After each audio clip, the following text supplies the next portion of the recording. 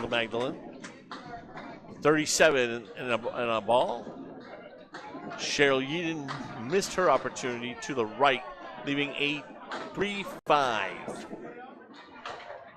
And it will be a 10 box for Cheryl Yeadon. Okay, I think we're back live. 32. Drew, if you could just update for all the people that are. Yes. I'm going to catch up on the scores. Will you fill in everybody about what's been going on? Yes, Yeadon is 32. The Magdalene is 37 in the ball. Right now, 8-pin lead for Marcotte Ford, and they got 3 fill balls. Tyler O'Brien right now working on lane 16, the right-hand lane, against Glenn Murphy on the left.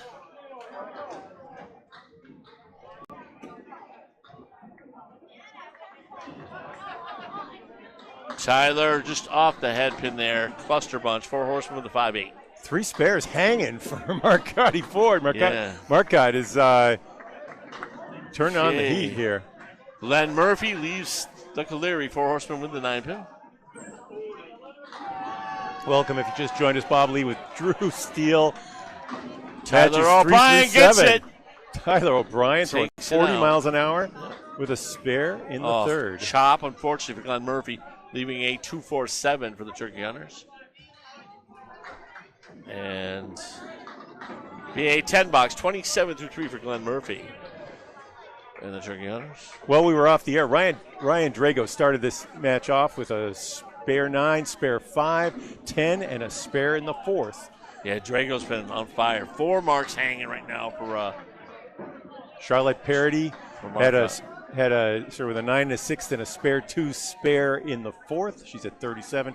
Brenda Magdalene started with a spare 7, 10-7, and a spare hanging in the fourth at 44. Tyler O'Brien, I think, got a 4 fill. Just filling there. Yes. But this is a little onslaught here from 5 drop again. Another Caleri for Glenn Murphy. See if Tyler can make another big multi-pinner here. Not quite with the 5-7-8. Got kind of robbed there. He put it right in there. Oh, Glenn way off on that. Needs a big out ball. For the Turkey Hunters, we had strikes from Glenn Pinsett at the top of the order in the second, and to go along with 3 10s. And Natalie Stubs also had a strike in the second. Spares from Cheryl Yeadon, and everybody else has been open. Glenn Murphy made the Caleri for a 10 box, 37. Tyler, I think, had an 8 box. I'll double check. T.O. Yes, he did. An He's 8 at box? 41. He's at 41. Yeah. Yes. Tim Susi and Mike Brown at 19 as they finish up their third and fourth boxes. Tim Susi on the right, Mike Brown on the left.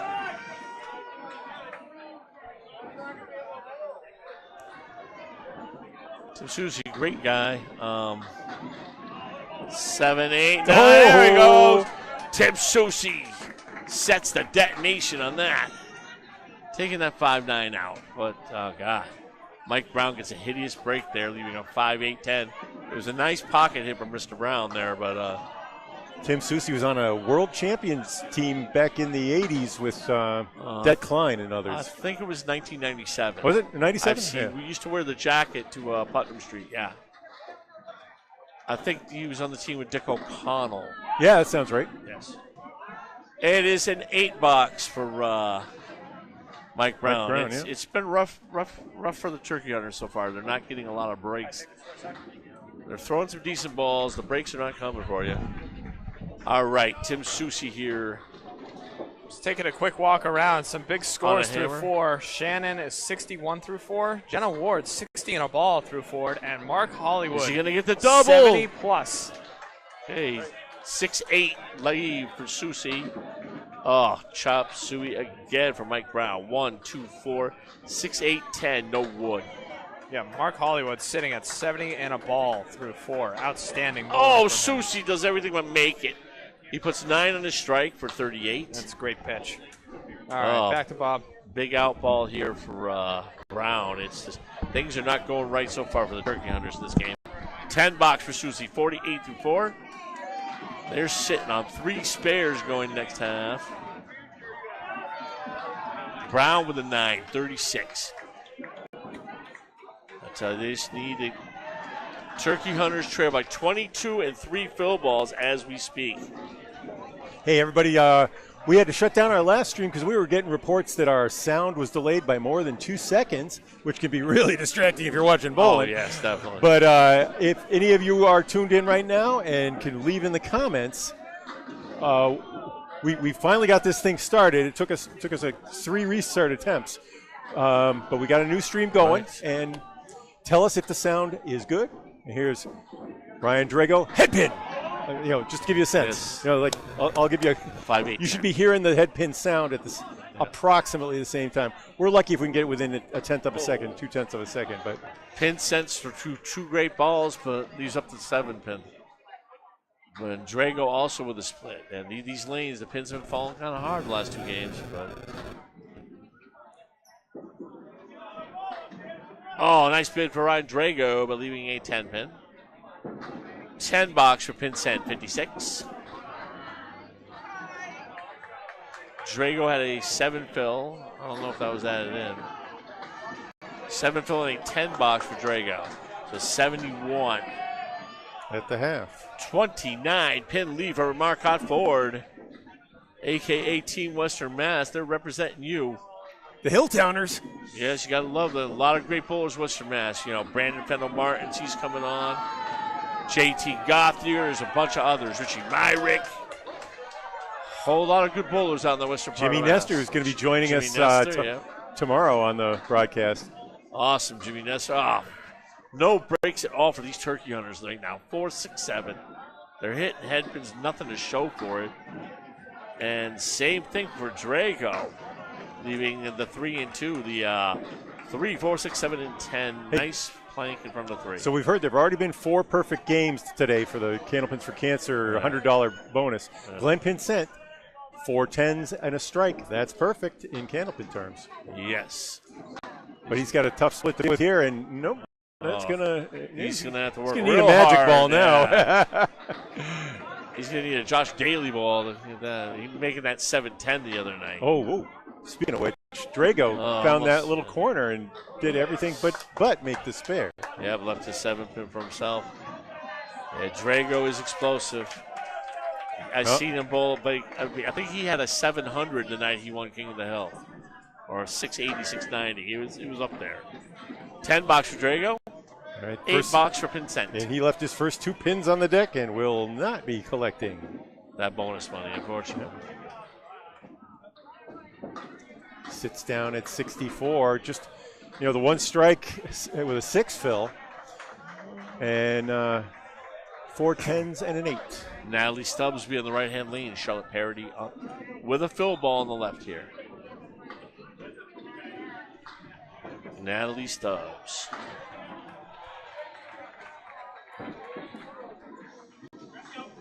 Taking out 3. Spare filler for Charlotte. She will get 4. But she's already made 2 nice shots like this. 41 through 4 for Charlotte Parody.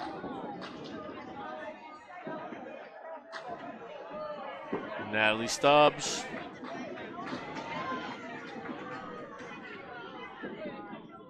Leaves 2.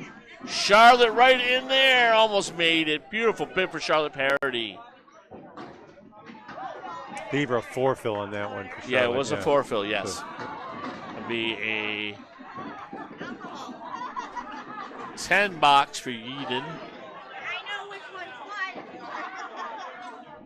what. And a 10 box for Parody for 51. Yeah, it's Stubbs. Stubbs got the 10 bucks there. Yep. So a 54 half for Natalie Stubbs and a 51 half for Charlotte. Charlotte had a 10 box there. Tight match between these 2 bowlers. See what Natalie can do here. Natalie off the head pin 5, 6, 7. Will she get more? No. 1, 3, 10 though. Good spare opportunity. Just off the head pin, leaving the post. Charlotte Parody. Okay, this Turkey Hunters needs this.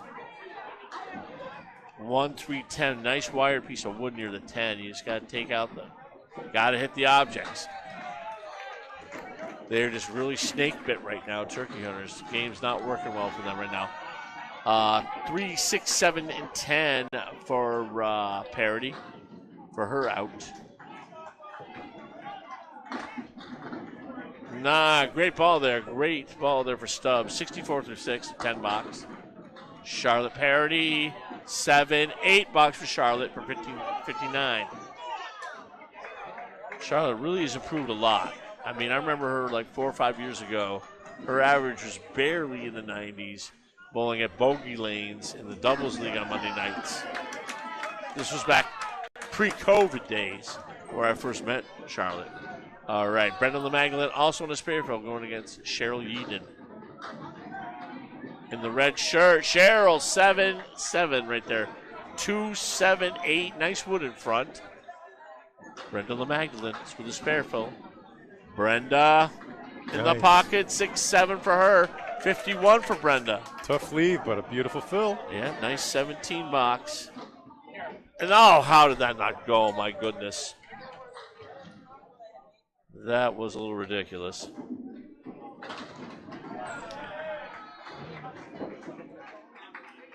Brenda gets it. What a shot, Brenda Magdalene. The 6-7-10. 61 in the ball for Brenda. And I think there was a 10 box for Cheryl Yeadon. Yes, it was. Going into the 6th.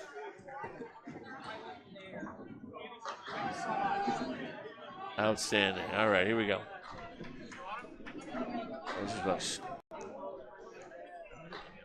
All righty, here comes Yeadon. Just way off that time. Takes out this is the 6-8, unfortunately. Brenda on a spare fill. 40-pin lead for Marcotte 4. Oh, boy. Brenda on the head pin again. Another split, but another 7. 68 half for Brenda Magdalene. Sweet. What great bowling. All right, 4, 7, and 10. Let's see if Yeadon can get a spare. Turkey Hunters need momentum right now, and it's not going to be right there. Leaving a 1, 2, and a 5-er.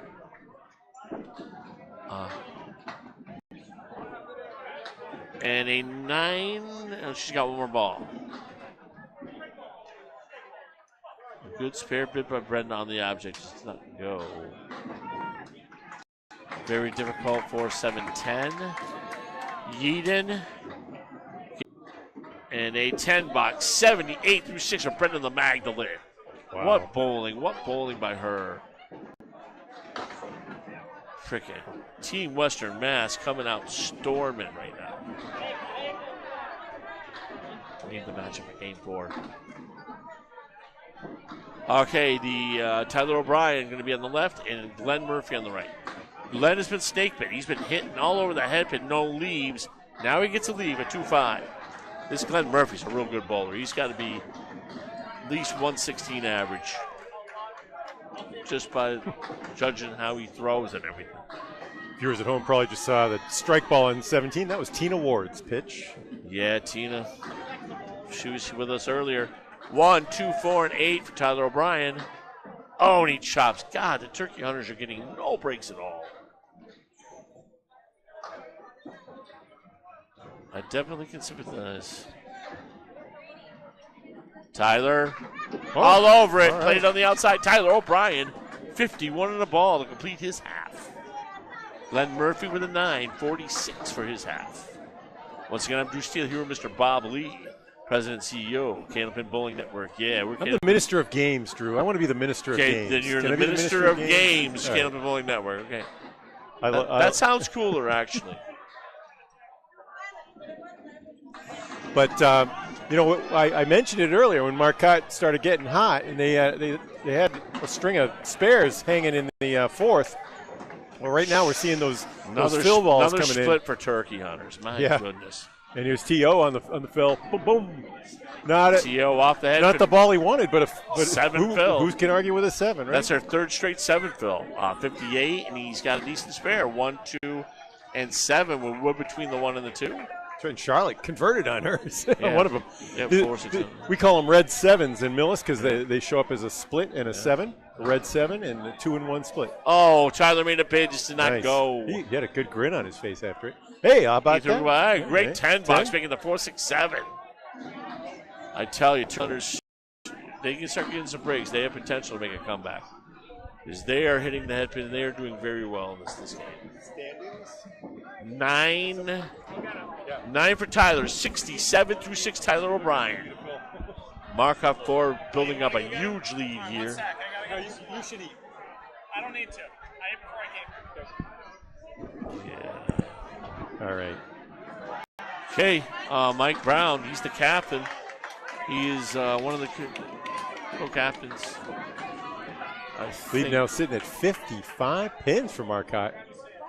All right. Wow. Mike Brown. Another Oh, 2-1 split. Another red 7 there. 5, 6, 10. You don't mind them so much when you're filling spares, but when they're all by themselves like that, it's great. 7, 8 for Susi, but Susi's I got like a bunch of pins on the Look deck. at Mike Brown's ball. I'm gonna switch over to the pin cam here because see that sweeper? Oh, and he doesn't. He hit the cap on it. He didn't quite go on the sweeper side, but Susi makes it. 58 a ball. Dr. It's just the other Dr. Seuss. turkey hunters have been so snake bit this game. It's unreal. But Mike Brown, does he still have a ball to go? No, 9 box for Mike Brown. 45 half for Mike Brown. 58 in a ball for Susi. All right, team. Here comes Mike Brown. This isn't ours. Half Worcester. You can only print out one. Tim Susi with his fill. Don't write on it. 4. Can't scribe. Write him down. 62 for Matt Susi with a 4 fill. Here comes Susi. Oh, what a bid just up the 5. Great bid for Tim Susi. Mike Brown only with a 5 box, 50-6. Ay. It's just not going the turkeys on their way this game. But one game does not make a tournament, that's for sure.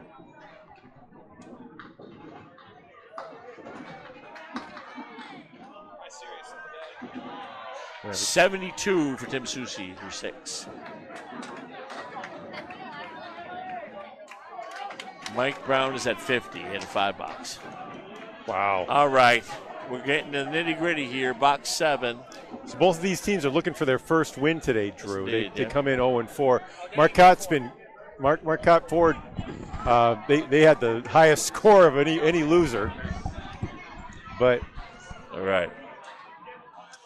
I'm glad though. Team they almost took down Coca-Cola Holbrook in game 1.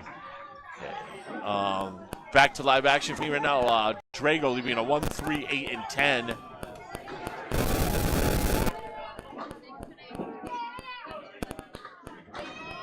Yep. Wow. Have fun with that one. Drago with a spare bid on it, but chopped through and left a 3-10. The opportunity here for the turkey hunters, and they don't get it. It's just not working for them right now. Drago with a 9 box. That'll give Ryan Drago a 90 through 7. Glenn Pinsent also with a 9, 73 through 7. One of the things I like about this tournament is you get to see the best women bowlers and the Canadian bowlers. You never get to see enough of the Canadian bowlers on the internet. So, all you Canada people, you need to start streaming more. I want to see your best in all sorts of matches. Drago in the pocket leaves the 3 pin for a 9 box. Okay. Oh, pin sent way off. Takes out the 4-8 there. You see Marcotte Ford with the 65 pin lead. They're leading 11-3 in marks, Drew, right now. Yeah, First 6. they're bowling well, and the bowling and the breaks are not going turkey hunters' way, to say the least. They just asked for him to come to the front desk, and he's bowling right now. He's bowling right in front of us. You hear that announcement? Glenn Pinsent to the front desk, please. All right, Glenn made a nice bid, put in the object, left is 6-7. Drago is going for his 10 box here. Drago, he won't be at 100. He'll be 99-3. Still good bowling for Ryan Drago. He has 3 of those 11 marks for Marcotte. and a 9-box for Vincent, which will give him an 82. 65 lead. 18 boxes to go in the match here. For Marcotte Ford, a.k.a. Team Western Mass. What is their record right now? They're both 0-4. They both lost their first two games. It's 2 points per game, one for a tie. Both teams looking for their first win. Marcotte Ford well in control here with about an 8-mark lead. Okay, Charlotte was on the head pin there, left a 3-5, 6-10 check mark. Charlotte chops. Rough break. 2 object pins and nothing to show for it. Opportunity here for Natalie Stubs with a 1-3-6-8. Takes 3-6-8 out the deck. Okay. And 9-box for Parody.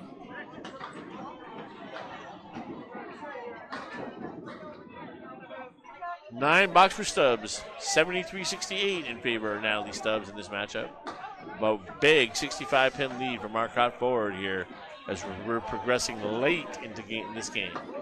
This is the third game of the 2024 Mixed Worlds. We're going to have 7 today. And 10 tomorrow. 10 tomorrow, yeah. You psyched for that, Drew? Yeah. I mean, I'll do as many as I can. You know, me and Duncan will alternate. Parody with the Spread Eagle +1, the Talon in the way of the 8-pin. I'd like to say hi to Steve Bronchuk. He came up with that call, the Spread Eagle with the Talon. 1-2-7-8. Left by Natalie Stubs here. Okay, see what Charlotte does for an out ball. Charlotte gets 1. Okay. She's got 6 pins hanging out there. That's a... And Stubs makes it, buries it. That's what the doctor ordered for the Turkey Hunters. They're not done yet. 83 in a ball, no. We saw what happened last game with the 74-pin lead that evaporated, right? Yeah, there was a big lead in the first game by Harry's, like a 40-pinner. Yeah, it ended up being a 6 for Charlotte, so big swing there, 4 plus the fill. Yep, Brenda Magdalene will be on the right-hand lane here.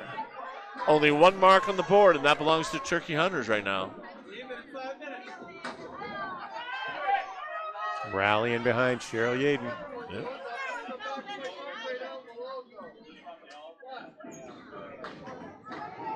Here we go.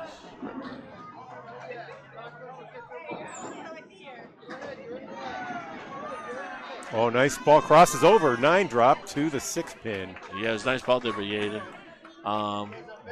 Brenda got an opportunity here, I think, Bob. She plays the outside of that head pin.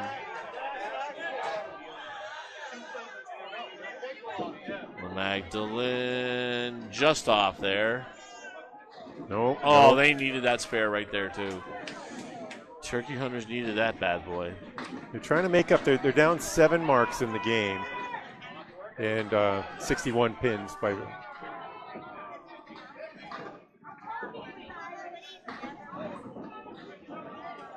Marcotte Ford really turned it on in the third and fourth boxes. 8 for Brenda and a 9 for Cheryl. So 86 for Brenda, 67 for Cheryl Yaden. Okay, Tyler O'Brien on the right lane. Glenn Murphy for the Turkey Hunters on the left lane. 14 boxes left in this match right now. Getting down to the nitties and the gritties. Or 15 boxes left. They're still going. Oops, Drew got ahead of himself. Bad Drew. 5, 6, 7. Oh. 2 terrible leads for both bowlers. Half Worcester for Cheryl. Brenda with her second 4-7-10 of the game. I'd rather have that one. That one goes about 20% of the time for a pro bowler. And that wood has possibilities coming off the sidewall if she hits the cap of it. Yeah. The cap. Yeah, that's right. Caps do all. Ooh. That's a foul. No luck down the bunny hole for Yaden. Yeah. And an 8 for Brenda Magdalene. And a 6 for Cheryl Yaden. So 73 for Cheryl, 94 for Brenda as we progress here to box 4. So let's double check these scores. 99 for Ryan, 74 for Charlotte. Parody, 74. No, that's a 90. That should be a 93 for Matt. And 93 for Brenda. Yes. Yeah. All of a sudden, the difference went down to the 40s, and I wanted to check. I clearly had an error. My apologies. Big TO was up for Marcotte Ford. The other numbers are all checking out with the official score. This is your team now, Bob. You're going to be a Western Mass. You're Western Mass resident, pretty much. Going to be down in Chester. They want my one. I'm keeping an average right now. Looking like I'm coming in 109, 110 at Canal right now. Oh, nice. May be able to crack the squad. Tyler can make a circus shot here. Oh, what a bid for Tyler. Takes 4 out of the 6. Just a little too light there for Glenn Murphy, leaving it 2-8. Just been that story the whole match for Turkey Hunters. And a 10. 77 through 7 for Tyler. Glenn Murphy will have a 65 through 7. Getting down what we call the nitties and the gritties.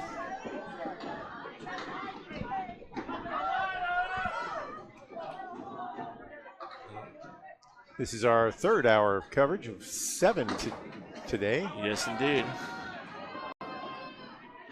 Bam. 7, 8, 9. Oh. Will it go for Mr. T.O.? It will not, but he's got a beautiful lead. Awesome velocity. 7, 8. Oh, man. You want the story of the day for the Turkey Hunters? That shot right there, but at least he's got a chance of sweeping it. He has four 10s, a strike, and 2 9s and an 8. Oh, hey, off the back. Oh, my God. I saw the curtain wag. So I think he bounced that one off the back. Well, like they say, when you're hot, and when you're not, you're not. Nah. God, they're on a hot streak, Marcotte. A 9 box for Glenn. 74 for him through 8. Sit down under his box. Six pins under with a strike. It's rough. Tim, pinned reasonably well, too. Mr. Tim Susi. Oh, Tina Ward finished with another strike, another 20 bucks for a 137. Yeah, Tina Ward, she is good. That might be. I always enjoyed pulling against her, man. It was a real ultimate challenge. I would get fired up for it back in the days. All right, Tim Susi will be up right here.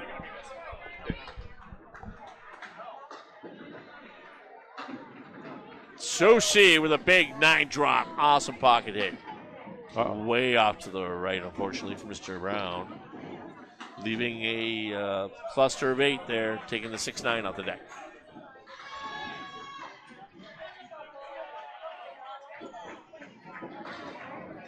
All over at Tim Susi, 82 and a ball in the 7th. Off the object again, Mike Brown, leaving a 1, 2, and a 10.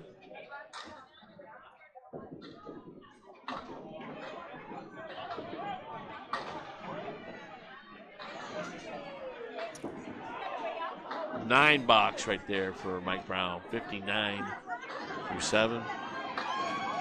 Lead just keeps increasing for Marcotte, 64. 2 fill balls to 1 right now. They're well under their number right now. They're going to end up with a score in the 380s through 4. See, Susi in the pocket, 7, 8, 9 again. Through 8 boxes, which is four times around. Right. That's the equivalent of 4 strings. So 9 fill for Susi for 91. Mike Brown with a nice pocket hit there, leaving a 6-10 opportunity for his team. Susi makes it again. Back-to-back attack. Susi 101, and it does not go for the Turkey Hunters. Just not their game right now. It happens to the best. Credit to Marcotte Ford though for what they're. Oh yeah, they're bowling great. They have a great team spirit. I noticed that last year, man. I was like, I know I can't root for anybody, but in between I was going over for when I wasn't announcing. So one way it helped me think about these things, is you think about they've now bowled the equivalent of 4 strings, and Marcotte's thrown 454. You know, that's a pretty good night out. You know, they're averaging 110, plus they got two balls hanging. Yeah. So imagine if you were throwing 112s or one. That's good. Whereas the Turkey Hunters at 381, they're throwing a bunch of 95s. 95 games. Yeah. So they're getting soundly wrapped. On the head pin, Glenn Pinsent leaving a check mark. Ryan Drago. 5, 6 gets a split. 6, 7, 9, 10.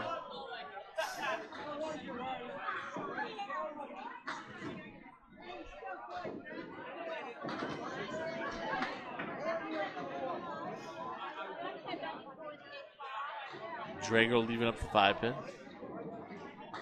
See if he can make a circus shot here for his team here. Nope. No. You needed the object on that. Triangle 6. Okay, Pinsent will have a $9. 91 for Glenn. 9. Drago looking for an out ball and gets an 8. 107. Winding down, game 3 of 7 today. Well, Drago started hot with 3 spares in his first 4, and he's been pinning decently ever since with 2 10s, 2 9s, and that 8. He's 17 over his box, 107 through 9. Gets another 10, he'll have 117. Way off to the right, takes out the 6, 8, 9, 10. Decent spare opportunity though with a wood. Drago off the head pin, leaving a washout 1, 2, and 10. Let's see what we got. Pinsent just doesn't go for him. Leaving a 2. Is that a 135? Yeah, it's a 135. Here comes Drago. That's it. And he makes it. Beautiful shot. 117 in a ball to end his game for Ryan Drago. Ryan Drago is basically a 117 average bowler, too. At least he was in the Putnam Street Series. That's a great fast house. That ended up being a 98 7 ball for Glenn Pinsent, yes.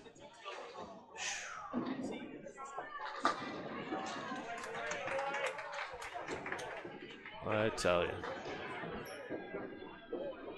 Drago, 6, 7. There we go. 124, Ryan Drago. Outstanding game. Marcotte forward up 82 pins right now. Parody coming up.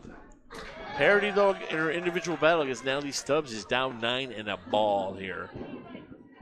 Let's see if Charlotte can make a comeback and take her individual battle here. But Natalie Stubs will be on the right-hand lane.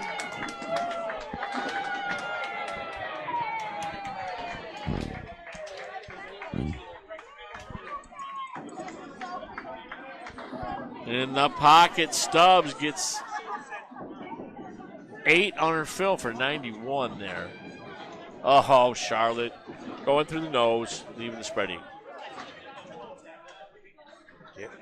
Getting late for a rally. Yeah. 8 boxes to play. Oh, man. God.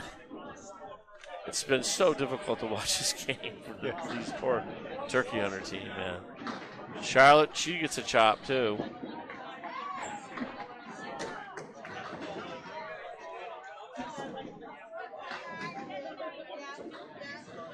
Yes, 10 box for Natalie and a 6 box for Charlotte. Charlotte will be at 80. Natalie will be at 100. Natalie will be at 100, yes. Yep, Stubs is 100. Natalie looking to be the high bowler for his squad. Yep. Natalie Stubs just short of the pocket, takes out 3, 6, 9, 10. Yeah, she's at 100, Bob, though, instead of 101. Oh. Okay. Okay. Charlotte leaving a 1, 8, and a 10. Chris McDonough with a triple strike. He's winning. There's a triple strike pull, so he'll get a share of that. The 1-9. Here comes Charlotte looking to finish strong. Does not make it. McDonough, part of that NBA championship team they won last night. Team Zappy with John Zappy, Craig Holbrook, Matt Nichols, and Tim Douglas. On the McDonough. What a squad that is out of the South Shore, Massachusetts. 9 box for Stubs, 109, leading your team right now. Parody also with a 9 box. Is that an 89? Yes, sir. Okay, 494, 423. 71 pin lead for Marcotte with 2 fill balls still in the process.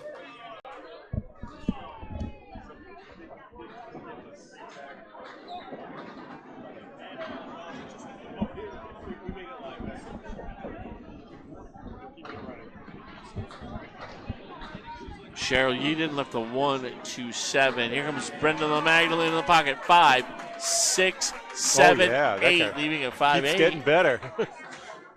Does not go for Cheryl. All right, Brenda Magdalene looking for that spare. Got a nice plank in front of that 5-8. Anything on the right side of that should be gold. Okay, she didn't hit the wood, and it went.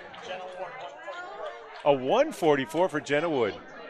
That is our high. Congratulations, Jenna Wood. That's awesome. 10 box there for Cheryl.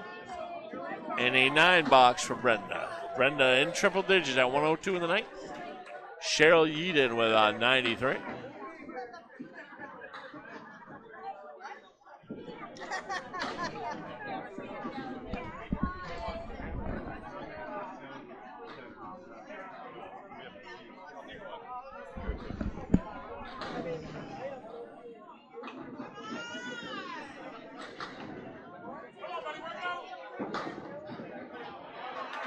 Brenda on the head pin, 3-2 split. Let's see if Cheryl can finish with a spare here. And she's off. Oh well. She will be in the 90s anyway. Here comes Brenda. Going to be one of the lowest scoring games of the series of the day. Yeah, Brenda goes down the bunny hole there, still with 5 up. And that'll be a 9 box for 92 for Cheryl Yeadon.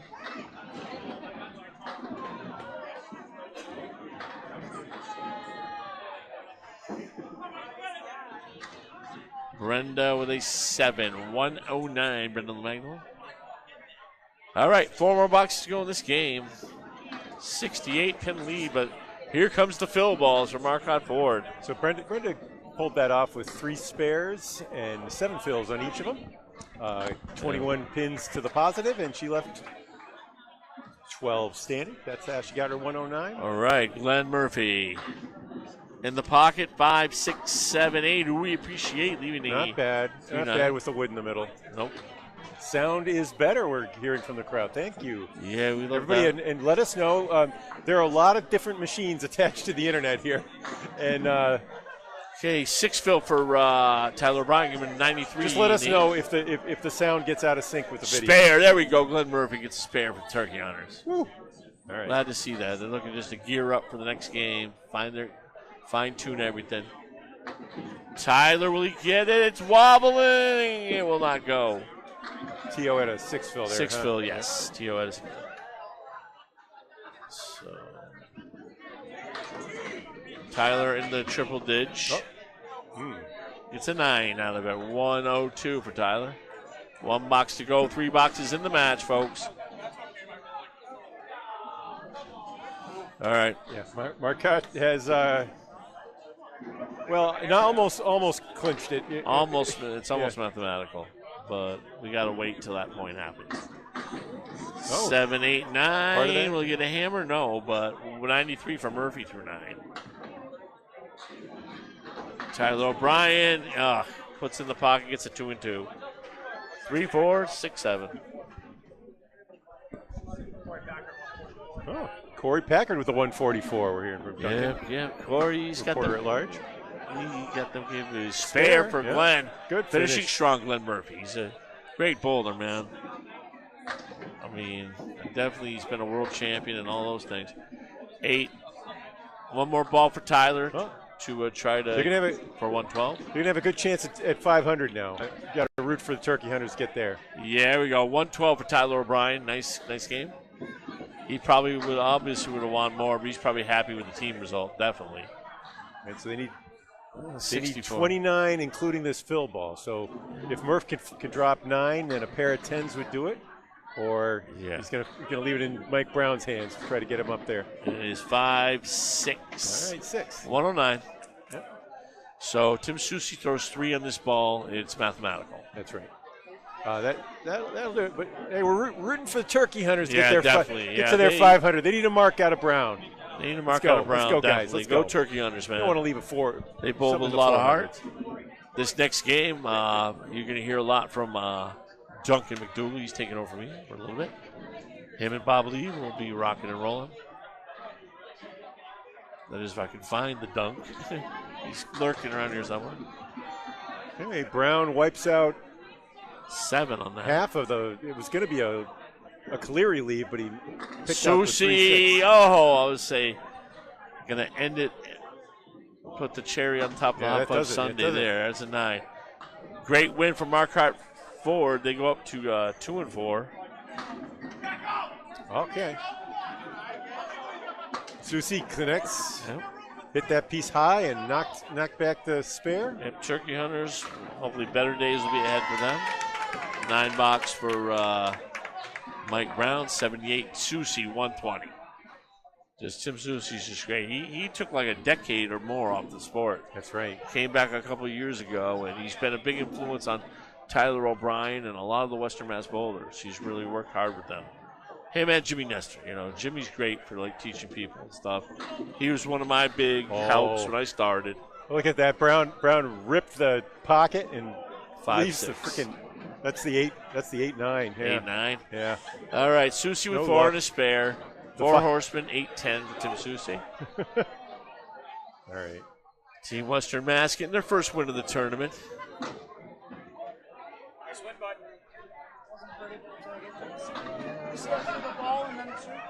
Matt Nichols from 24/7 with a. And he makes it, Tim Susi. Oh, he's going deep. 24 in a ball, and I didn't see Mike Brown. It was an 8 box for 86. All right, so. All right, Tim 494 Susi's fill ball. Turkey Hunters fall short despite the late efforts from Glenn Murphy. And look at that, another 9 on the fill for Susi. 143, Tim Susi. Woo! Great job. I'm going to hand over my thing to Duncan MacDougall right now. Take a little food break. Great match coming up next. Academy Lanes against Coca-Cola Holbrook. It's going to be a shootout at the OK Corral. There you go.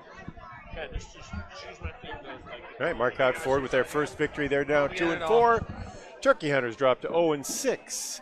And Duncan, we don't have you had to return the standings to the. I did have to return the standings. Okay. Yep. But I'll get them back up when we can, when we're able. What do you want? Well, let's get ready for the next match. Who we got coming up? Oh, I have right now we have Academy Lanes versus Coca-Cola / Team Holbrook. Coca-Cola will be starting on lane 15, or Academy will be starting on lane 15. Coca-Cola will be starting on lane 16. 10 spears of strikes. Don't forget, 200 string is $200 for ladies, and 175 string nets you $200 in cash. $2,300 cap. All right, we're going to do the first 50-50 draw. Winner's going to get $400. 864 9638. 864-9638. I'm going to go grab lineups, so I'll be right back. Thank you, Duncan. I'm gonna. And then can I have Mike Machici's team up front, or one of you, to do the next 50-50? What do you want? 864-9638. If those were your numbers, you better get here fast. Get that 50-50. Getting ready for one of the 3 Academy Lanes teams up against Coca-Cola Holbrook, who I believe are undefeated.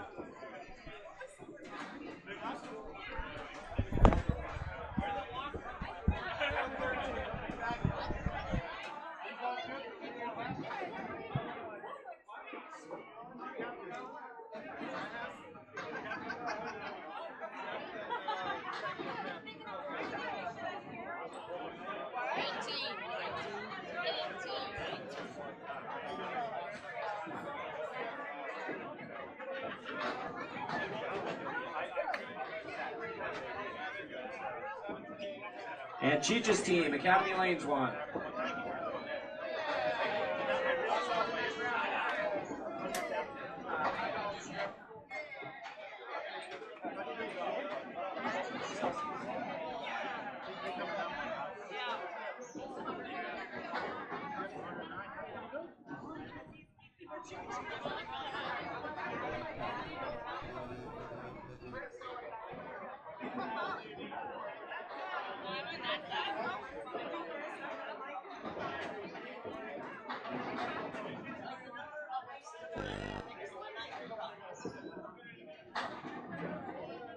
This next 50-50 is the last one of the day. Last one of the day.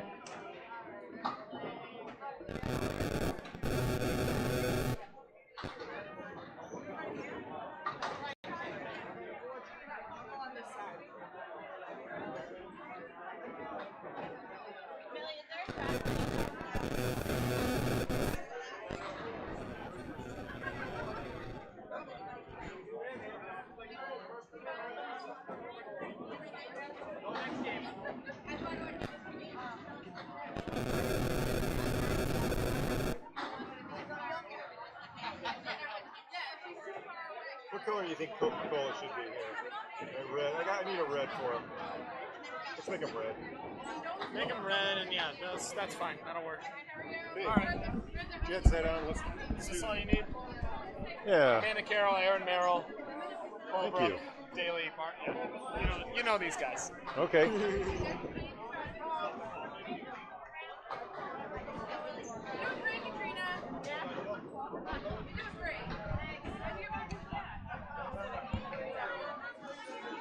All right, just ironing everything out. Gonna make sure. Amanda Carroll will be leading off for Coca-Cola. Duncan, you can just read them to me, and I can. Of course, Aaron Merrill will be going second. Mr. Craig Holbrook, maybe you've heard of him. It's going to be a great match in the 3-hole. Craig Holbrook versus Corey Packard. Craig just bowled Aaron Fontaine in the 4-hole last string, so no rest for the wicked. Josh Daly is going to be following up. Bat and cleanup. And as the anchor bowler is Dave Barber.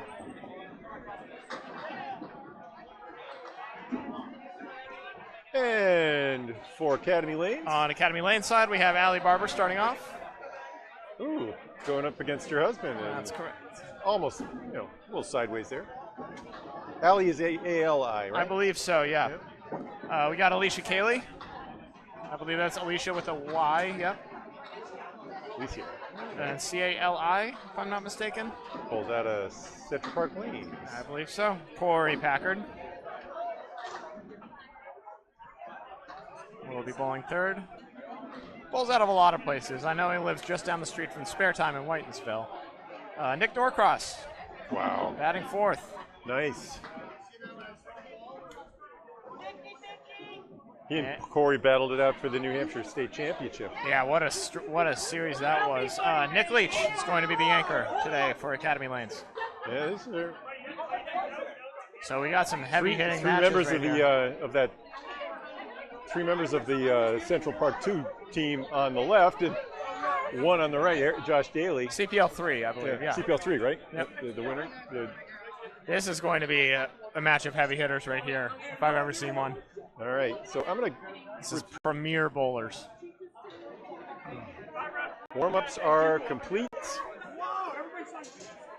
I don't know why you'd want to warm up. You already threw so many strings, but here we are. Well, if you took a match off, especially. That's fair. Do we know anything about the records? They're good.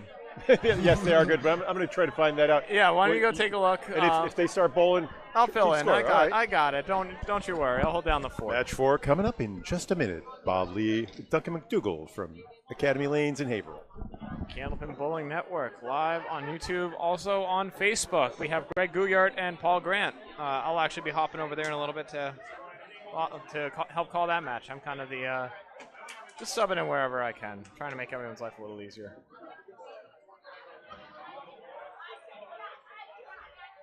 Of course, Mike Machichi, the captain of this academy team. He's not bowling, but he's here for it.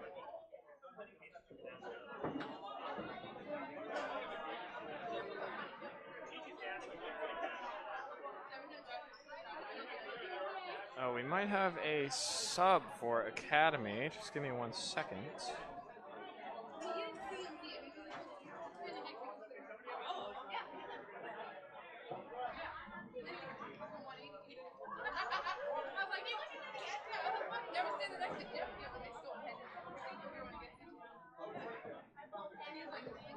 May have been fed misinformation, but we will see.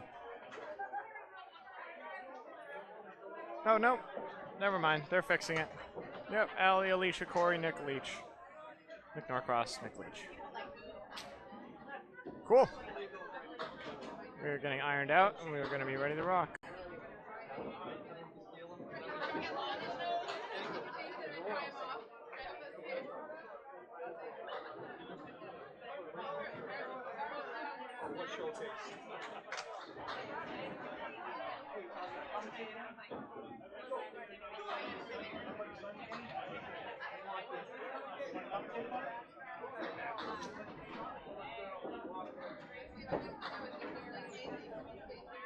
Well, looks like we do have a sub. It's going to be Billy Bloom anchoring for Academy today instead of Nick Leach.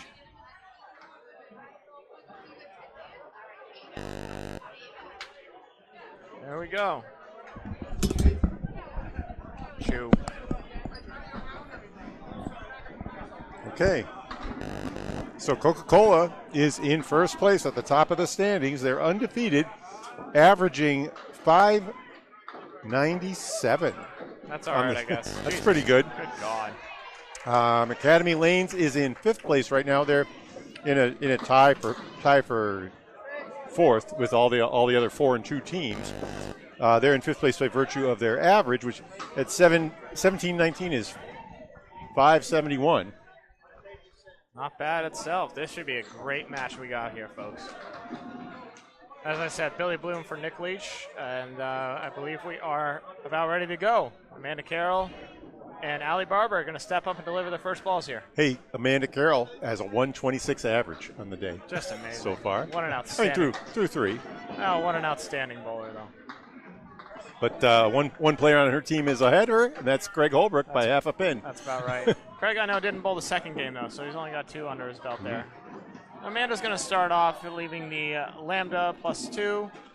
Allie Barber with the Horseman to look at. Neither bowler on the head pin, neither bowler happy about it.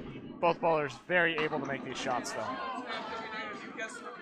And the kick is up. Oh, Amanda makes a great bid. Takes out the 4, leaves the 2. And meanwhile, Allie just nicks the head pin. It comes back for the 3, but will not take the back Horseman.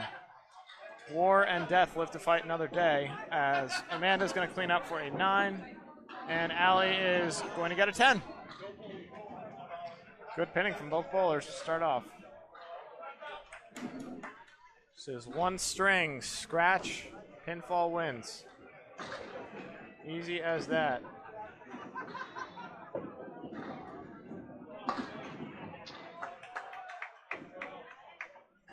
If you see any more juicy stats, Bob, feel free to interject. Well, I'm seeing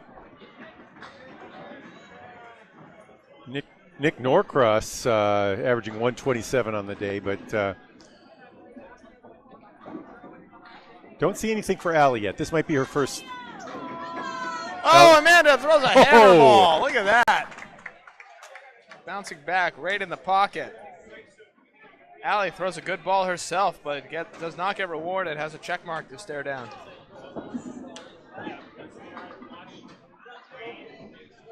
Sorry, I know Drew's not here, but I'll give a kaboom box.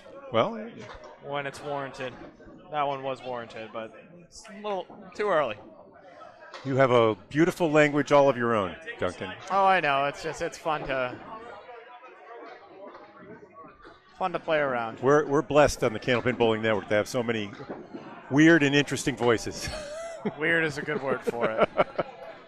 Interesting is a nicer word for it. That's also encompassing. 17 through 2 for Allie. She's got one more ball actually. No? So she'd only Let's give her 3. That'd be fair to give her 3. Yeah, that's most bowlers get it. Amanda only needed 1, so I get it. It throws you off. Unless you're throwing a 16-pound ball, in which case they'll only give you 2. Go bowl 10 pin. Yeah. I think I'd like to be in the room when they intervened with that rule. They said these scores are getting ridiculous.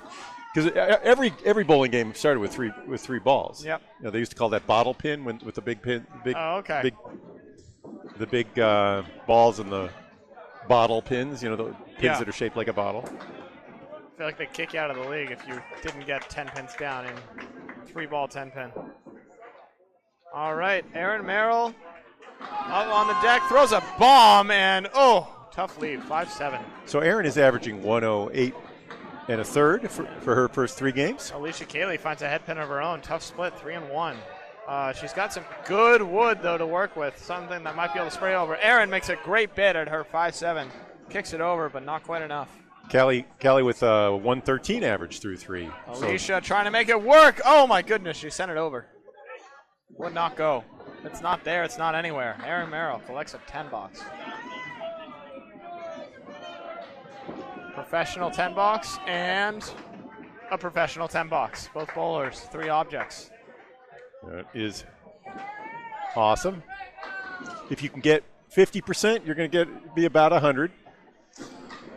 And as you heard from the scores, these two are probably closer to 57, 60% bowlers. I'd say so. On a typical day. Look at that. Oh my goodness, it wiggled. It did not pitch. go. That was a beautiful head pin hit. Callie just left. Callie just missed, but that's a horseman lead for her. Yeah, Aaron. Hey, that wood is. I'm going to go up to the pin cam here. Please do. This is a weird one. There's a bracing pin behind it. Yep. I got funny colors on it, but it's a cool. Yeah, it's rose tinted. It looks like it rolled back. There it goes. Oh, okay. Boom! All day. All right, we'll sit here and watch. Alicia's ball swings left. Yeah, it goes into the ocean. Not where she wanted it, but that's okay. We'll give you the pretty colors back, the real colors. I didn't adjust the color on that one. Sorry, guys. That's all good. Oh, what a 10 box though. Alicia comes back. Both bowlers perfect for 2, but Aaron has the mark. Perfect games are abundant so far today. I heard 4 in the second.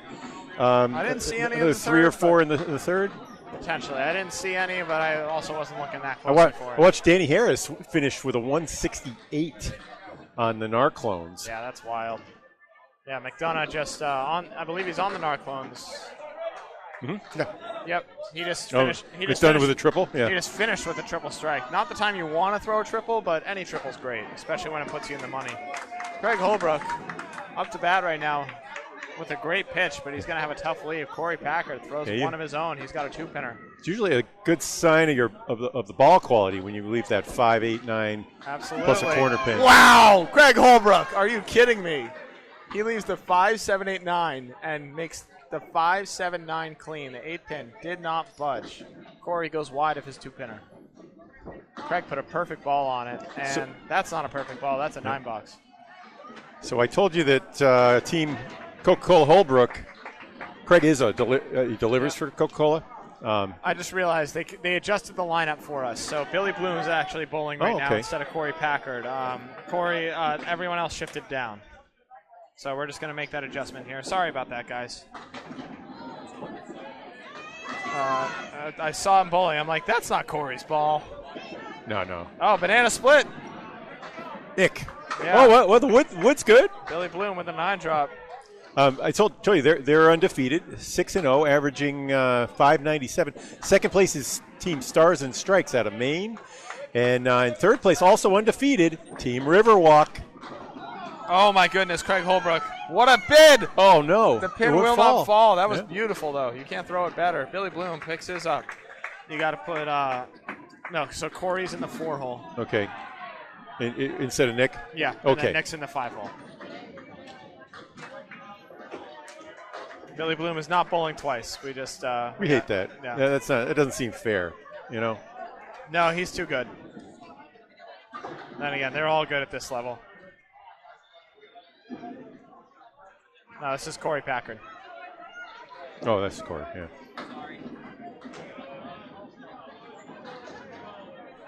Well, let's give Nick a capital N. I feel like he's earned it. All right. That's a convention anyway. Billy Bloom did get his got spare. a fine conventional haircut, Nick Norcross He does. Indeed. Yeah. So Billy Bloom is at 20 and a ball right now. Craig Holbrook at 19. All right, now we have Josh Daly, ACST South champion.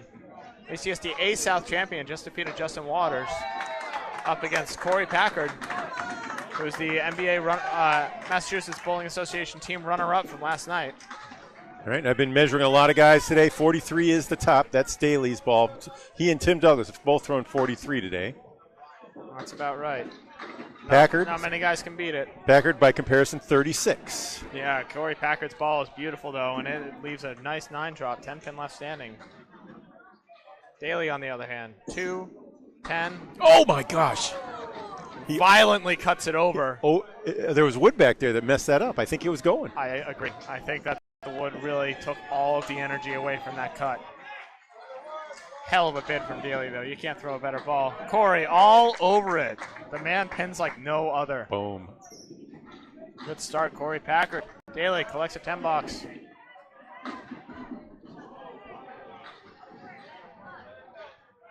Josh Daly made some impressive shots against Waters. I think he had 2 double strikes, and he made the 7-10 with no wood. Waters had 1 and he had 2, and that was really a difference. 6 pins. It was. What were they, 676 to 670 or something like that? 670, I believe so. Yeah. Something around there.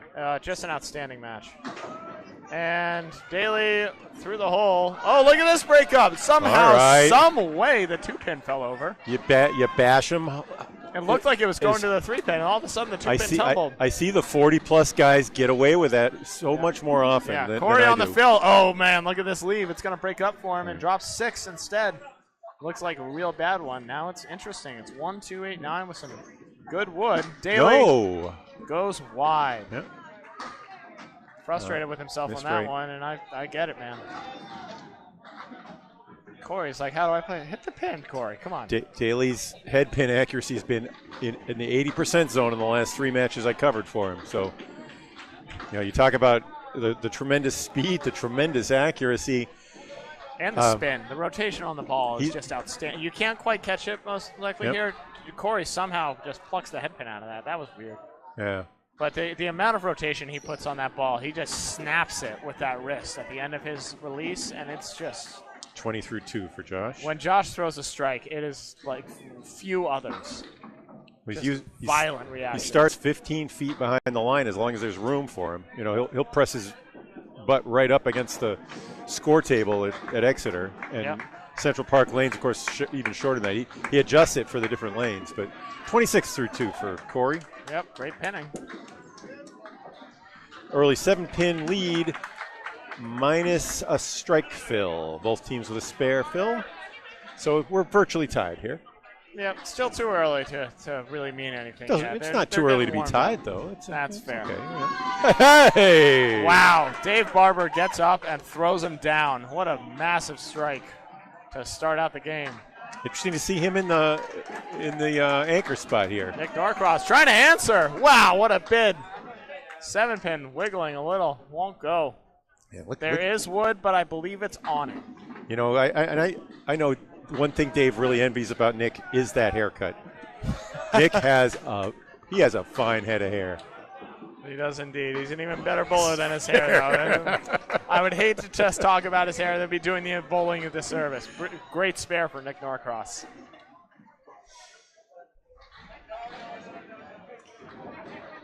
That whole CPL3 team was kitted out with good haircuts. I think it was part of the reason why they're on the team. Barber looking to double up. Sweet. He's going to get it. Double strike. Dave Barber gets up, throws 2 balls, and sits down. What a great trip. I think that means he's at 30 in balls. Yeah, Nick Norcross, reminiscent of Craig Holbrook, throws an absolute tank, and this is the shot right here. 5, 7, 8, triangle 5 plus the 7. 6 fill for Nick Norcross. I was so frustrated by that, watching other people do it and then doing it myself when I finally would throw a good ball. Oh, Nick Norcross makes the unorthodox way to get the triangle, but the 7-pin didn't go. I went back and did super slow-mos on pitches like that, both on Channel 5 and my own.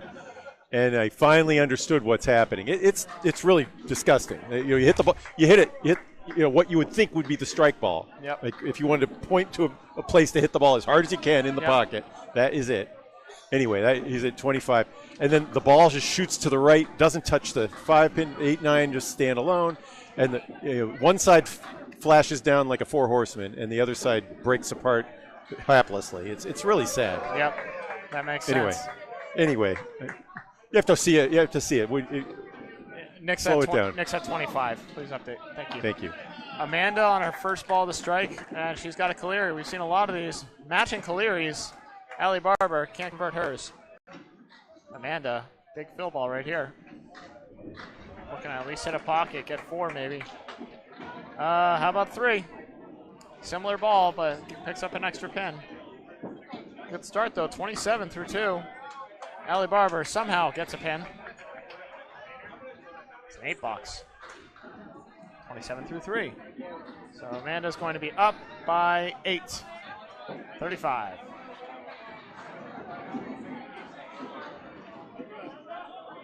Candlepin Bowling Network live at Mixed Worlds, Academy Lanes, Haverhill, Mass.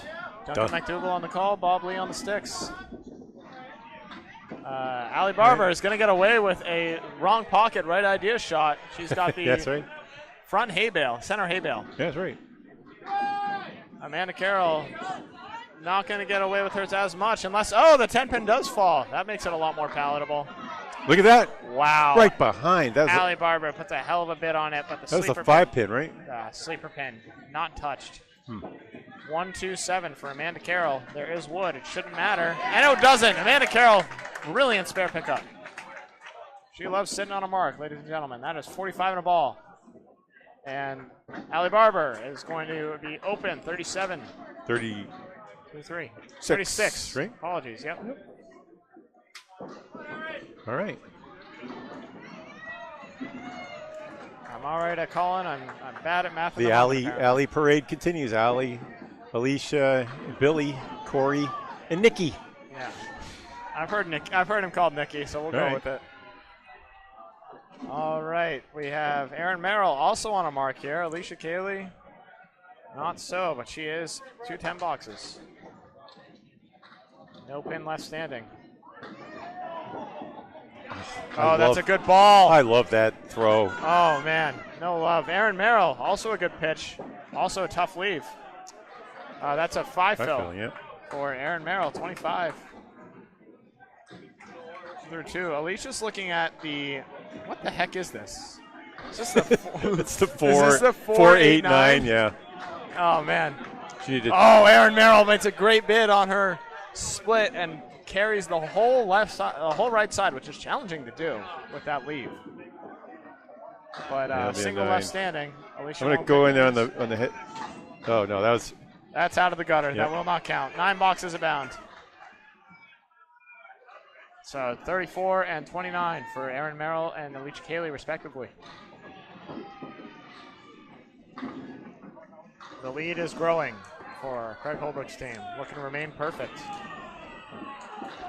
Academy looking to knock him off the top right now.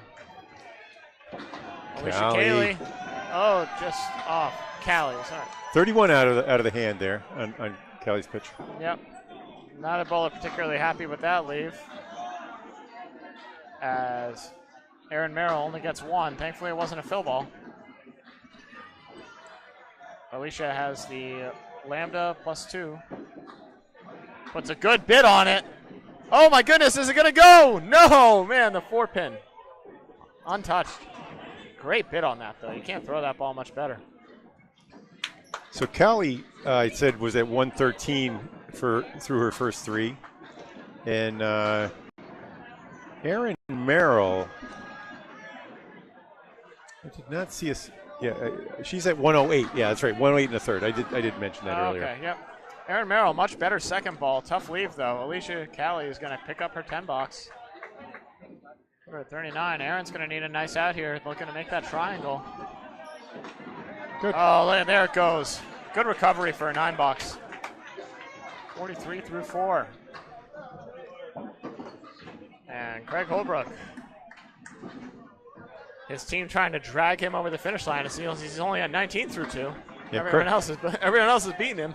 Actually, Craig, as I mentioned earlier, someone on his team had a 126. That's actually Barber, who's averaging 126.6. Wow. It's Craig has bowled in two strings, and he's thrown 238 through the two of them. He had a 138, and I think he had a 100 in his other game. Yeah, it looked like he was struggling over there against Aaron. He said there was some tackiness over on the lanes he was on, so I think he had to make an adjustment. All right, Billy Bloom fills his spare with a 7. And he goes wide of his. Craig Holbrook, ugly leave here. 1, 2, 7, 8, 10. There is a lot of wood on the deck, though, so if he can make it move, get that side-to-side ball. Great ball. Wow, Goodbye. look at that man, and goodbye. What a freaking shot. Craig Holbrook making it look way too easy. Ladies and gentlemen, it is not that easy. And Billy Bloom, 9 box.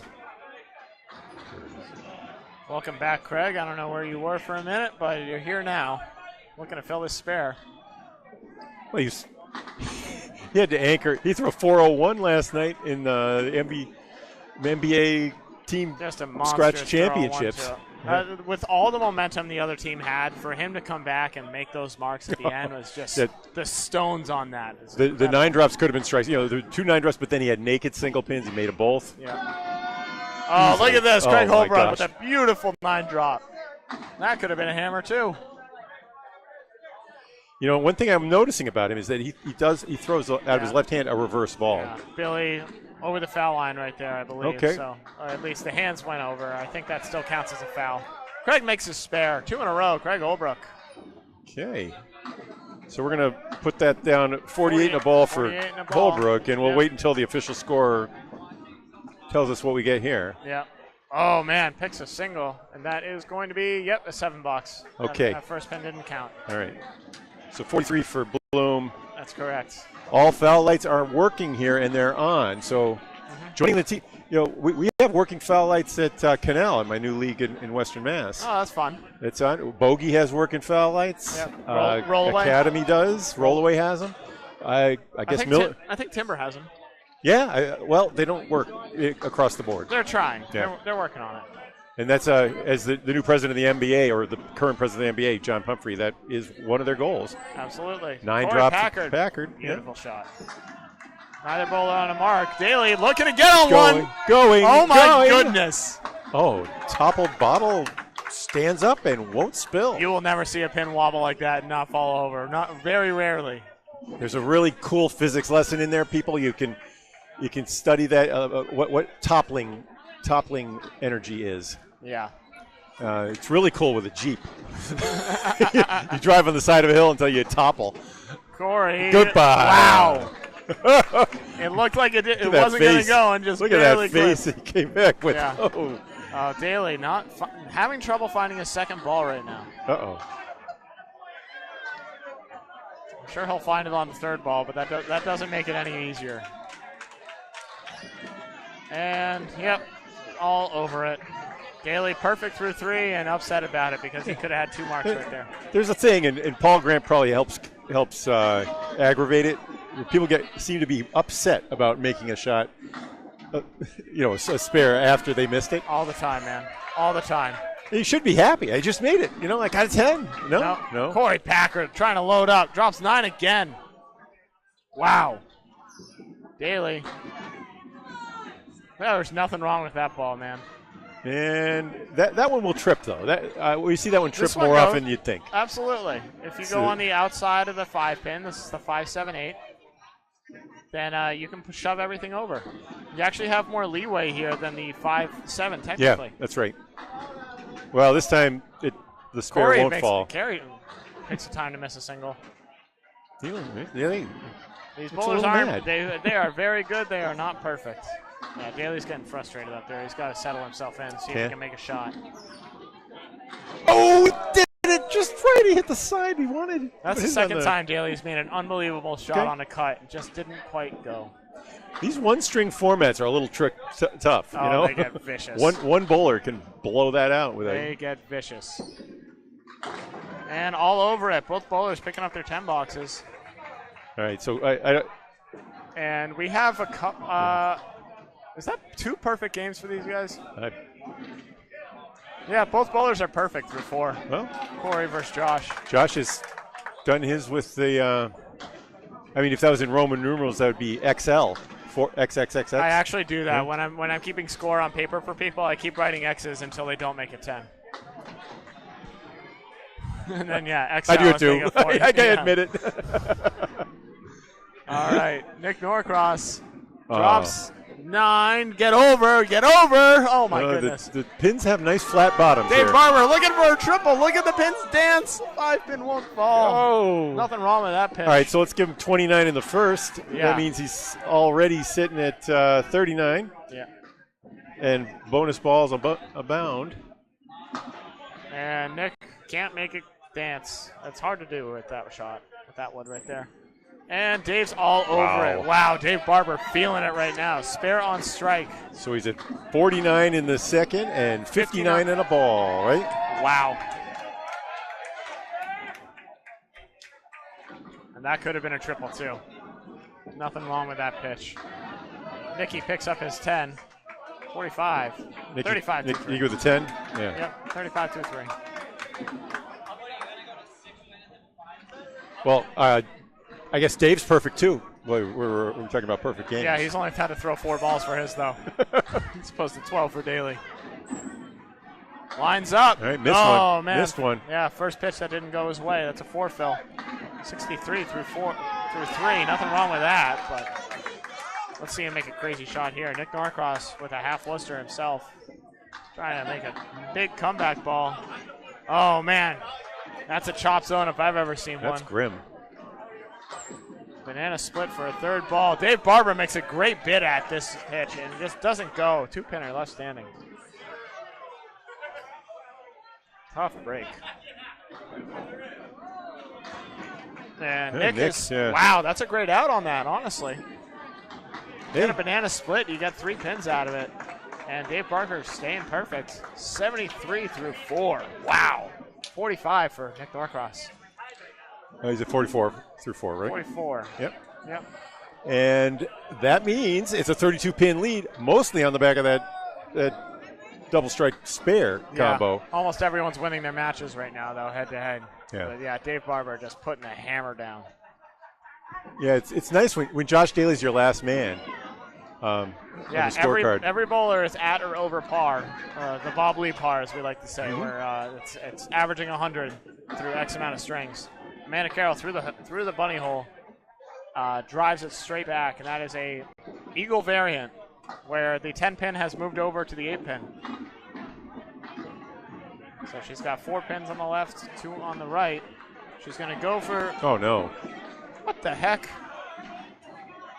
Oh, no. Chop zone for Allie Barber, and she goes through the hole again. Both bowlers need a nice out. If you're Amanda here, do you go for the triangle or do you go for the 2? I'd go for the 2 because you're going to get one of them. She's going for the triangle, and she only gets one of those, so that's a tough break. And, okay, Allie with a tough break of her own. That's a couple pair of 6s, huh? A pair of 6s. No blood drawn with the tough box for both bowlers. Amanda with that 4 fill, I didn't add up there. So. Oh, that's true. No fault of her own, though. That was a head pin hit. So it's 55 for Amanda, 42 for Allie at the half. All right, and so the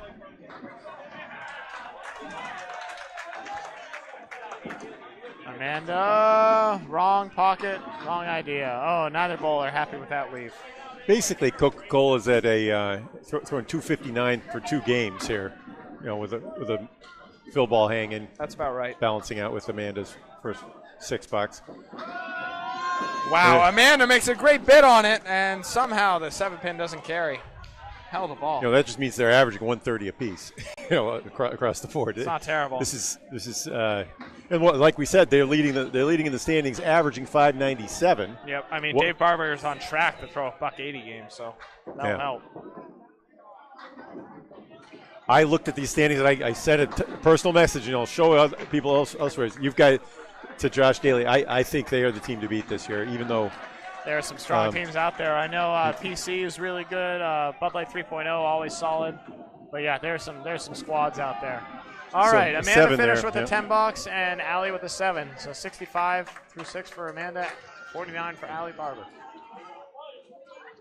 Alicia Cayley and Erin Merrill up to bat. Erin Merrill throwing her first ball, and it's going to be, Buller's struggling right now to find the head pin. Let's see if Alicia can right the ship here. She is going to, and drops a hammer. I love it. Wow. What a ball. Oh, that's a beauty of a pitch. Oh, man, Erin Merrill with a beautiful spare, too. Finding the zone. Wow. Good gravy. Great bowling from these guys right here. What a tough leave for Erin. She carved it out, and Allie just dropped the bomb. Or Alicia, sorry. Well, Alicia. It's the Allie team. Allie, Billy. Yeah. Erin Corey Merrill, another Caleri. We've seen so many Caleris today already. So that'll be a 5 fill. There's a 5 fill. Alicia looking to double up. Wow. Not a for hair you heavy, today. Yes, that is a 3-on-1 split. She's got one more ball in the fill. Erin Merrill trying to make a good one. Oh, man. Uses the wood just a little too much. Baby split left standing. I'd like to see more Erin Merrill. Alicia Cayley, have yourself a trip. She goes strike and then a split conversion for a spare. Clean. Wow. That is 3 great pitches right there for Alicia Cayley. As she puts up 30 in 2 boxes plus a ball. Erin Merrill cleans up for an 8 box. 4th round of the Mixed Worlds. Friday action here, 2024. Duncan MacDougall, Bob Lee from the Candlepin Bowling Network. We're on lanes 15 and 16, watching why Coca-Cola Holbrook is in the lead and why Academy Lanes is in 5th place. Yeah, they are. So number 1 versus 5 turnout. I wouldn't be surprised if they stay in those positions the end. These teams are going to be in it at least until the end. Craig Holbrook throws a, I don't know ball. That's a 2 fill. Not what he wanted. Billy Bloom trying to make it hurt, drops 9. Okay. So that's a 50 through 4 for Craig Holbrook. And, oh, wow, almost makes the spare anyways. He says, why didn't I throw that ball first? I know exactly what's going through his head because we've all been there. And, 7-pin to shoot at. All right, so Billy Bloom has some I'm gonna go down to the wood shot here. This is a weird one. Ugh. Yeah, you can see it. It's out in front. You have to we'll leave it here for Craig's ball too. You can sort of see he's got a lot of play with there. Yeah, all over it. We have the super red cam here. Yeah, you have to. Just call it the red cam. Yeah. Okay. Dives right around it. So that's a tough 9 box for Billy. Although that wood, there's no guarantees. Yeah, it would intimidated him away from it. Yeah, it would intimidate me too. That's a vicious piece. A couple of so a 9 and a 10. So Craig, even with only the 2 fills, still draws blood. Picks up 3 extra pins. Craig just a little off to the right now. Better leave this time though. Billy is okay. He's got a 3-in-1 baby split, but he's got some prime wood to help take it. I like that. I almost want to look at the red cam again. It's Craig too late Holbrook's though. Second ball is just a thing of beauty. And Billy, I don't think he was aiming out there. I don't think so either. I think that went in the ocean, and he's not happy with that. I think Craig threw the ball he wanted to. It just didn't get the break, though. 9 box for Craig Holbrook, 69 through 6. And he says, why the heck did I throw that first ball? And I'm like, yep, I got it. Yeah, that was the ball. Yep. Billy Bloom cleans up for a 10 box, 62 through 6. A lot of energy on that team, but Craig does look a little tired to me somehow. I think last night's he was as excited as I've ever seen him. Yeah. He said his knees were shaking. Yeah, I mean his knees were shaking. I mean, imagine that, Craig Holbrook. Yeah, the Aaron Fontaine and Corey Packard team staging that comeback. It just got crazy at the end. So he got that at 2. It was within 2, and Aaron Fontaine was throwing nothing but brilliant 40-mile-an-hour pocket shots. Yeah. Speaking of brilliant 40-mile-an-hour pocket shots, Daly rocks his for a 2-5 lead. So 35-pin lead for Holbrook, Coca-Cola Holbrook early on, but Alicia Cayley has the only hit up on the board. Corey Packard. Who's in that one as well. Looking to load up something. Oh, look at that. It's the Millis 8 live from Academy Lanes in Haverhill, Massachusetts. 1-3. Happens elsewhere sometimes. Happens more often than not in Millis, though. Oh, no. Daly's second ball is missing. He's missing right. We got a little bit. We got to put that thing on a milk ball. If anyone's seen Daly's second ball, please call this number. I know where it went. It went right. And just keep going right, you'll find it. Yeah, seriously. Can't turn left, Zoolander. Corey Packard looking at his own two-pinner. Looking to make it hurt. Yep, that one didn't go right or left. That was dead straight. Ladies and gentlemen, that is a cherry, if I've ever seen one. Took out the pit and everything. All right, Daly Daly with a big fat L, 50 through 5 on 10 or 5 10 boxes. I remember Wayne the Dime, that guy that shot 9 of these in a row at Millis on a Friday night. Yeah. I took, and then he freaking threw a 9 in the end. Terrible. I'll tell you, if Daly gets a 100 with 10 boxes, that might be historic in its own right. I think not only will he win $100, he'll win my admiration. I think it'll win a lot of people's admiration. That would be stunning. Although with the second balls he's thrown, I think he'd still be pissed about it. It's all part of a greater plan. I'll tell you. So if his team's up big and he gets into the 9th box. Oh, look at! Oh no! There it goes. There will be no perfect game of 10s. No. Josh Daly. No, the perfect game's still intact though. As Daly drops the hammer, he says, "I'm tired of throwing a bad second ball. I'm just going to throw a good first ball." Goes kaboom. Duncan, I think you know my term, the immaculate game. Yeah. There have been a couple. Yep, Pete Crawford just threw one of them, and the other was Chris Sargent, where you hit everything you aim for. Yep, and he hit it well, too. Mm-hmm. It's not even no punches or anything like that or light hits. It's solid contact every time. Right side of the pin, not just the pin.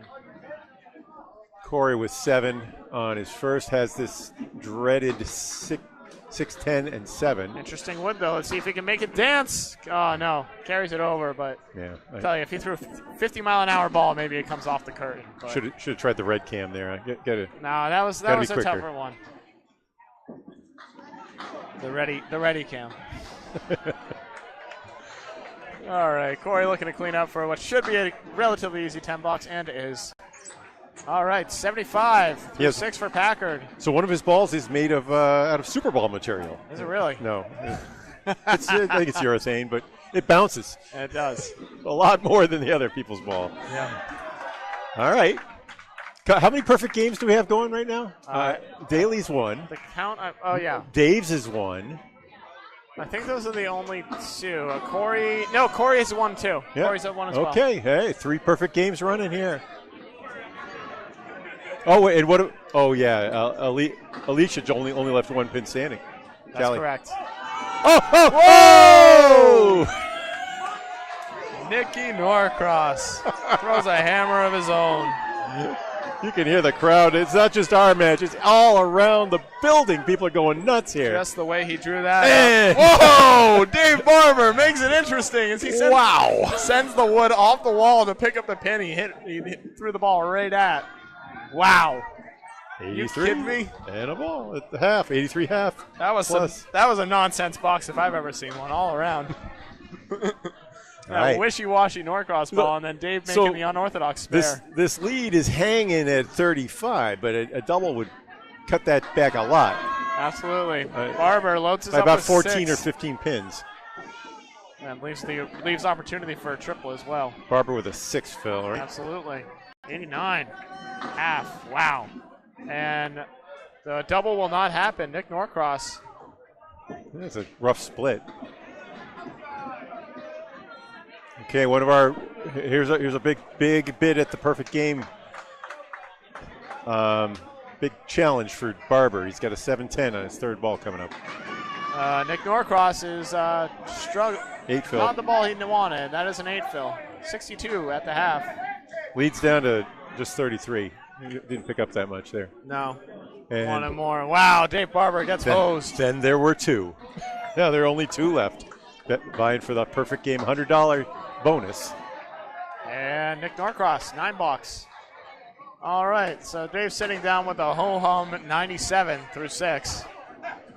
It's okay, I guess. I don't know. I think they can focus on winning the game. Well, at least he can focus on winning the game. They still got Josh Daly and Craig Holbrook. No, Craig threw a 9 in the first box. Yeah, he did. So who's the other one? Josh Daly and Corey Packer. They're dueling right now with perfect games. Dueling perfect games. Nice. Allie Barber holds it up high on her delivery. Man, no one loves to see that. Doesn't matter if you're bowling with or against the person. It sucks.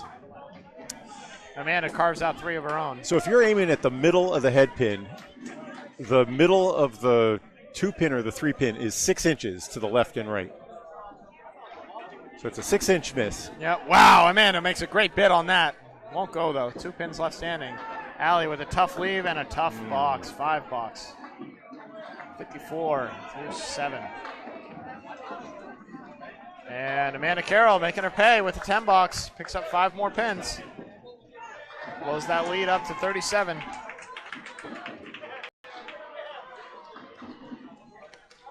Both teams with a mark. Josh Daly with that extra ball, though. That's right. And with Daly's ball, that could easily be a double strike. We'll see. Allie goes wide on hers. That is a 4 pins down to start. The middle and the left, or the middle and the right, all left standing. Amanda Carroll, good pitch. 9, is it going to be 10? No. Man, what a great hit, though.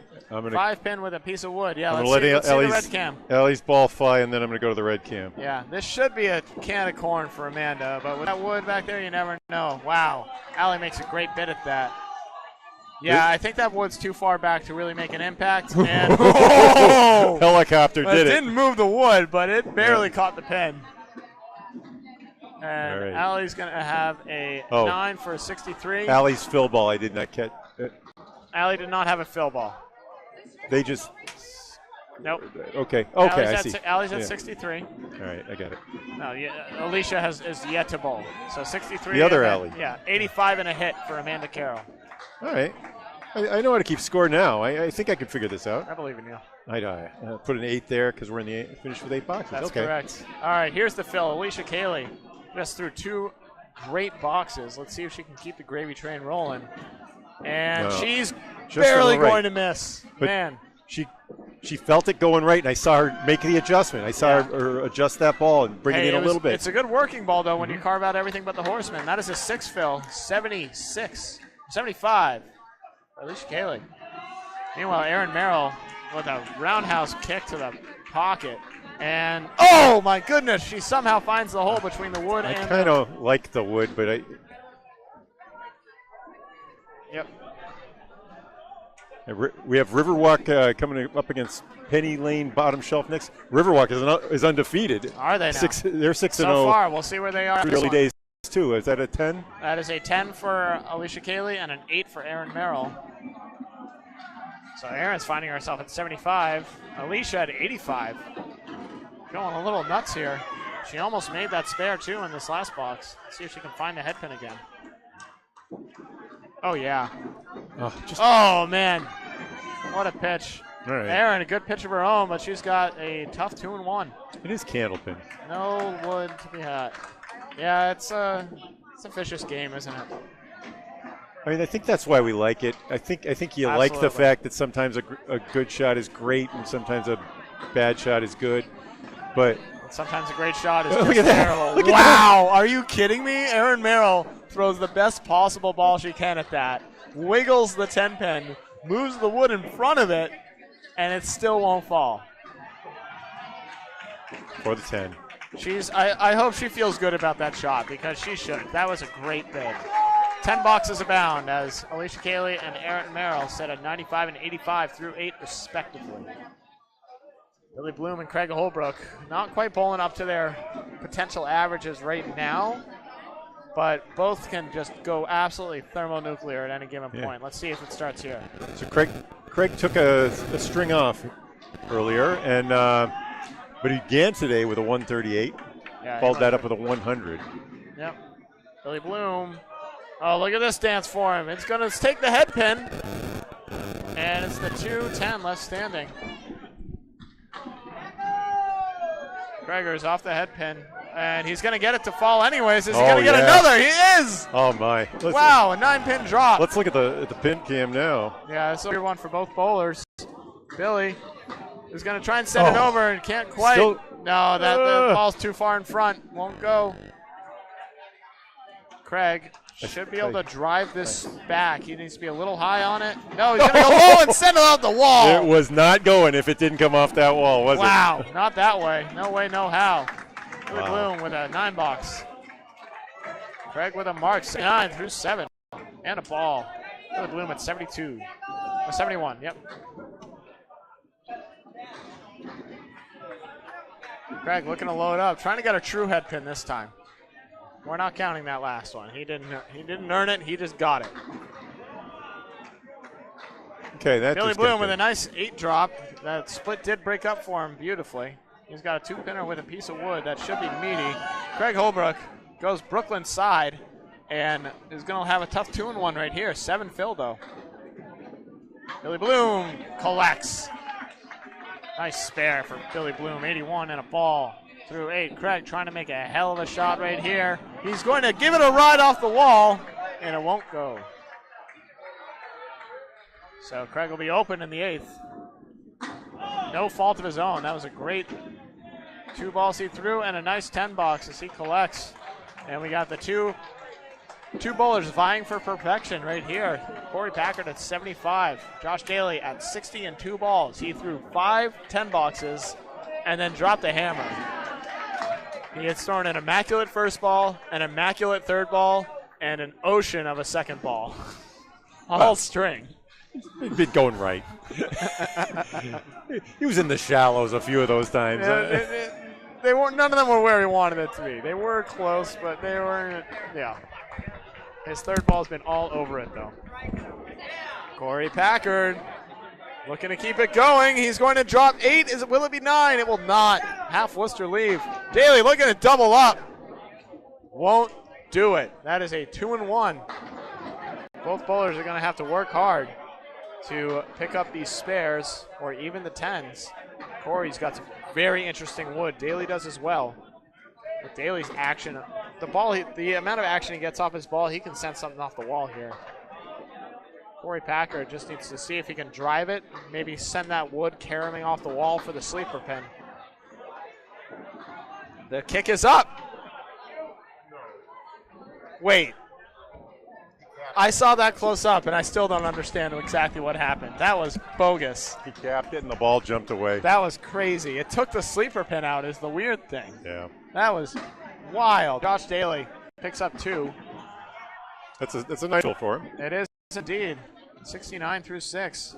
Corey Packard and Josh Daly both looking to make 10s and keep perfection alive. All right, Corey gets his. Daly. Oh! No, there it goes. Then there was one. Then there was one. Corey Packard at 85 through 7. Josh Daly harumphing his way back to the line as he 78 through 7. He knew it. He knew what was going on. Absolutely. They were dueling. $100. So much more fun when you're bowling against someone who's not doing the same kind of thing you are. Anything you can do, I can do better and all that. Well, Corey gets the better of him thus far. And he drops a hammer, making it hurt. Corey Packard. Corey Packard staying perfect through 8, 95 and 2 balls. Josh Daly looking to answer. I didn't think there was much wrong with that ball, but here we are with a weird split. This is the 3-6-8. You don't see this very often. All right, what? The wood is out in front on the. No, you can still see the whole pin. Oh, cool! That was a cool view of the. If you were looking at what I was looking at, that was cool. That was a good zoom on that. Thank you, cameras. That was beautiful. Thank you, Red and thank you, Josh Daly, for presenting that to us. Thanks, Red Cam. Josh Daly delivers a spare to match Corey Packard's strike, 87, and a ball. I think he's at 88. 88. Apologies. Through 8. All right, anchor bowlers, Dave Barber and Nick Norcross up to bat. That's men. Lead is still in the 40s now, 46. Yeah, I haven't even paid attention. It hasn't really changed very much. Nick Norcross carves out 3. Dave Barber throws a beautiful ball and drops 8. 2-pinner left standing. Nick Norcross with his ball. This shot can go. Oh, my goodness. That looked pretty out of the hands. It looked like it at least take the 7. It did not. Dave Barber goes wide, takes out the back pin. How many times you got a 2-pinner and you hit the wrong pin? Feels bad, man. Dick Norcross with a 9. Dave Barber with a 10. Another little gainer for Coca-Cola on their way to an 8-0 start. 47 pins. The marks are even. Corey Packard does have an extra ball, but the important thing is the marks themselves. So unless that extra ball is a double, it means about the same. All right, both bowlers dropping 7. Interesting leaves. Nick Norcross has the half Worcester leave plus the 7, the right triangle. And he is not. Oh my goodness! It looked like it wasn't, and then it might, and then it wasn't. And Dave Barber throws a great ball at his too, and both bowlers get shafted.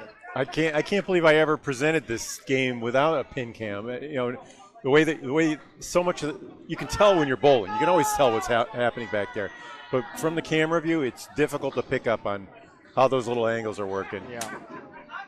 And Nick Norcross, just a connoisseur of pinning right there as he collects a 10, and Dave Barber gets a 9. All right, we're in the home stretch, folks. It is a 46 pin lead for Coca-Cola, 470 to 424. Coca-Cola looking to blow this up to another 600 game. They're trying to bring their average up somehow from a 591. Wouldn't that be something? Yeah. I guess for them to cover the 600 average, they would have to, let me double check that. They need a 629. All right, Amanda Carroll trying to bring that forward. She's going to drop 7. Will it be 8? It will not. It's a good fill for Amanda Carroll, 92 through 8. So bowlers just need to average a ho-hum $1.25 across the board to be able to get that up. That's right. Allie Barber drifts off and collects 3 pins. Amanda Carroll for the spare. No. Allie Barber makes a great bit of her own, and the pin dances out in front and won't fall. All right, that's when I'm going to zone in on these ones. Even though these are 10 for 10s, you can sort of see what trouble. Yeah. Amanda might get that pin checked. It is out in front of the head pin. Nope. No, you can see the line. It's short of the line. Yep. It's close, but it is in. Whoa! Oh, that was cool. That was a pretty 10, and Alicia goes through the bunny hole for a 9. Another gainer there. Yep, the 7-pin fail and the extra pin. It's now 54 with 9 boxes to go. Looking borderline insurmountable now. Academy needing marks and needing Holbrook to not have many, if any, from here on out. And when you're facing this kind of lineup, that is the hard ask.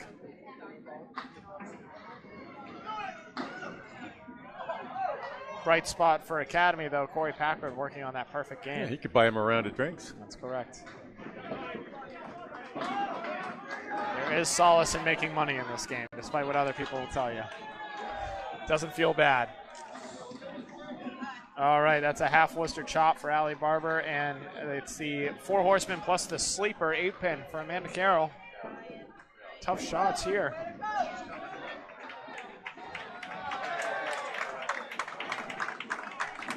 Amanda lines up, delivers, and chops.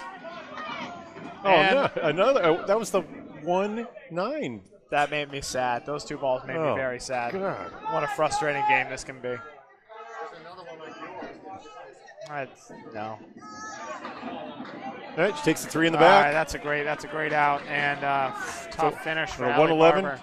111 for Amanda Carroll. Tough 76 for Allie Barber. Is that right? That is.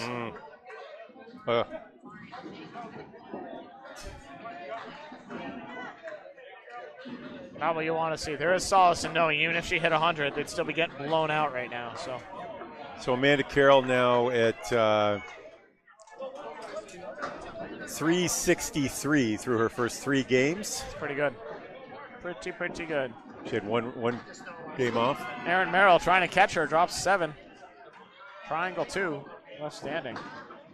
Alicia Cayley has been on a tear. He's passed 4 boxes, and oh man, plops it right through on the head pin. Eagle variant, Eagle plus the 9.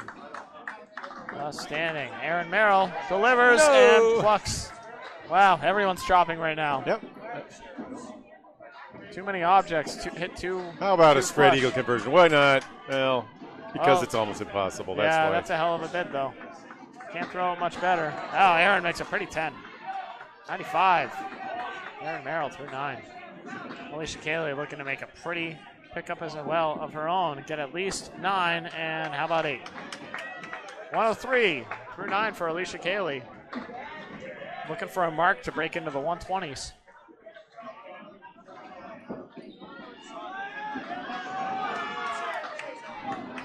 Meanwhile, Erin Merrill sitting at 95. She needs a mark to break into the 110s.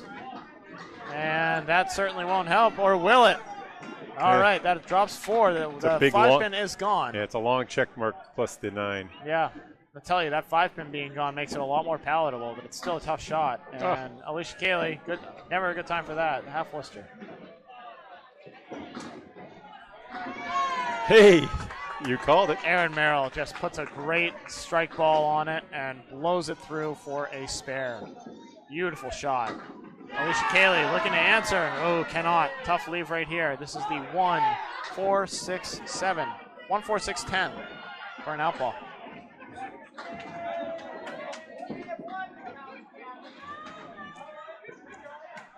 This string is getting out of control right now as Alicia's going to have a 7 for a 110. Great string from Alicia Cayley, but not enough this time, as Aaron might actually be able to catch her and win this matchup straight up.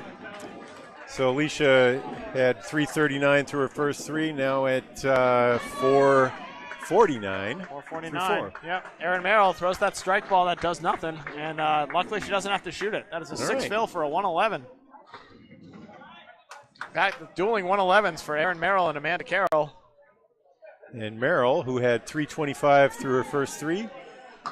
336. Yeah, 336. 436. 436. So that's, I think that's 109. That's a 109. Pure. No decimals. Kreger, who's at 238 through 2. Yep.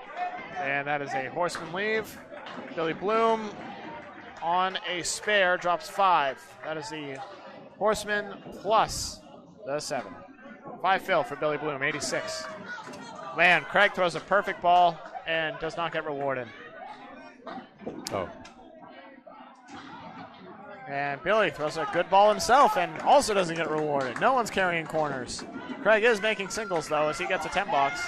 106 through 8. I'll tell you, if he gets a 5 box right here and also gets to 111, that would be hilarious. Redo that. There we go. And a 94 for Billy, as he had an 8 box.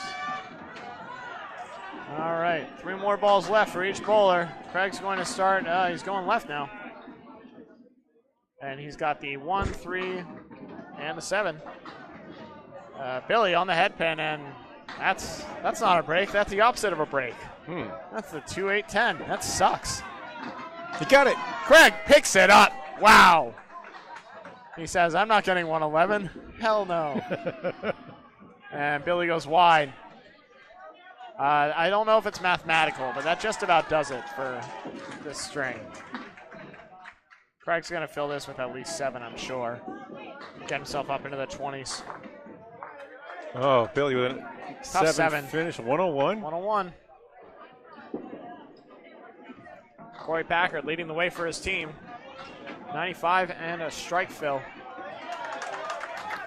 As Craig Holbrook is going to fill his spare before the four-hole batters. So Billy was a late substitution. Remember, Nick Leach has been in there for the first 3 games, so that was his first game. Oh, and Craig drops 9. Well, that's about right.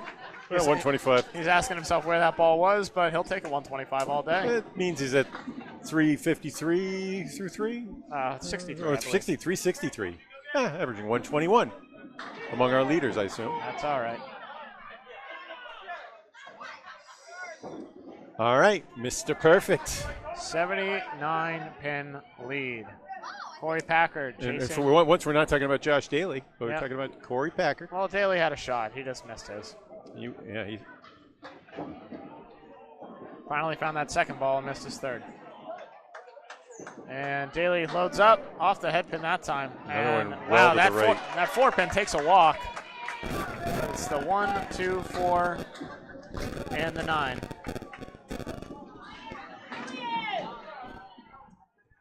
And Corey is going to have his work cut out for him right now, as he's got a 3-1 split. Daly. Okay. There it goes. He sent the pin around so many times it was going to go. That is a 6 fill for Josh, so it's at 94, 104 through 9. And a ball. Corey Packard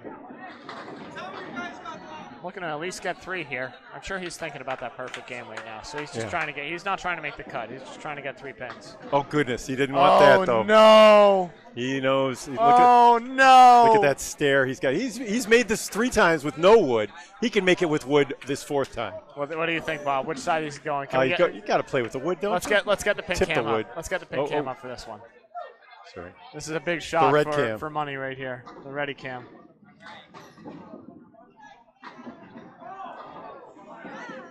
This is for money. Oh, that was cool. Oh my goodness, what a bid. He sent it over the way he wanted. It just didn't quite have the All right, meanwhile, that was 8 in the gumption. fill, so he's at 103. 103. And then a 112.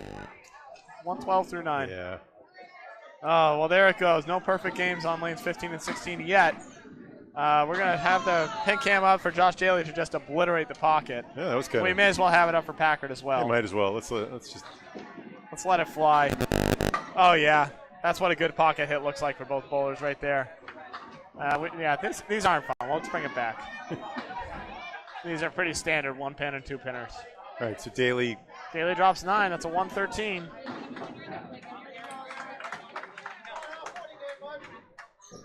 He needs this to catch Craig, and no, Daly will not pick it up. So Daly's going to find himself at 122 or a 123, depending on this single. So Daly has bowled just twice today. He was at 237 coming in. Okay. And Corey gets his spare, and Daly gets his 10. You can see Daly on the pin cam. He's thrilled with that performance. Still gets out of there with a 123.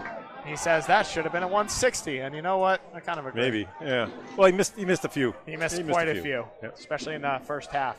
So his 123, that brings him up to 60 for the 360. Yep, 360 right, for the day. Even 120. Corey Packard on the fill, 122 thus far. And how about a? That's nice. Keep chewing. There we go. Extra pin drops, and that is a 130 even for Corey Packard, leading the way for everyone, but to no avail, sadly, as they find themselves down 79. Yeah. Going into the last 2. It is mathematically over. Corey's having a hell of a series. He was a 369 through 3, so that means he's 399. 499. 499 through. 499. That's not really that 500. landmark. 500 through 4 is pretty cool, though. It's always better to be 100 pins over par. That swinging ball did some work there for Nick. Yeah, he's the ultimate mixing ball, Nick Norcross. Really is. Dave Barber has got his own weight here. Those are pin It is cam. mathematically over, by the way. Holbrook's team is going to move on. I'm showing the pin cam here. Undefeated. See that double wood in front of the 9-10. Throw it right at the 9. Splash. No, he throws it right at the 10. Doesn't really matter much. You wrecked it. Goes either way. Blows it up. Dave Barber for the 10. How about 9? No fault of his own right there. So he's at 125. And Nick spared his, I believe. That's no. right. Yeah, he had a spare. Yep, he spared his. 100 in the ball. God damn, Holbrook. Have they lost any games yet, Holbrook? No, Holbrook is undefeated. They're going to be over 600 too. Hey, most like, oh, there it is. If you They're can over find 600. out, the other 2 teams were Riverwalk and Dave Barber started with Stars a hammer. and Strikes, the undefeated teams. Just if you can see on how they're doing right now. Dave Barber starts with a hammer and ends with a hammer. Just a bomb of a pitch. Nick Norcross with a 1 fill. That is a $5 pitch right there for him. So he's at 101. Gross. And for the cleanup, $7, 108 finish for Nick Norcross. Dave Barber, man, what if he ended with a double too? Wouldn't that be fun? We're on 600 average watch right now. What did you say the That's number right, was? 618? Right. No, they need a 29. Okay, so. Yeah, so he could do it with it if he goes nuts here.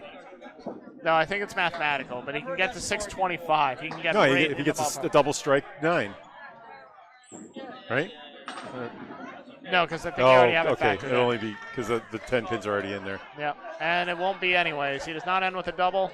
But they improved on their average, maybe? Yeah, they did improve on their average. They are over 600, and he's going to clean up for a 9 box. 144 for Dave Barber. Sweet. What a string.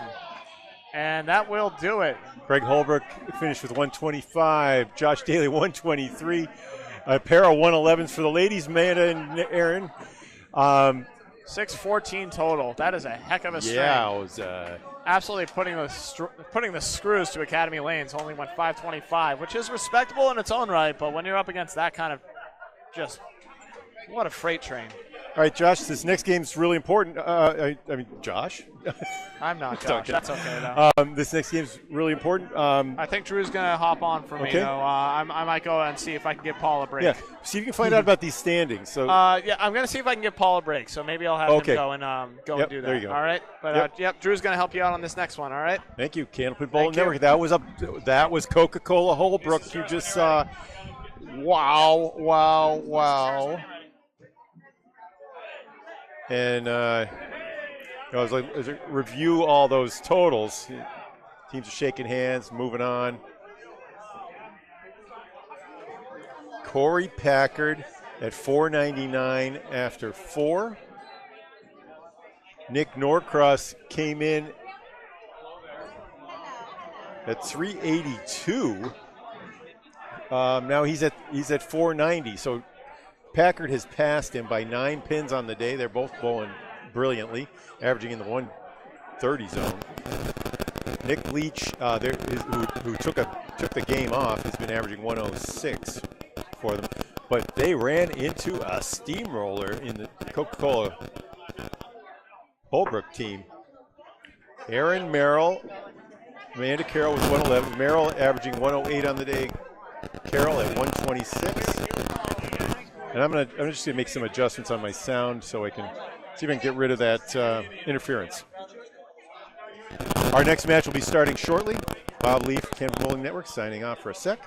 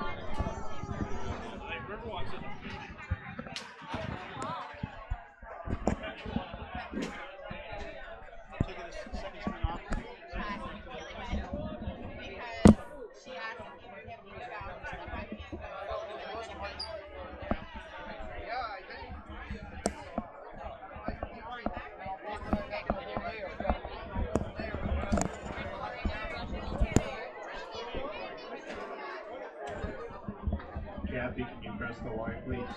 Can you press the Y buttons?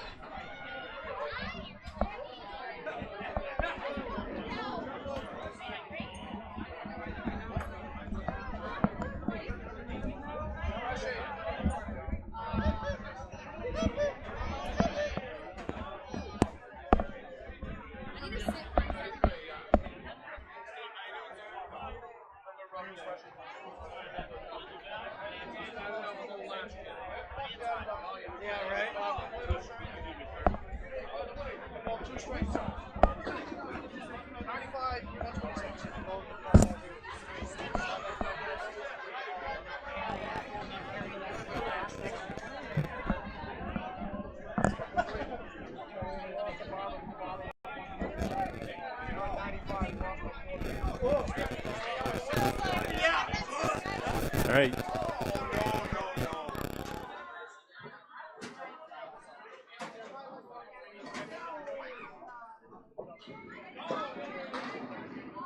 Test. Don't forget the Candlepins for Cancer raffle for bowling balls.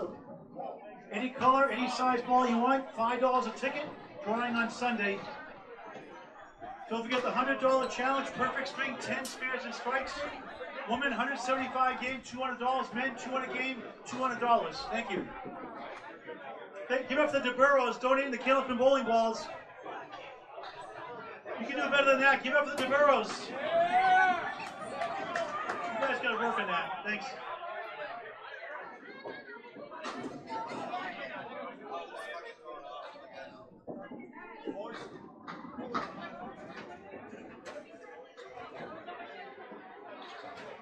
Okay, we're getting ready for Penny Lane and Riverwalk.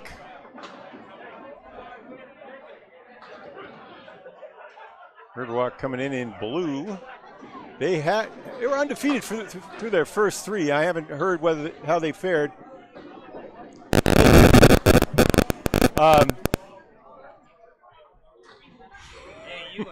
Okay, Sean McDonough, are you going to be starting? No, I'm not. Do you know your lineup? Game. Okay. I do not know the lineup. Did they win their last game? Yeah, we're 4-0. 4-0. So yep. 4-0, and Penny Lane is 4-3-1, I think.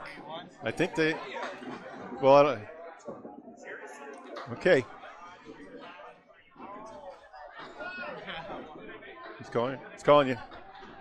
They're trying. Oh, he's calling Mark. Now. Right. All right, Drew's up there getting the lineup. So Penny Lane was in 6th place at 4-2, which means they were 2-1, 2 wins and 1 loss prior to the last match. Drew Steele's gathering up the lineups right now. It looks like Riverwalk will be starting on lane 15. I'm going to unplug and replug in both of these headsets because they are giving me trouble.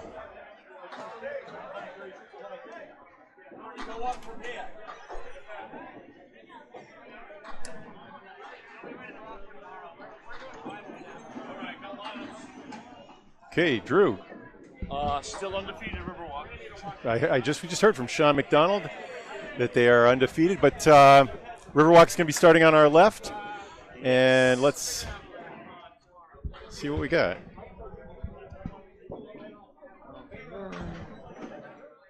Looks like Al Kaychik. Yes. Keycyk. Yes. Sharon Britton, Sharyn.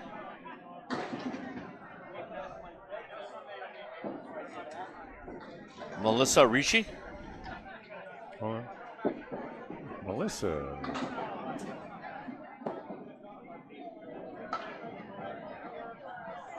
Steve, it's Latch, right? Yep. Steve Latch, I remember his name from the Pro League. And Mark Ricci, anchor.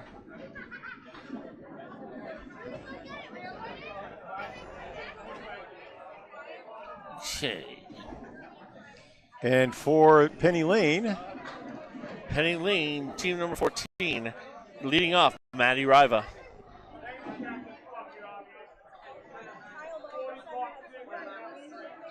Now, parts of this team have won 3 years in a row, Drew. Yeah, I know. Maddie and Evan. Right, bowler number 2, Glennis McKinley. Oh, nice. Number 3 will be Evan Riva.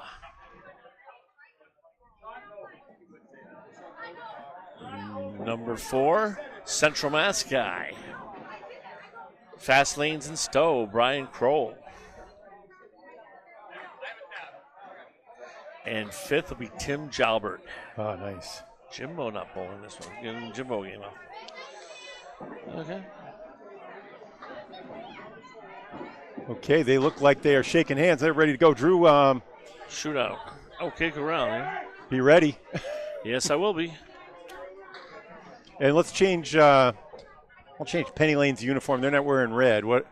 They're both wearing blue. So I'll turn Penny Lane powder blue, like you got it. Yeah, against the dark blue. I'll do the powder blue. Yeah, it looks fine, Bob. It's been a good day, Bob, so far, man. Really. Oh boy. All the extra preparations I did are really helping me a lot. I'm happy with that. Speaking of which, I would like to get the current standings right now. I know it's Riverwalk at 8-0, and Penny Lane at 6-2, I believe. But I want to get the official standings. First ball, Maddie in there, leaving a 1-2-4-8. Al Kijik leaving the 5-8, 1-2-8, 1-3-9, excuse me. Yeah, big matchup here. Undefeated Riverwalk going against Penny Lane, bottom shelf. Al Kijik dismissed. Okay, it'll be a 9 for Maddie. I mean, Maddie is known for throwing the fastest ball in the women's game at 35, 36 miles an hour. And is pretty much considered the best or one of the top 3 in the world in the women's game. Al with a 9-box and Maddie with a 9-box.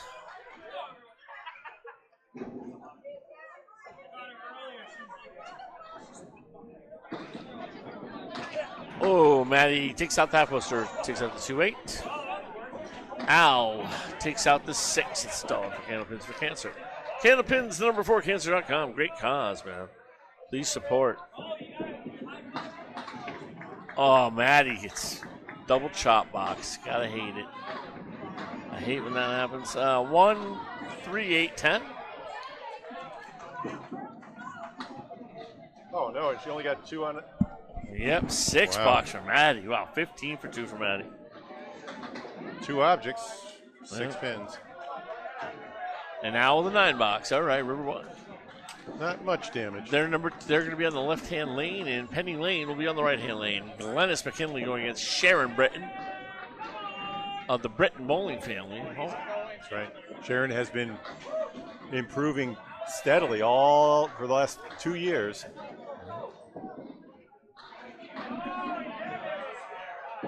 Here comes Glennis in the pocket, just in the nose. 3-1. Sharon Britton, though, 7, 8, 9. Sharon had a little extra in that ball that time, knocked down a couple extra. Beautiful 4-pin with a plank. And, chop for Glennis. There we go, Sharon Britton. Spare.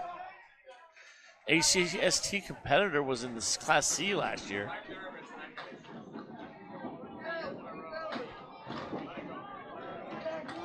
And 8-box.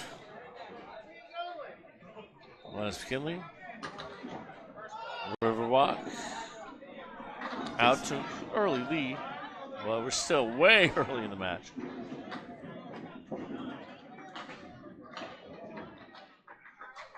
Half a rack plus a fill, though. That's not nothing. Oh, Glennis left the Cleary. Spare fill for Sharon, 7-8. Terrible leave there. Even a 5-10, but an 18-box.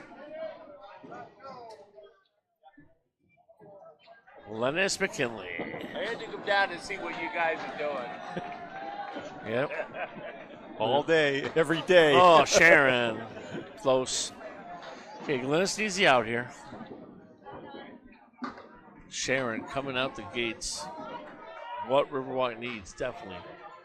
This Penny Lane team, very strong. Most of the team have won 2 or 3 mixed worlds. Okay, 8-box for Glennis and a 10-box for Sharon Britton. 28, great start for her.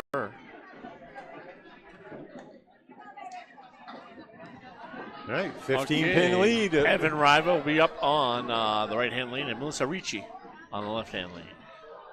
Basically, they're going to be 50 boxes, right? Yes. So it's like you're throwing 5. It's like you're throwing 5 strings as an individual. Each team is throwing a. Evan, powerful hits. It's like an ACS team match. Yes, 4 right. Well, it's all a bunch of little one-game matches. Yep. But it's like 50 to 50. Yep. 50 boxes against 50 boxes. We've now seen 4. Oh, what a ball for Melissa to not go. But Evan Riva right on it. 10 in the ball for Evan. He's a fantastic bowler. I remember him bowling a great match for Price's Wood Flooring, the first time I ever announced at the Worlds. Melissa, though, looking for that answer with a freaking boatload of wood there and gets it. 10 in the ball, Melissa Ricci. Every single person on Riverwalk, I've never called any of their games ever. But most of Penny Lane I've called. Yeah. So it's kind of neat. Some different names, and you get to see some different rollers. Evan in the pocket, 6-7. Nice wood in front of that triangle. It's 4-7-8. He had 4 strikes in a row and en route to a 181. Melissa also with a 7 drop it off the head pin, 189. Outrun the Bear last year. 7 fill and a spare for Evan. 27 and a ball. Melissa, can Melissa answer? It does! Melissa with the 27 and a ball as well. Riverwalk out the gate storming right now. Once again, I haven't forgot. Thank you to all the viewers. You all are awesome.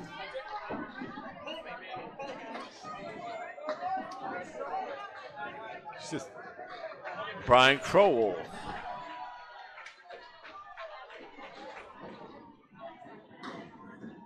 Right, Crowell from last year's.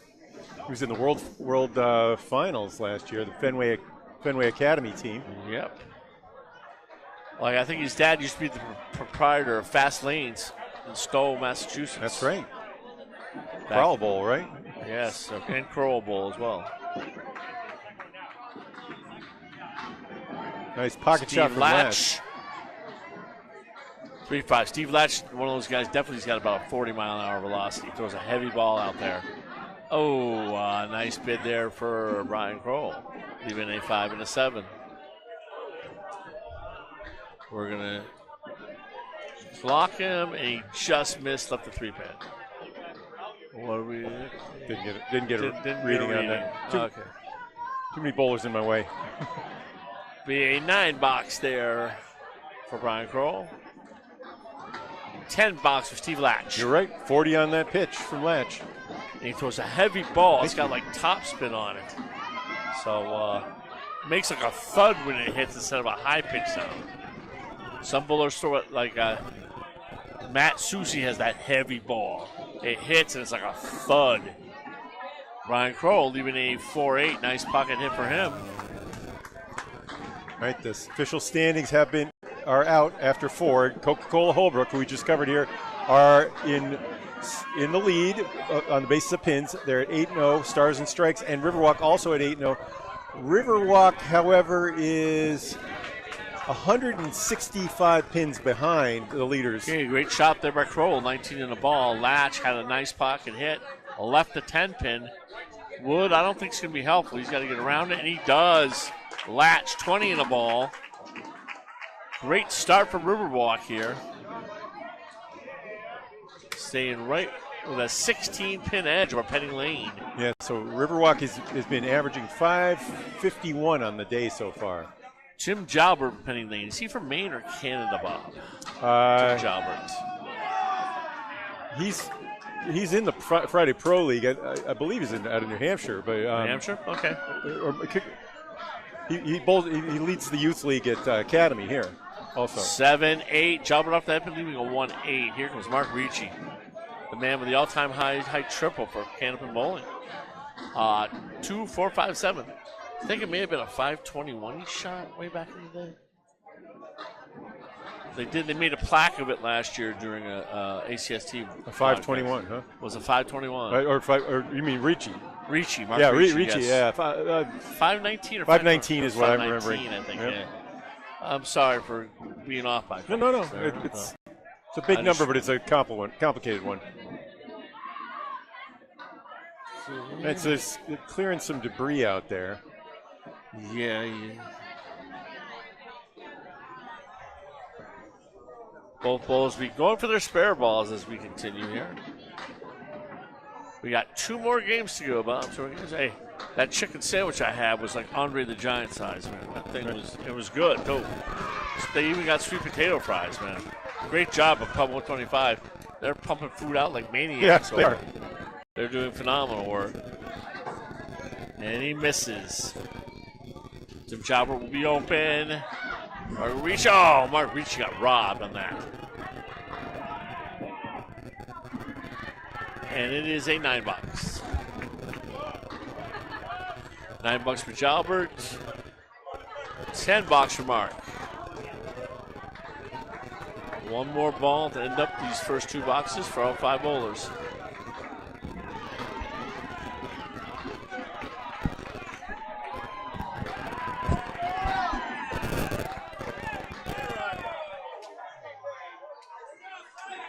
All right, here comes Chalbert. Chalbert just off the headpin, leaves a washout. 1, 2, 4, 6, 10. Reach, buries the pocket. This leaves up a 7-pin. What is this wood going to do? Is it going to make his life difficult? It's up against it. Oh, wow. Chalbert almost picks the washout, leaving a 4-pin. Go ahead, Bob. I was going to say, I am really thrilled to see Mark and Melissa Ricci bowling together here. This is the event for them. Yes. Melissa was, if you follow Candlepin, about 7, 8, 10 years ago was one of the greats. Yep, 20 in a ball for Mark. And yes. she's been coming on recently, and her biggest supporter is Mark. I've heard him. He's so proud of her. Chalbert with a looks like a $10. He had a 10. Yep. 19. So. Riverwalk out the gate storming, firing their guns early here. Coming up for Riverwalk. All right, nice 9-drop there. For Al Ketchik. It's Ketchik? Ketchik, yeah. Ketchik, okay. Maddie goes through the nose, though. Leaving a 3 and 2. Ketchik. Spare was good. Mr. Ketchik with the spare, 28 in the ball. Maddie a little off to the left. And a 10. Maddie will have a 7. Nope.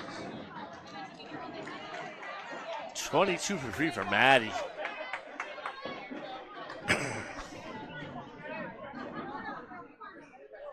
He's going to measure Al Ketchik's ball.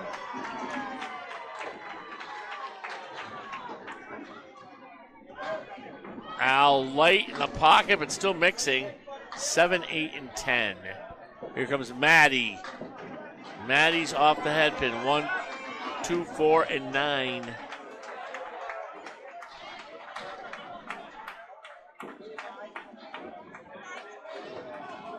Okay, the wood might work here for Mr. Ketchik here, Al.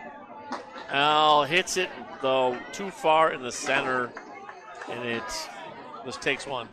Maddie is too light, leaving a 2-pin. Will Maddie steal it from the back? No. Al Ketchik with an 8-box. Oh, darn it. 7 fill, 8-box for Ketchik. 43 through 4. Yep. And Maddie at just 31. 31. That's very rare for her. A couple of tough boxes. Kick. Sharon Britton now on lane 16. Her first pitch in the 3rd. Finds the pocket, but splits up a 3 and 1. Side saddle triangle on the right. Glennis off the head pin. A good break. 1, 3, and 9. 2 should get you 3 here. All right. Just behind, the wood slides away. No spare for Britton. 35-pin lead early for Riverwalk. Wow. And Glennis misses everything. Still has 139. 10-box. Sharon Britton, 38 through 3. Oh, yeah. That's a great outfit. Nice time, baby. Great job. Glennis with a 7-box, 23 through 3. Lead is growing, 38 for the undefeated Riverwalk team, but they're only averaging 551. That's not that high. You know, that's not high of an average for this league. I mean, the Coca Holbrook team is averaging almost 600. But I'm looking to the right. Maddie has bowling balls in her hand. I don't know if they're going to put in somebody else in the 5th box. Maybe. Jeez, you're right. Um, I'll go try to maybe you can go ascertain that. Okay, right now, Sharon just took out the 6-pin or the 6-4-8.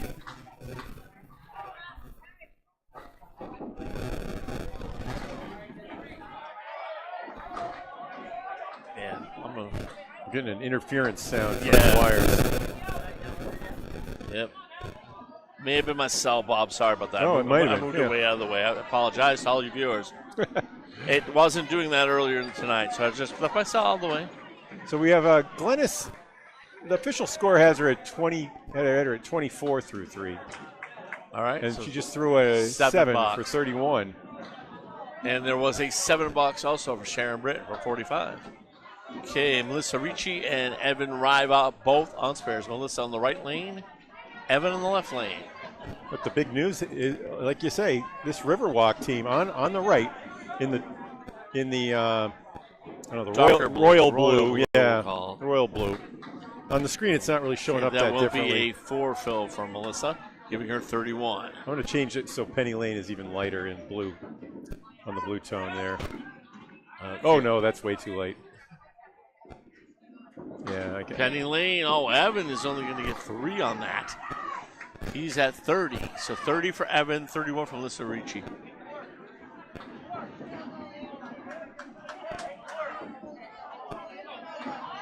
Melissa, what about she going to get it? Oh, it did not go.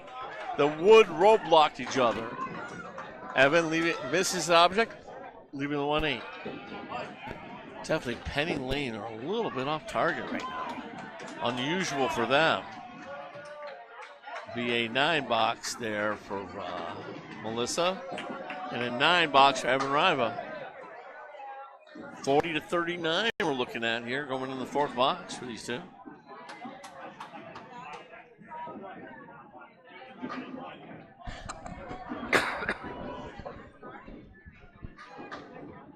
All right, here comes Melissa. Just short of the pocket, 1-2-4 lead from Melissa Ricci. Here comes Evan Riva. In the pocket, 5-6-7. 5-7-8 with some wood there that could really help. Nice diagonal wood even. Melissa Ricci just misses. Will be open in the 4th.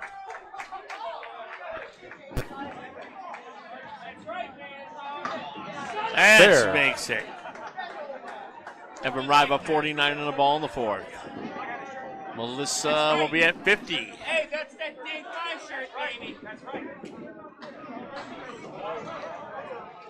All right, Steve Latch. Steve Latch and Brian Kroll. Welcome if you just joined us. This is 5th round action here at the 2024 Mixed Worlds. Canada and U.S. producing 24 teams of 5. 3 men and 2 women will start each match. And like I said, we are in the 5th of 23 league-style matches. 7 today, 10 tomorrow. 10 tomorrow, and then 6 final day. 6 on the final day, that's right. And if there's a tie, they'll go to a sudden death 1-string playoff like they did here 2 years ago when it was Penny Lane and Coca-Cola Holbrook. 8 for Crowell, and Latch had, did he have 8 too, or was that sleeper pin? It's like an 8 up there. So 2 8s. Crowell, I don't know, is waiting for his bowling balls, I guess, here. So we saw Maddie Kelly, the premier women's bowler in the world right now, holding her balls and walking away, looking like she was possibly going to see a substitute. She started off with a rough start, had a tough 6, 2 objects that she hit on her way to a 15 through 2, and now at 31 through 4. Yeah, let me just check the rosters here. Okay. Brian Kroll, good on the spare in the 3rd. Yep, Brian Kroll. Other women's substitute they would have would be Deb DeRocher. They only have 3 women on the team, so it would have to be Deb DeRocher if Deb comes in for Maddie. They have no other options. Okay. Reasonable. 36 for Latch through 3. Shoot 3. Crowell 37 in a ball. Okay.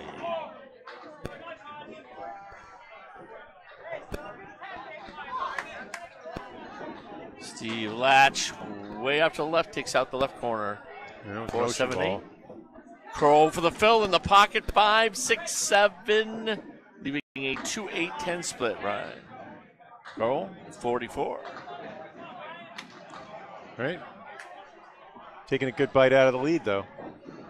Yeah, it's down to 29 now. And look at, just like that, Steve Latch. Bob, we have Tim Jobber for 10 for 2 boxes. Oh, that may be You why. should be at 19. Yes. Yeah, I didn't collect that 9. Crowell, what a shot! Makes it 2-8-10 with Wood. Brian Crowell with a big start. Yeah, but Steve Latch just nailed the bundle of 7 there. So yeah, so 46 in a spare for Latch, 54 in a spare. A fill ball for Ryan Crowell. And the lead now is down to 10 because of that scoring error that Drew picked up on. Tim Jalbert is at 19. That's now corrected. So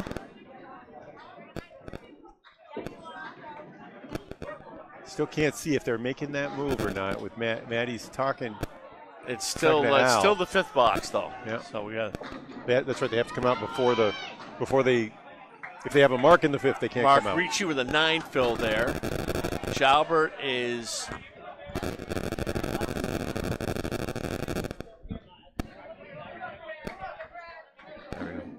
It's the wire to this. Yeah, we're having technical difficulties with our sound system. And Ricci puts a spare on it, so it'll be 39 and a ball through 3 for Ricci. Jalbert going for his spare and does not get it. Chops, leaving it 3 and 2 for his out ball. Great start so far for Riverwalk.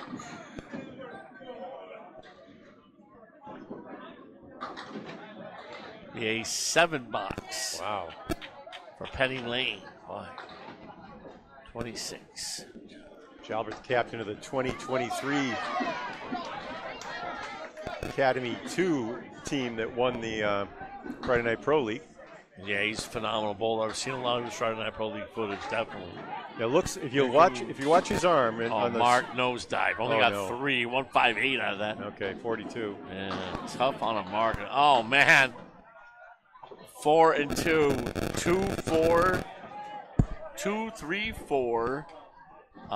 6, 7, 8. 4 and a 2. All right, the squelch stopped.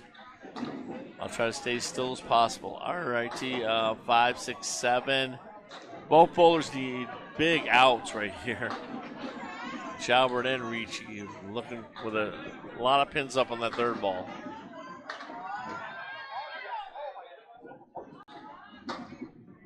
All right, gets 2 for 7 bucks for Ricci. Is that a 6? I see 2 pins back. That's a 6. It could be a 6. Yep. And that's an 8 for Jalbert. So 48 for 4 for Ricci. And then 34 for Jalbert. And that matches the official tally up above our heads. 23 pin lead for Riverwalk through 4 boxes.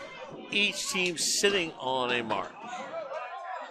Mark Ricci looking at the camera. He says, "This is the man. This is the man." Al Kachuk. No, Maddie is staying up. Maybe she got new bowling balls. That could be it. Could be a different set of bowling balls. I wouldn't want to sub her out in any situation. Maddie leaving a 1, 2, 4, 8. Nice break off the head pin. And a half Worcester for Al Kachuk. There comes Maddie. Oh, Maddie missed.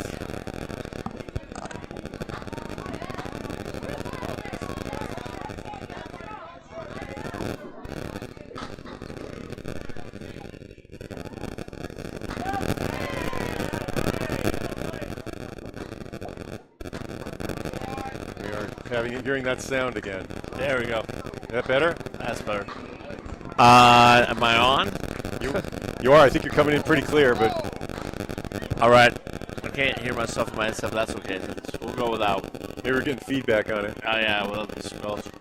All right, fans. Sorry we got a little. A pair of 8s there. we were guarding our ears. Maddie off in the right corner there. 6-9-10. Ketchick. Al Ketchick, 7-8 on the head pin hit, leaving a 7-8-10 with some wood. Maybe good. Maybe enough of an angle on that wood. Let's take a look at the pin cam. It's flat. Maddie made a hell of a bid, but left 7-8 there. I might go with that. You got it! Made it! The ball shot all the way across. Oh, off the roof, off the side wall. Al Ketchick playing horse, playing Candlepin bowling. 62 and a ball.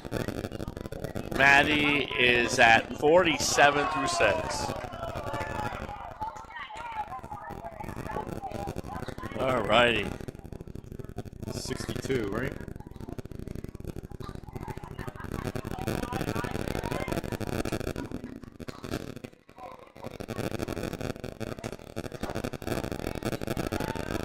Lennis McKinley is on lane 16 right now. Lennis in the pocket. Oh, 5-7-10. And Sharon gets a 3 and 2. Scoring pace slowing down a little bit.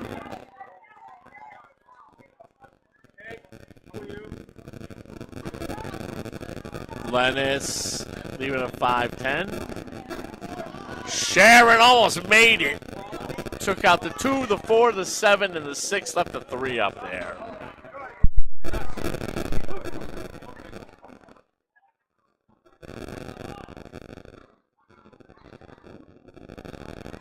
So 8 for Glennis, 9 for Sharon right there. 54 half for Sharon. 39 half for Glennis.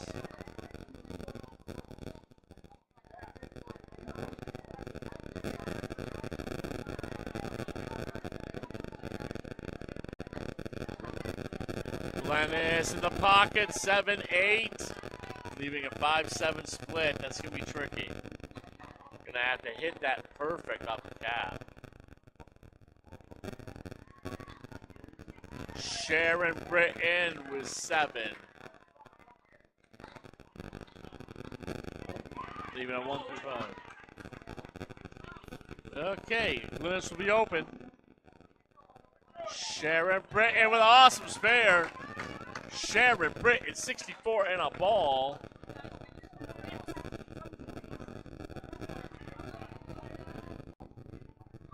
And Glennis is at 47.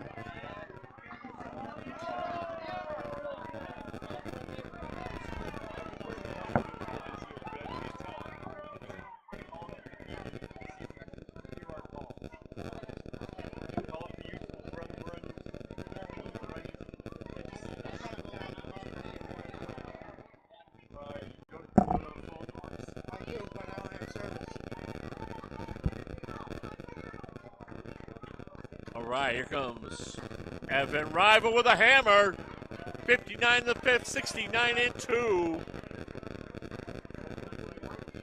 Melissa Ricci with an awesome pocket hit, leaving at 2-4. Evan Rival definitely helping out the squad with a big hammer there. 69 and 2 balls in the 6th. Melissa's going to be going for a 10 box here.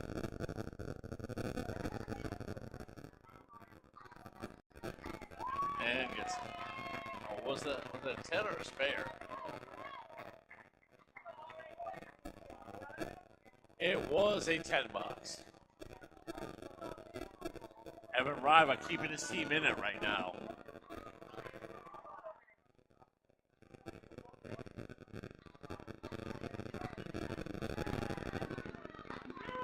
Going for a double. Left a 5-7. Oh my goodness. Melissa pounds it in there, leaving a 7 pin. Uh-oh, Melissa's got roadblock wood though. Evan got one more ball to fill. Nope. His mark in the 6th. and he does not get it. 77 through 6 for Evan. 77 through 5 complete, right? No, 77 through 6. 77 through 5 complete, and now he's at 85 through 6. You are correct, sir. That strike was in a fill, so that's why the difference I know was. it was a spare. It was a 20. Yeah. It ends up being 69 through 6. Okay, it's down to Melissa. 12 right now for Riverwalk. Wow. But they got 3 marks. And Steve Latch is going to be firing on one. Brian Crowell, though, 54 in the fourth. Whatever Maddie was doing with her balls, it's changed the course for her whole squad. And Crowell leaving a 3-1. Steve Latch with the spare, Phil. So even with that 12-pin lead, though, the ball, there are 3 hits coming for Riverwalk. So it'll be closer to a 5, 6, 7 from Latch. Nice and there. some very nice wood on that ball that was way off that pin there. Lead's going to end up being closer to 30 in a minute. Oh my goodness, Kroll got robbed. What a bid by Brian Kroll. Latch with the spare. What a piece that was. Hey, they give you lemons. You got to make a whole lot of lemonade, and that's what Steve Latch just did. 53 and a ball. 10 box for Kroll. 64 through 5.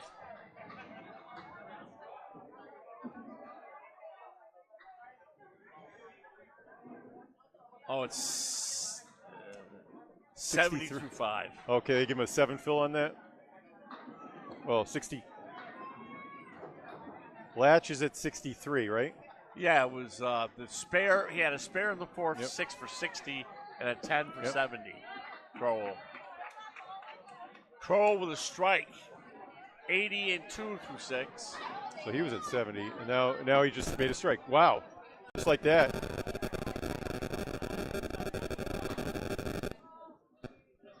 Latch got 6.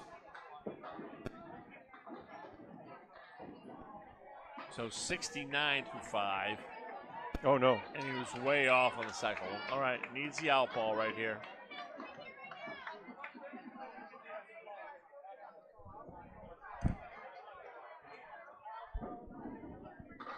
No, and he chopped out the head pin for a 7.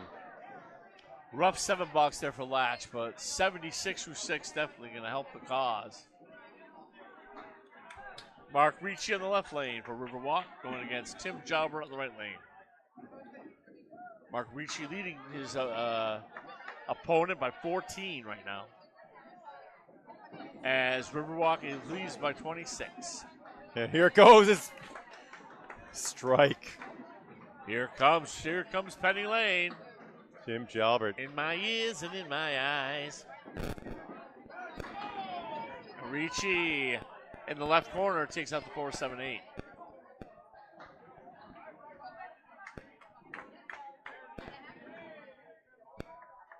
See, Steve Latch shaking his head. The fortunes have changed here. All Penny Lane. Ricci don't go for a spare, and he's off. Goes off to the left on that. Needs to get this 4 horsemen for a 10 box.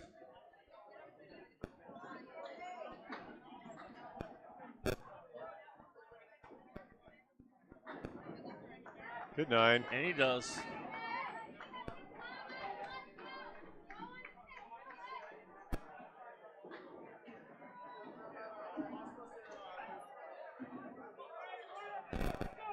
$9 there for Mark, 57.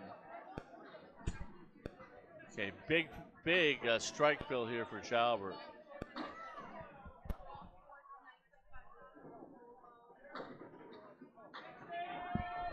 Okay, you couldn't find it?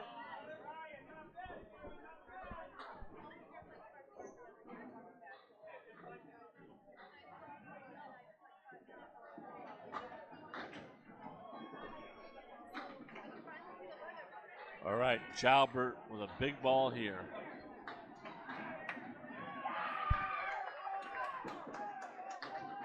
Off the head pin, but it's got a decent leave out of it. Ricci vicious pocket hit, leaving the 7. The lead for Tim Jalbert is a 1, a 3, a 7, a 9, and a 10. Wood right in between there, and he almost gets a collection. Almost gets it. 53-5 for Jalbert now. 9 fill in his strike.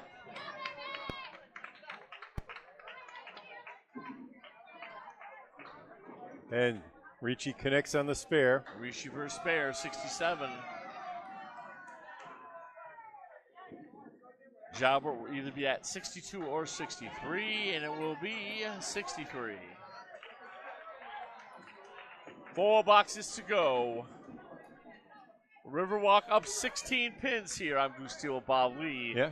Academy Lanes, game 5.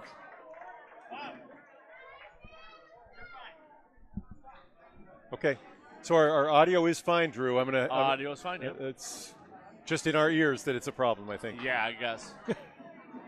So we haven't turned down, right? You're not hearing any buzz. I'm not hearing anything in my ears right now. Okay. Al Ketchik only got 2 fill, but Maddie also going through the nose. So 64 for Al. And Al on the object, but leaving the big 4. Maddie, well, Maddie is still markless. Yeah. Wow. Leaving up a 3-6-7.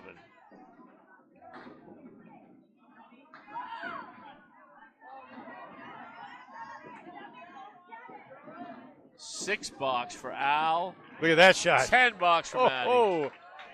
Welcome back, Maddie. 57 for Maddie Riva. 70 for Al Ketchum. Wow, right next to us, a big match from the Millis crew. Narclones against CPL. A lot of familiar faces in those 2 teams. All right. Ketchik leaving a 2-4-7 with Wood. Maddie in the pocket. Oh, no. Leaves No a luck. 3-1, man. I'm going to zone in on the pin cam here. See what's out there on the.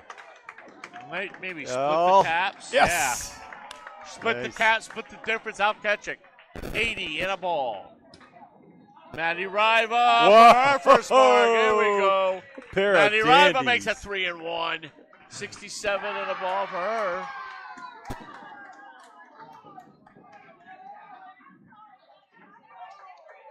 Al Ketchik's score should be 82 in a ball. It should. Oh, they gave him 6 on that fill. Okay.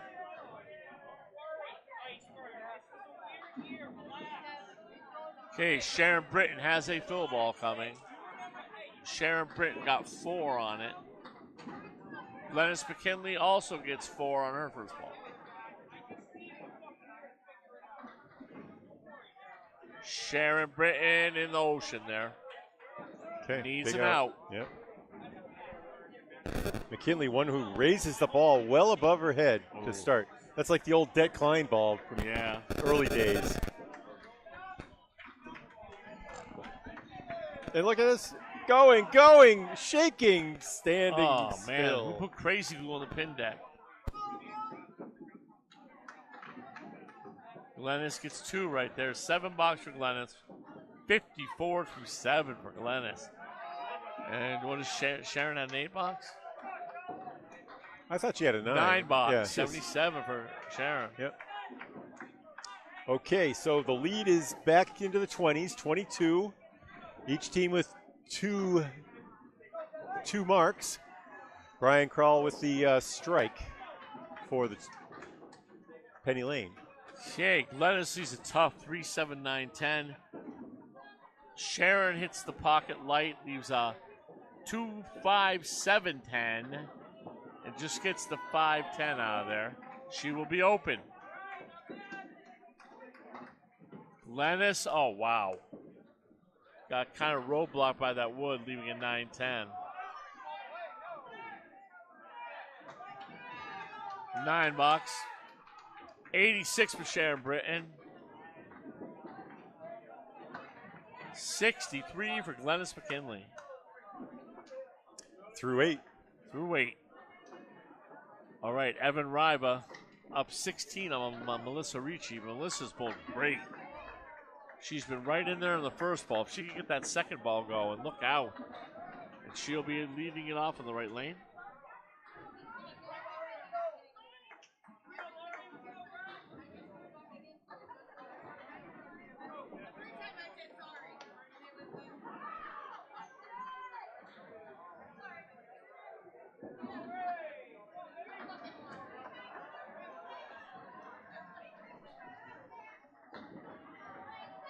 Melissa off the head pin, takes out the 2, 4, 7, and 8. So I have the standings, but what I don't have is what the bowler did last. All right, Evan gets a break there, leaving a 1-3-6 wood between the 1-3. Penny Lane and Riverwalk. You guys are up there. Melissa misses her spare attempt. Yeah, I love it. Coming with Evan Riva misses. Well, I have the standings. What I need is something like this. I need that for Penny Lane and for.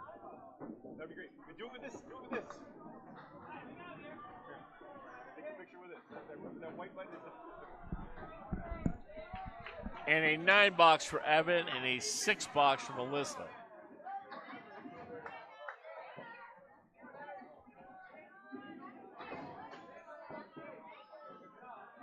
That ends up being a 4 box, isn't it? 4 box, yeah. 73.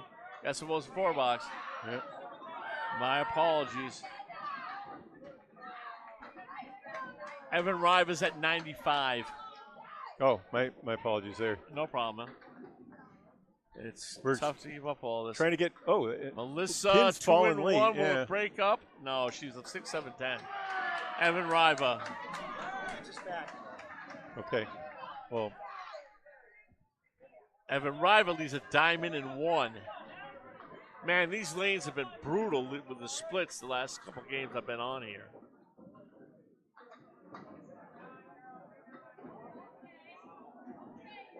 Great bid by Melissa, leaving the 7.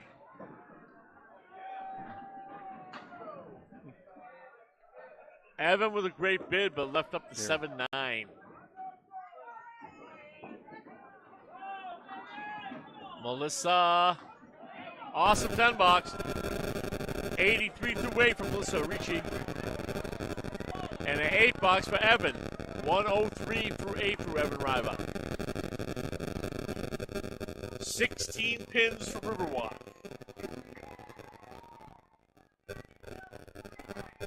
so Melissa with the tough box Well, that's there. 10 box there Yeah.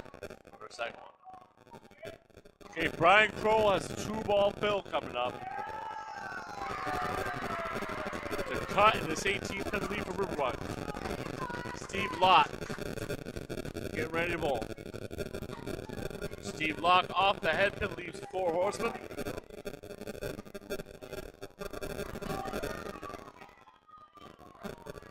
Brian Kroll wants that double right here.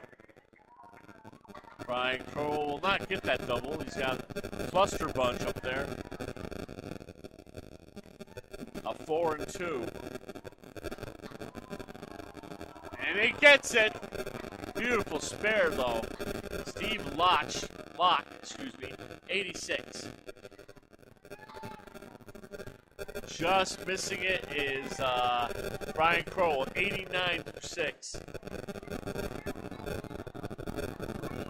Needs this for 99 through 7.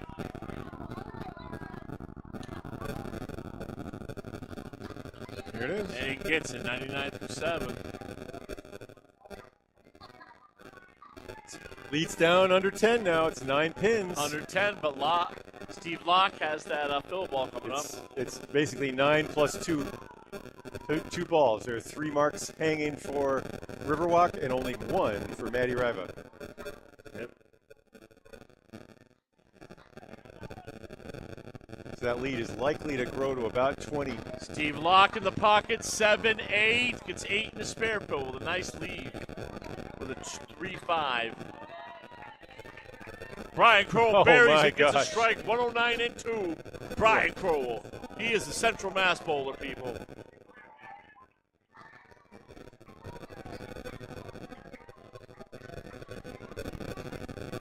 And Locke.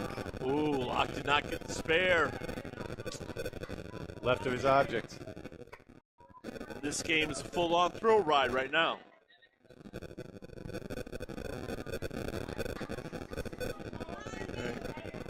Lock at 103 through 8. The lead is 16. The hits are even. Okay, Mark Brian Ricci Krell with an a extra big ball, fill though. Here. Mark Ricci 67 in this fill. Tim Jalber at 63 right now.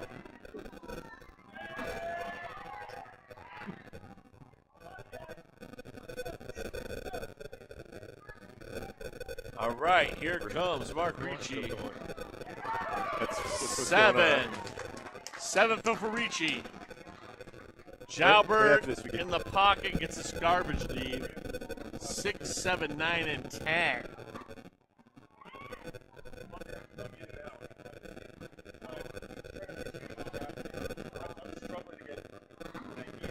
Ricci, oh, what a bid, did not go.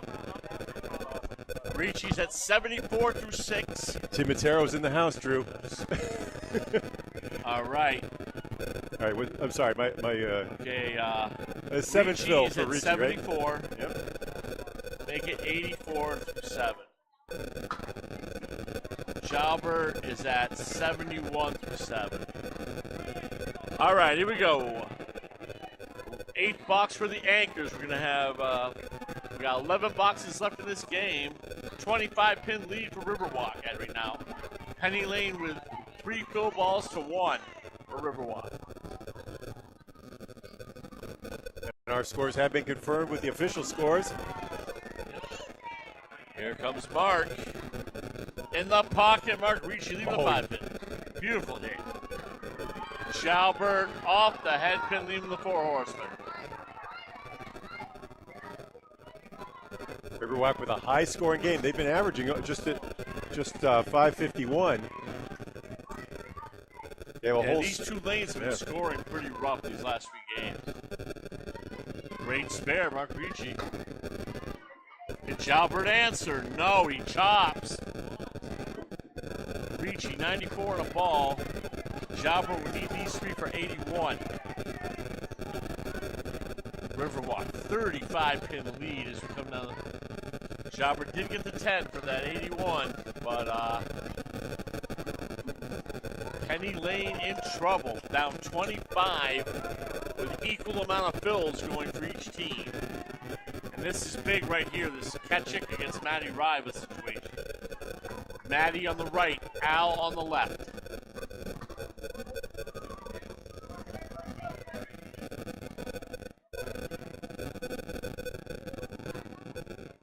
Matty with a hammer, Matty Riva. Oh!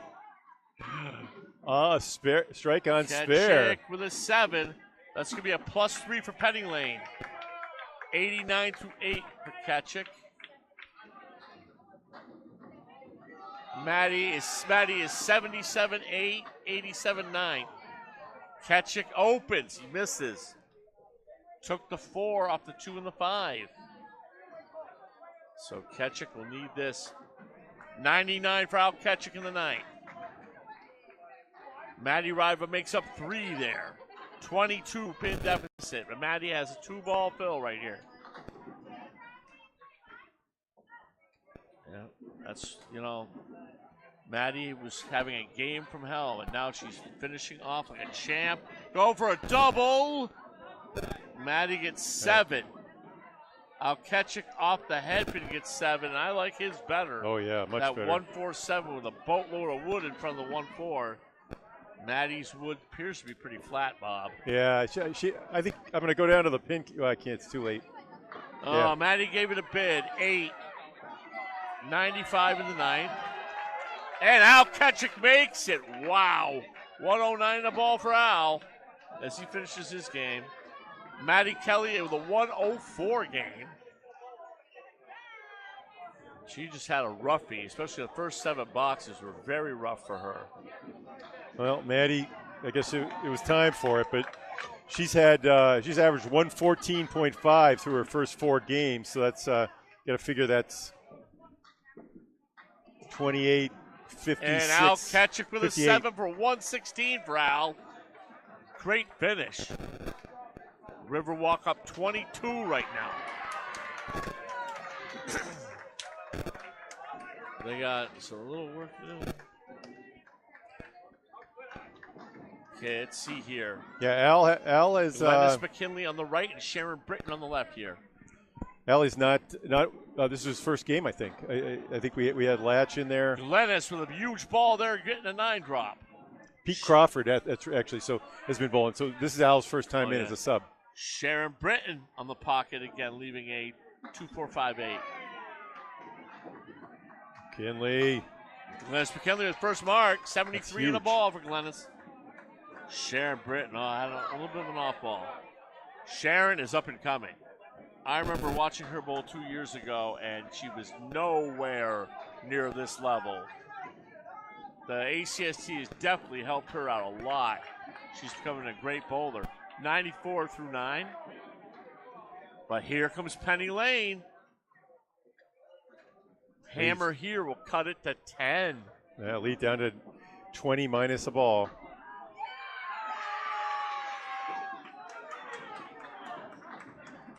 And Glennis gets 4. 77 through 9.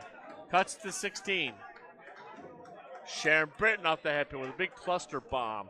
1, 2, 4, 5, 8, 9. That's about 20 to 1 odds making that one. Hey, Justin Scally in the house. Oh, Glennis made a great bid, did not go. Left one up. Sharon makes a bid, leaves 2 up. Those multi-pinners, Bob, are so hard to get. Those 6 and 7 pinners. Good 10. 10 for Glennis. Okay, let's see. 87 for Glennis. That's way below her usual. 9 for Sharon. 103. Beats her opponent by 16. Big pins there. 15 pin lead for Riverwalk. 1 mark on each. This is Britton's second game. She had a 102 in her earlier appearance. This is big right here. Evan Rive on the right lane. Melissa Ricci on the left. Glennis McKinley has had 411 through her first 4. Yeah, it's basically so she'll drop under 103 average, basically. Well, she was, but now she's with that 87. It's going to drop down. Riva off the head pin, leaving a 189 flux capacitor. Melissa leaving the 4 horsemen with the 5'8", 5'9". 498 through 5 for Glennon. Riva, he got robbed. He hit that nice. It just did not go. Melissa off the head pin does not get it.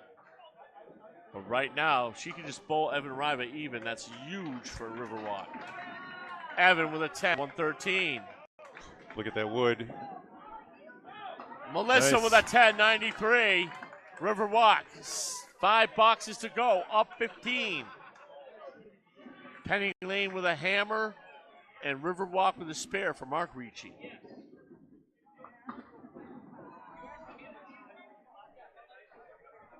Coming down the stretch here.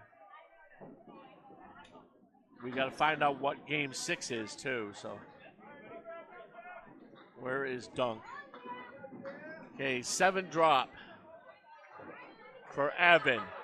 A split there for Melissa, but nice wood there with a 2, 4, 7, and 6. Oh, no.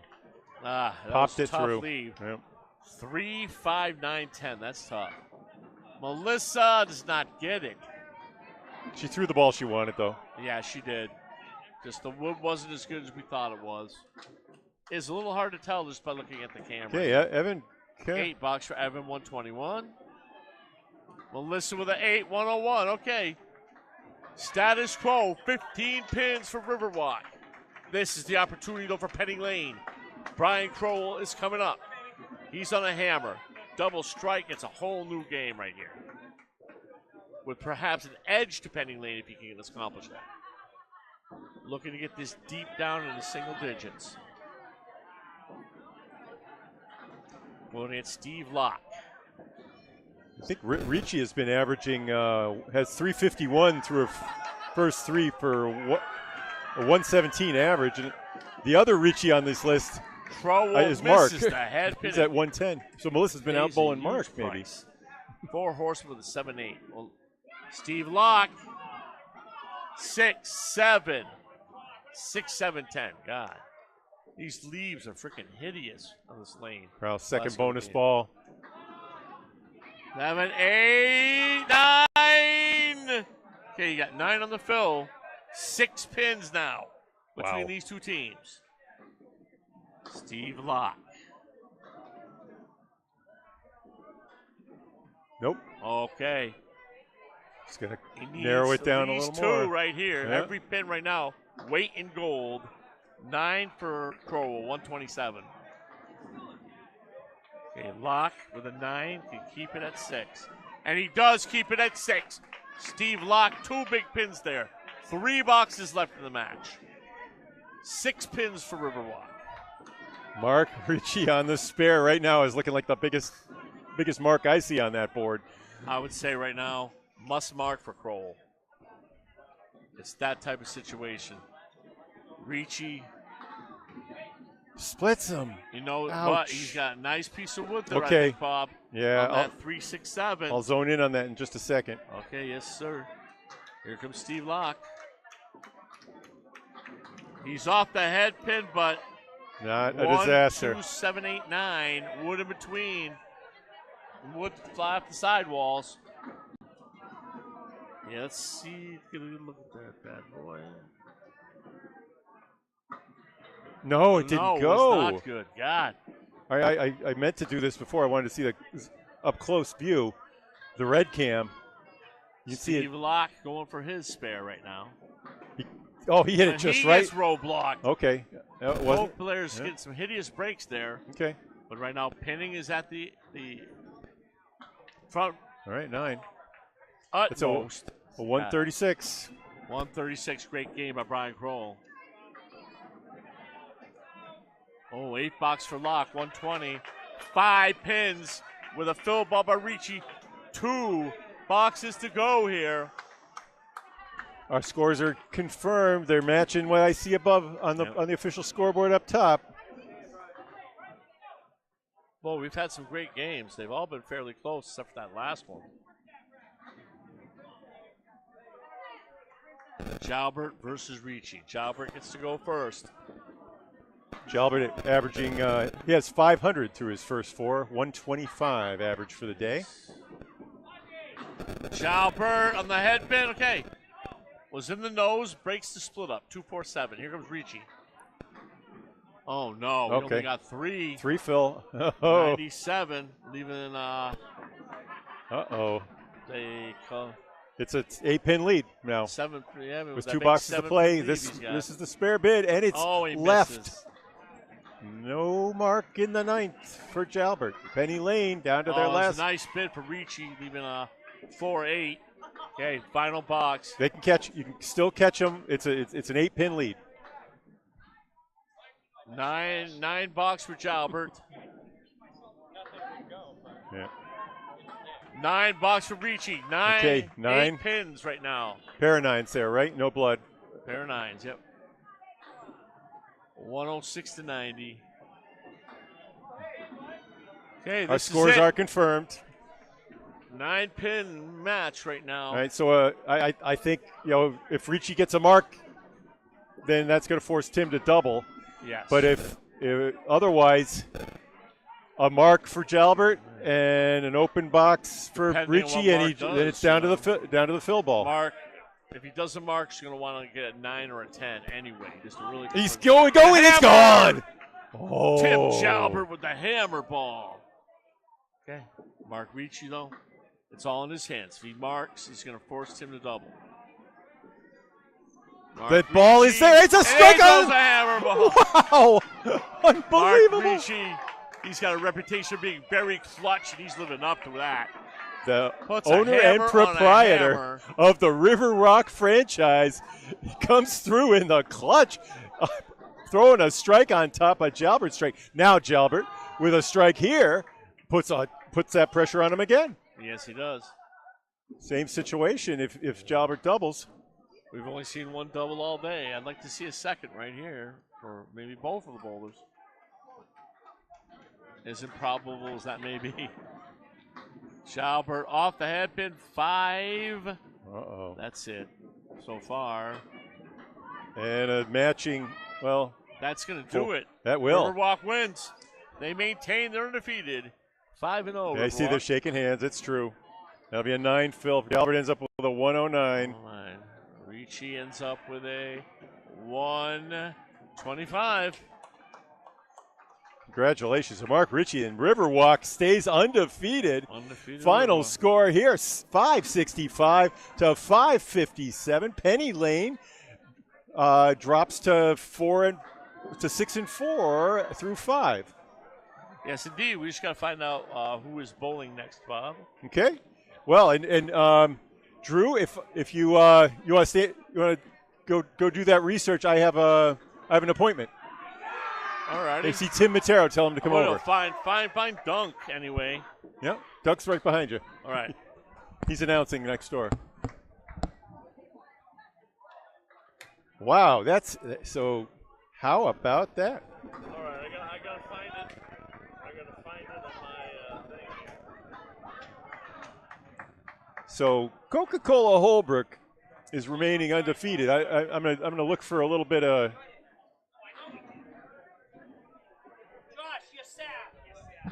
You have any news? How'd Coca-Cola Holbrook do? How did? How about Stars and Strikes? Anything about the standings? Okay, it's okay. I'm gonna go do some research and I'll be back. All right. 20 against 12.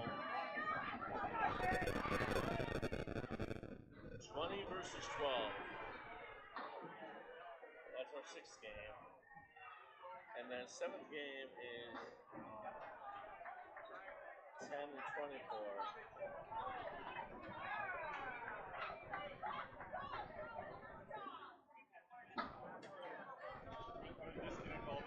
All right, cool. I'll find out what the teams are right now.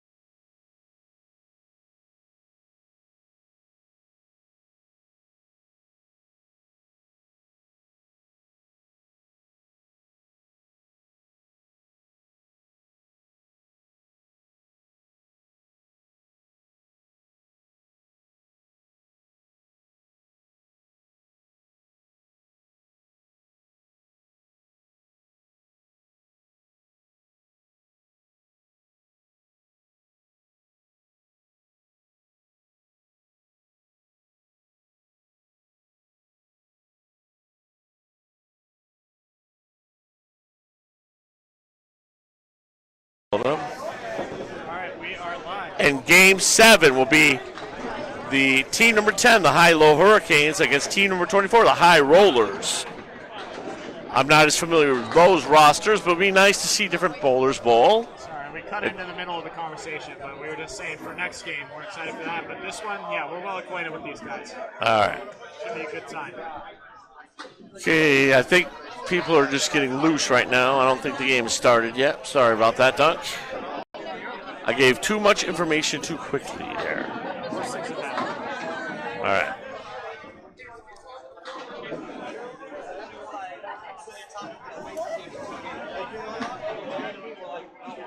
Seven o'clock.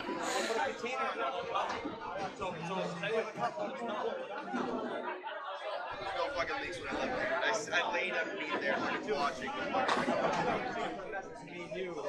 I left. I went there. I missed 2 games. I went over there. So I was trying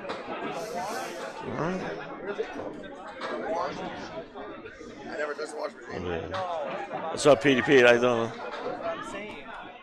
Good job, guys. A little respect. All right. Is this match 7? This is match 6. Yep, this is game number 6 out of 7 today. We got a little home flavor with the Narclones, man. Our man from Millis, Mike Nardone, man. We know him well. Ashley Britton. Awesome ACST bowler. Of course, you know, Charlie Collins. Danny Harris. Just won the money match with Justin recently. Brittany Underwood. Number 2 seed in ACST D this year was... No, number 5 seed. She was defeated by Matt Taylor. Matty Tay got the W. Matty Tay went all the way to the finals before he lost to Joe Vieira. One second. Brittany, do you want to plug your stream real quick? Do you want to plug your stream real quick? Not really. I mean, I'm not streaming. Give me your name and I'll plug it for you. It's Brittany Irene with 2 extra E's. All right, this is Brittany Underwood has her own stream too. You can check it out on TikTok. It's She's a TikTok. Brittany Irene with 2 extra E's. So Brittany Irene EE. Yeah. For those that want to tune in, it's a good time. She does a good job. I tell you, man, it's these lanes seem to be kind of low scoring for the most part. It's been a lot of splits. I've been hearing a higher scores in the other lanes, so we'll have to see what happens here. Look at this. 2 undefeated teams left standing right now. Coca-Cola / Holbrook and Riverwalk are the only 2. Riverwalk we just saw this one. Yeah. Yep, Stars and Strikes. Yeah, I mean, Coca-Cola was kind of expected to be in that sort of status. Those guys are really good, and Josh Daly's pulling out of his mind right now.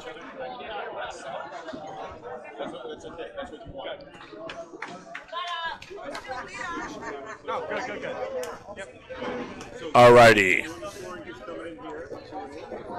right, Ewing scoring at 2 and 8, and this is Narclones are at 8 and 2 as well.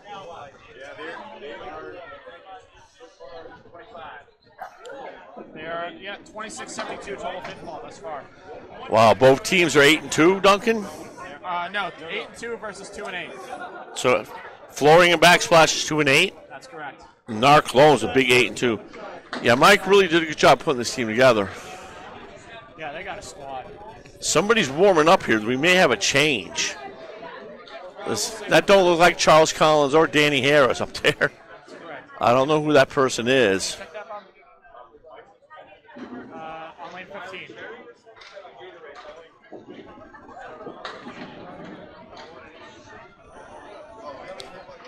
Because it says VR sack or something in it. Oh, that's Harris. That's Danny. That is Danny? Okay. Danny will be bowling. Just maybe they have another bowler they're going to use next game. They want to get loose, I guess. Once again, Duncan, we're live here. Mixed Worlds 2024, day 1. I'm enjoying it a lot more this year. It's not quite as hot outside and humid as it was last year at Lita. No, thankfully the humidity broke up for us. Yeah, I mean, it's supposed to rain all day tomorrow, but it's not going to be really hot. So that's good. I think we can overheat when we're inside anything. Yeah.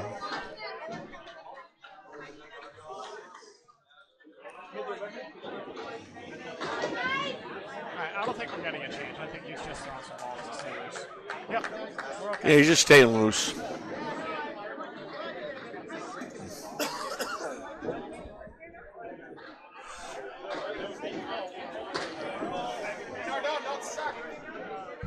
Mike Nardone will be leading off on the left against a freshie, Nick Zeffalato. Wow, looks like they've already bowled. Now they haven't. All right. Big thing about Freshie, he did in the final King of the Palace series, scratch. He bowled a 777.5. So.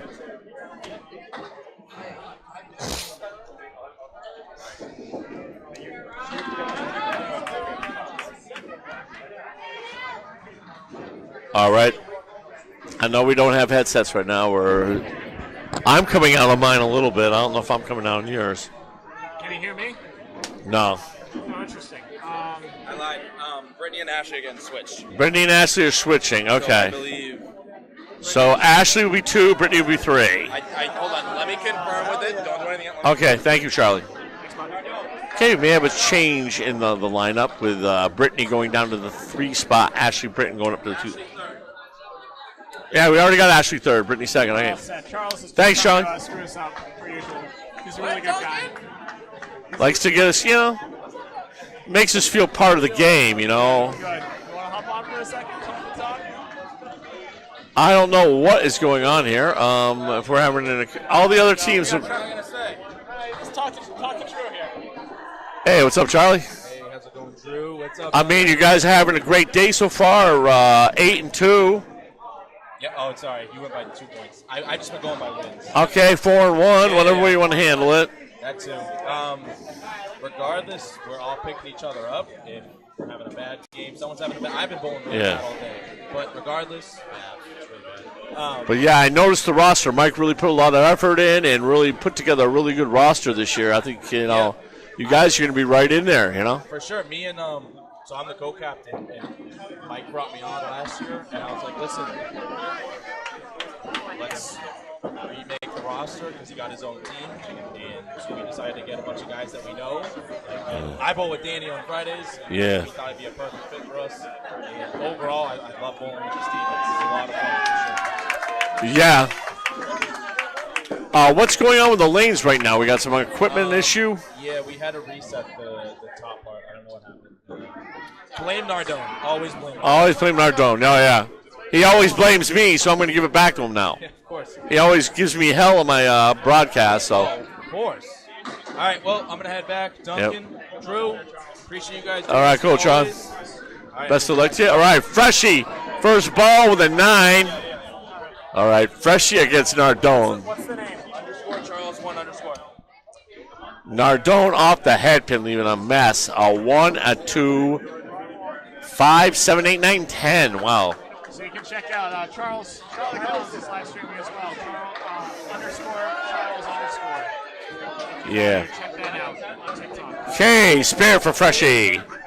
That is Nick Cephaloto's nickname for those of you who don't follow Candlepin Bowling, but he's had one of the most famous nicknames in the sport. 1-7-10 there, left by Mike. We're going to call him Freshie. You just got to get used to it. Sorry. Duncan, is there any way I can get some volume into my headset at all? So I can hear you at least? I don't need to hear me. 7 for Mike.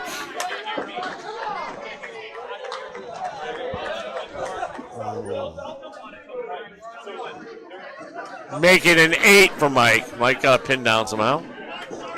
Then I missed 8 for Nardone. Thank you, sir. Here we go, second box here. Freshie out quick. 7, 8, 9. 19 for 1 for Freshie. Nardone with a great 9 drop, leaving a 6 pin. Test. Can you hear me now? No.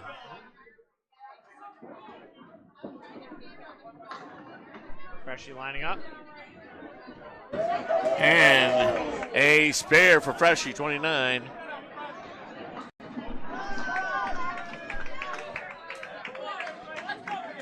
Nardone misses. Oh, man.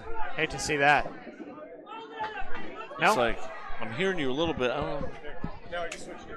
Test. Hello. I can hear you. Can you hear me?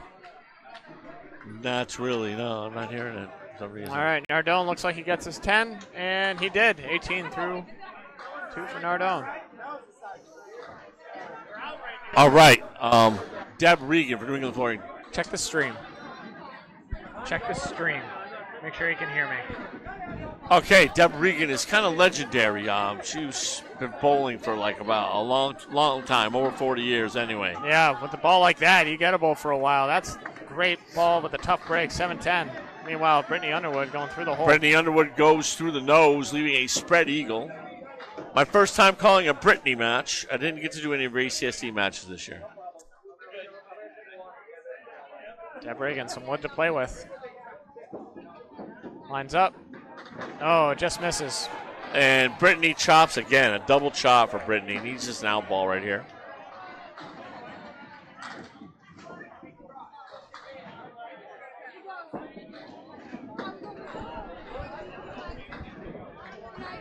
And there's an out right there. So 9 for Deb and 7 for Brittany as we start game 6. This is live on YouTube, ACS or Candlepin Bowling Network at Academy Lanes, Mixed Worlds, Haverhill, Mass. Drew Steele on the call, Duncan MacDougall on the sticks, helping out. Only 1 for Deb. Yanks it off the head pin for Brittany, getting a 1-3, 6 and 8. I call this the baby Cleary. Oh yeah, baby Cleary.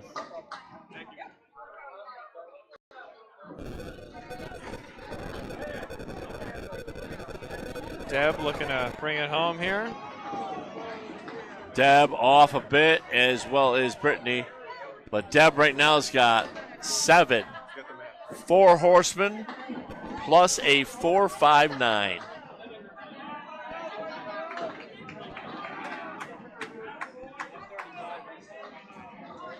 Okay, Deb. I already did it. It's gone. I got it. Okay, 5 box for Deb and an 8 box for Brittany. Tough start all around right there, Yeah, but plenty of time.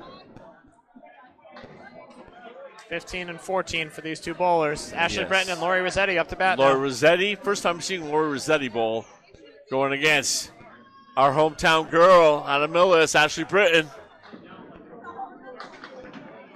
Ashley, one of the few bowlers that I call it goofy. She throws off the wrong same leg. foot. Right?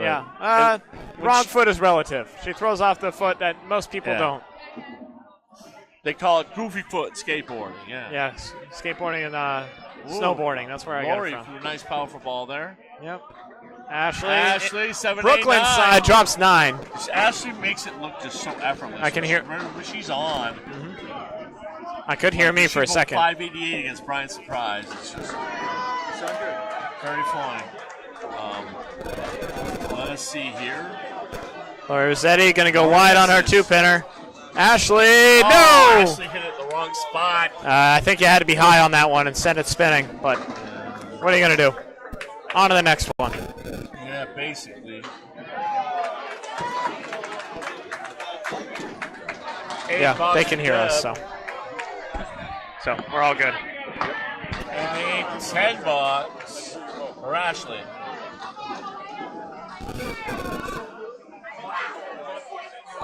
All right, apologies. Let me get that updated. That is a 10 box and an 8 box. So we be coming out over the broadcast? Or? We're good. All right. Second box here for Lori Rossetti, and Ashley Britton. This Lori Rossetti has a nice follow through. I'm noticing that. Oh, she gets rewarded too. Oh, Ashley with the half poster. 9 drop. That's the ball she wanted last time.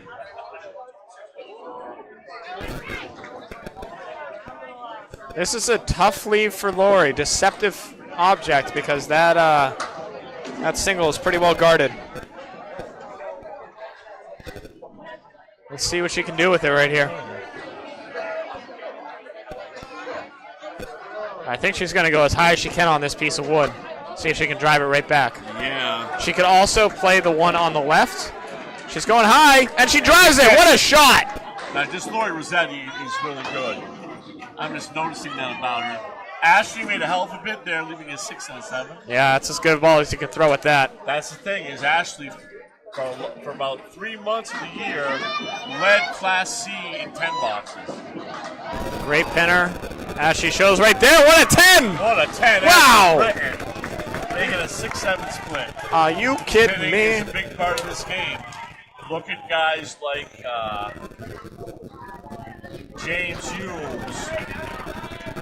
James Humes, Glenn Gill, yep. Mark Van Heineken. Van Heineken's a really good one. Keep the ball in play and pin well, and they're doing very successful. Absolutely. So for New England Flooring and Backsplash, Tim Hazer. Tim's also part of the Western Mass crew. He pulls out Agawam. He throws a great smooth ball, as shown by the hammer. Tim Hazer. Open up the kaboom box for Tim Hazer. Charlie trying to answer, and he's going to. Turn up that kaboom box, Charlie Collins. Let's go, dude. Wow. That's the answer. Those are some of the, man, we only had like 3 strikes between everybody in the last game. Oh, yeah, these two are great guys, too, so it's fun to see them go crazy like this. Let's see somebody can throw a double here. Let's see 2. Why not? No, not that way. That's 2. I called it. It's not the way I wanted. He's got 1 more for the fill. Thankfully. It's going to get Charlie pumped up, definitely. Charles drives it way off. Yeah, it's a very unique footwork where he goes left and goes right. Tim Hazer, what a bid! 9 fill for Hazer, though. 19 for 1. Charlie going for a spare. With what we call the cluster bunch. Oh, not the pitch he's looking for. Lucky to get that much out of it. 1, 3, 8. 9 for Hazert. 28.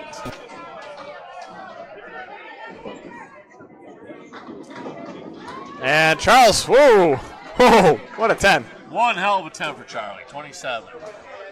Okay, Danny Harris coming up for the Narclones. Brian Mayer for New England Flooring and Backsplashes. I'm pretty sure Brian Mayer is a Western Mass guy, too. I think I saw him at the Candlepin for Cancer, what was it, King of the Hill. I'm going to stand up for a second. Please do. It's boring a hole into my anatomy here. Brian, wow, got lucky there off the head pin. Gets a diamond. Diamond 1. Danny Harris. Leaving a 4-5 with some wood. These are some high caliber bowlers there. High caliber bowlers. Demonstrated by a great spare right there. Danny got a nice leave as well. Danny's going to make this. I don't know how yet, but he's going to make this. Oh, man. Scoots it right by. I don't know.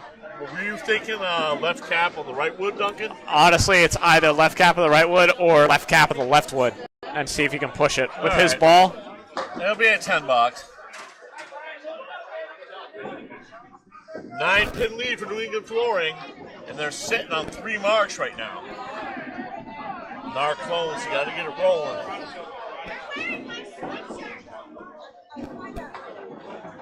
Got to get it back rolling early. Is New England Flooring's out to a good start. Case 5 on the spare for Meyer, puts the lead up into double digits. So here comes Danny Harris in the pocket. Goodbye. Wow, look at those pins drop. Hammer time, Danny Harris. Brian Mayer from 2 in a row does not get it. All right.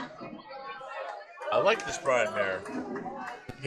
I just watched these guys on Paul Grant's stream live on Facebook that I subbed in on him for 25. To give him a break. He throws an awesome ball. Okay, back to the top of the order again. Nardone. He's going to be on the right lane this time. For his team, the Narclones, he's the captain. Going against Freshie. That's Nick Cephalato, the man on the left lane.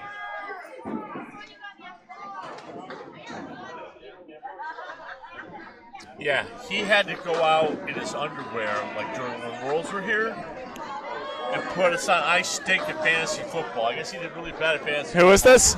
Freshie. Oh, of course he did. It got on the internet on more of the Candlepin networks. It went viral.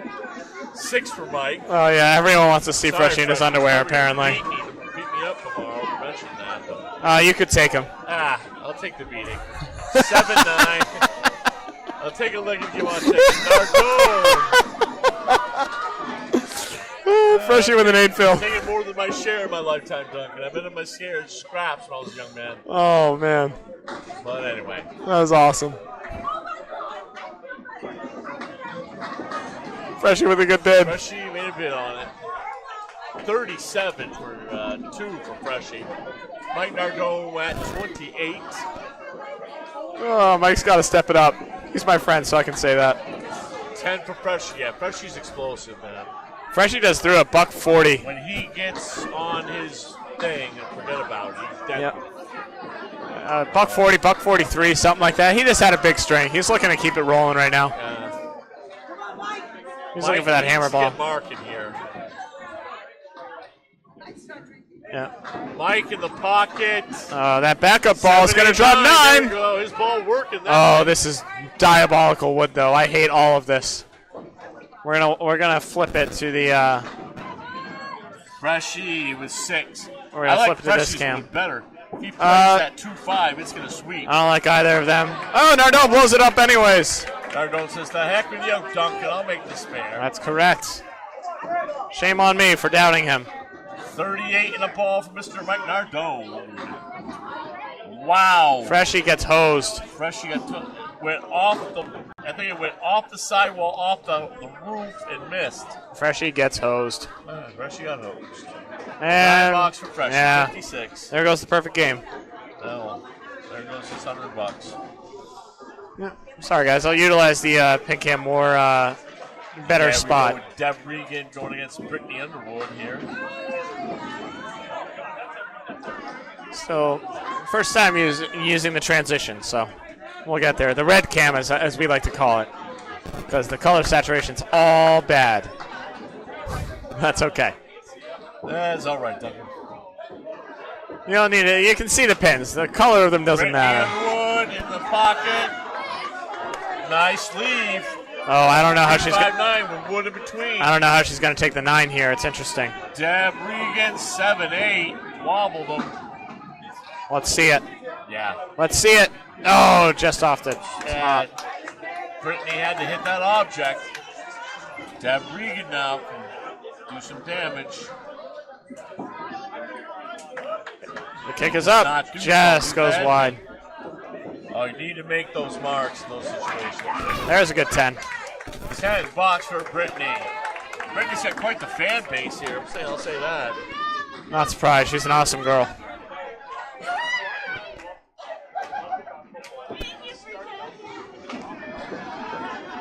Great person, funny person. Great bowler too. Deb got a 10. All right, 25-24. Brittany leaves Cleary right there. Deb, not where she wanted it. 3 for Deb. For 7-8. Brittany just missed. I hear Brittany's real dangerous. She's bowling up at Timber. Yeah, she loves that house. Her ball works really well there. Deb went way left there. Yeah, trying to find it right here. Trying to find the range. Brittany with a 9. All right. 34 for Brittany. Deb has a cluster bunch for an out. Oh, what a pitch! Gets it. One hell of an out, Deb Regan. Puts her even. For $10. That's a quick 22-pin lead for New England Flooring. Narclones have the extra hit, though. Rossetti working on the ball right now. Narclones with a strike in hand. They're in the powder blue, New England Flooring. Narclones are in the black with some blue flourishes in the back of it. Ashley Britt right now. 2 $10. I think shot. Go ahead. 20% on the way to that perfect game. Ashley, 5. Wow, left to Cleary. Cleary. Lori on the Ball fill. here for Flori Rossetti. Oh, no. Oh, it took the 5-pin on a walk. Won't go, though. But, yeah, she's got nice wood in the back. And she buries the 1-2, though, for the spare. Ashley, not quite. All right, here we go. Lori Rossetti.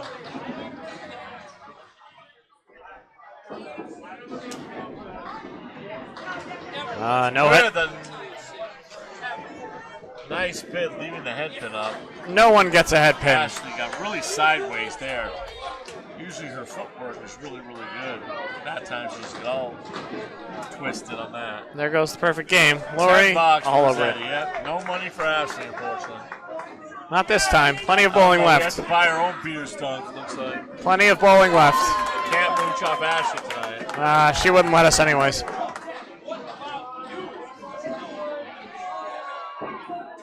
That's a pitch. Oh, man. Thought it was going to come in.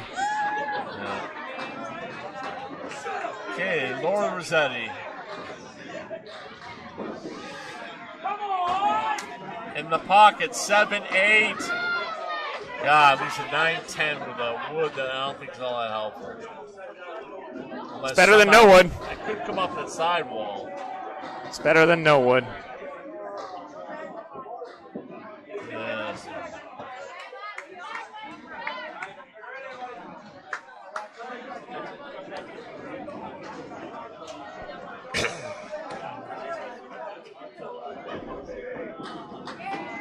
How about it? All over it. Misses the wood. Gotta go for your 10 box.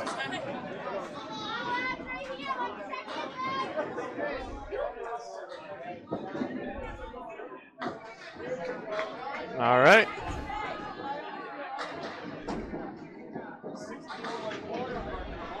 Okay, 10 bucks for Rossetti, 9 for Ashley. Another pin. New England flooring out to a 29-pin lead. Danny Harris does have a 2-ball fill, and Nardone has a fill.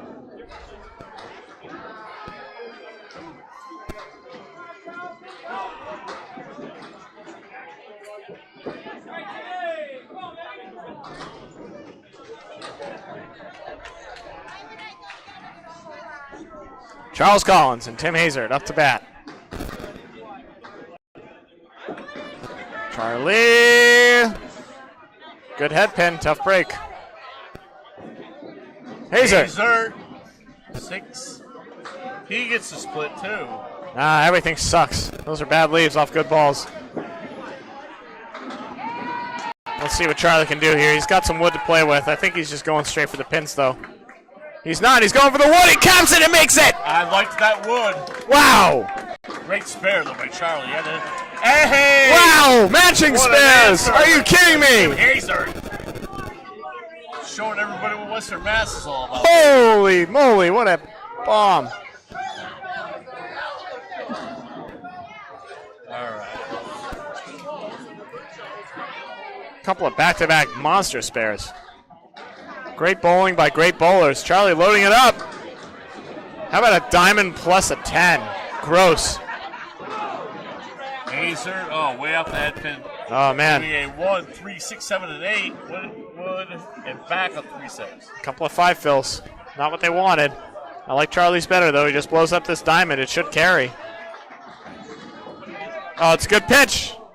What? A little bit of a roadblock there on that flat plank. Is he going to get it? Oh, man. Hazard gave it a ride, did not go. Unfortunate.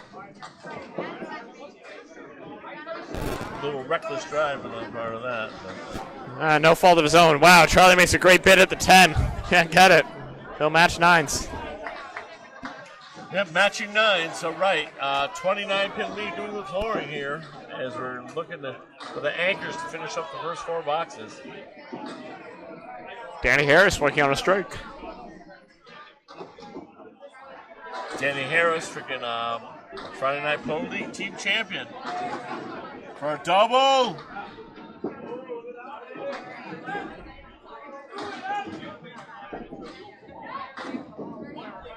Mayer got very fortunate, splashed 6 out there, 1, 3, 8, 10.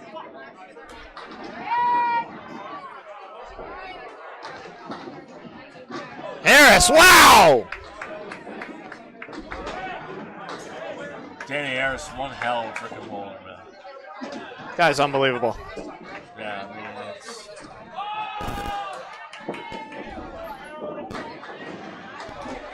It is a 9 box for Mayer, 34 for 3. As Justin Waters calls it, Danny Harris doing Danny Harris things right there. He makes those hard shots look so easy. It's kind of insane. It's lunacy, right?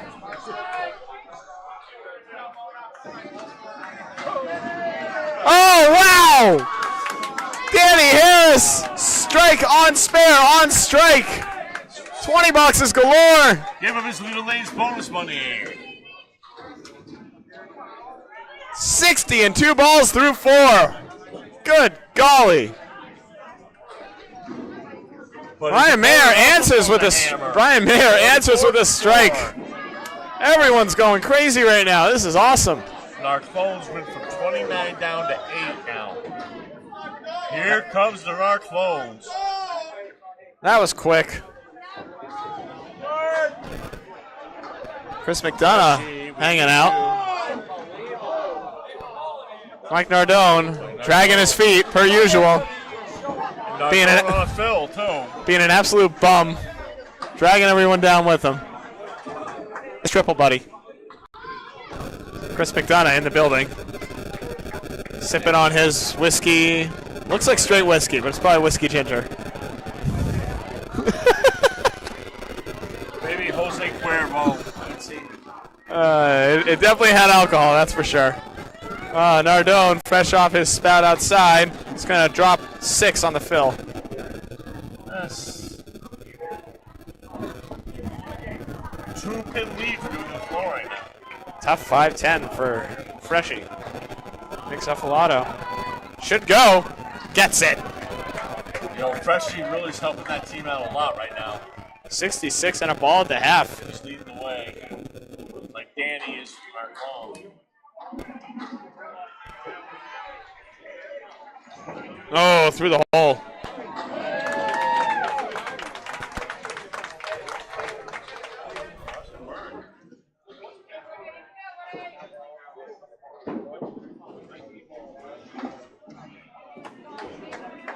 Nardone. Ooh, Nardone with a 6 box. Loves that hole. Yeah, that's rough. All of a sudden, 6-pin lead, though. Oh, yeah. Ball in hand, though, for Nick Cephalato. Freshie right here. Hi. Hi. Ah, fine. Body already did that. Go get a match. I didn't know you were here. Wow! Freshie, strike on spare. Freshie on a rampage. He has those capabilities, man. Mike Nardone, less so. Drops 5. Okay. Mike needs this right now. Make this fair, give his team confidence, you know? And he's just a little bit off. I've seen Nardone get a lot of 630s, 650s this year. Just went 648 at Millis on Tuesday. Mike and I kind of started out at the same time in the Worcester and Central Mass area. Woo! 70. There were times back in the early 2000s, I'd bowl Mike head-to-head and I'd beat him sometimes. Nowadays, that would never happen. So he's at 115, 117 average. So Freshies. Progressed past 104 average. Yeah, Mike Nardone's great bowler. He's really been worked hard in this game, man. Perennial in the ACSDA. I always had fun bowling against him too. He's always been a great guy.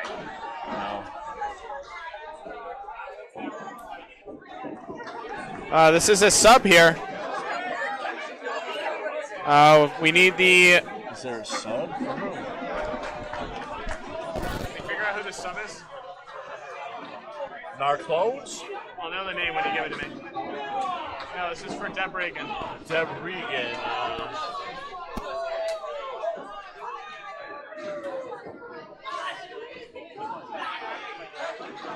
I got it. He's got it. Amanda labeled? No. It has to be Amanda labeled. There's no other women. It is Amanda. Okay. It's got to be Amanda Label. They don't have any others. Okay. Amanda Label in the game right now for captain's decision. Brittany had a, All right, apologies for that. We have a $10 for Amanda, putting her at 44 at the half. Of course, Deb Reagan started the first 4 boxes. Brittany way off there, just hit the 7th pin. Amanda Label is up. 99 average to 3 games at 298 thus far. Label leaving a 1, 6, 7, 10. Underwood leaving the 1, 3, 6.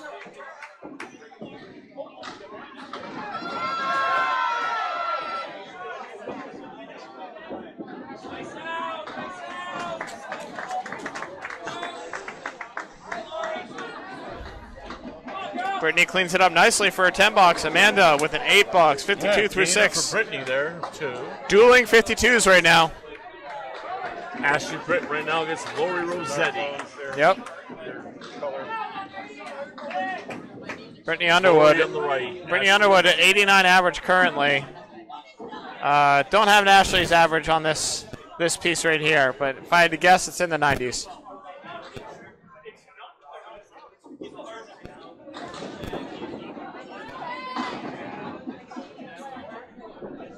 All right, Lori with a 5. Ashley on the head pin gets robbed. Leaves a 4, 6, 7. That's vicious. A lot of wood on the deck, but it's going to be hard to make it get over. Wow. All right, here comes Ashley. Lori was getting robbed last game, and she's getting robbed this game. Ashley just got 1 out of that. 4, 6. I think that's where she was trying to play it too, just didn't quite carry.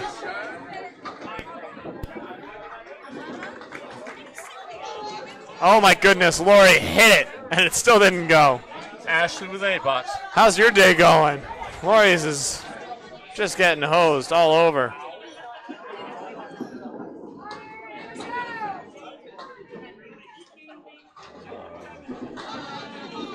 So it's a 51.5 for Lori Rossetti, 45 for Ashley Breton. Lori, of course, had a spare 4, so she's pinning well and has the mark. Ashley is just pinning well. Drop 5 so far.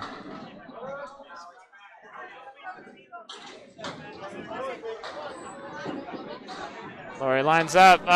Turn the wrist just a little extra. Chop zone. Ashley. Not what she wanted it. All right, Lori Rossetti coming up right now. Trying to make the washout. And is off, leaving a 1, 6, 7. Ashley way off, too, leaving a 1, 3, 9, 10.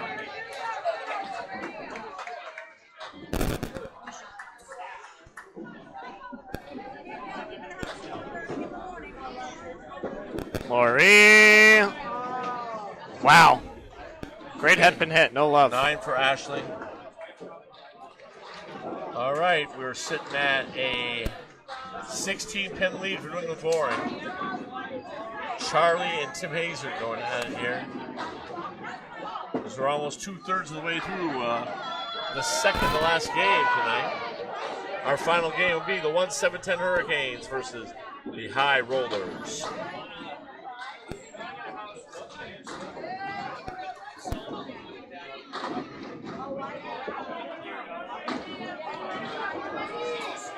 Mark Carrier just threw an absolute bomb on lane 17. Tim Hazer threw a half Worcester.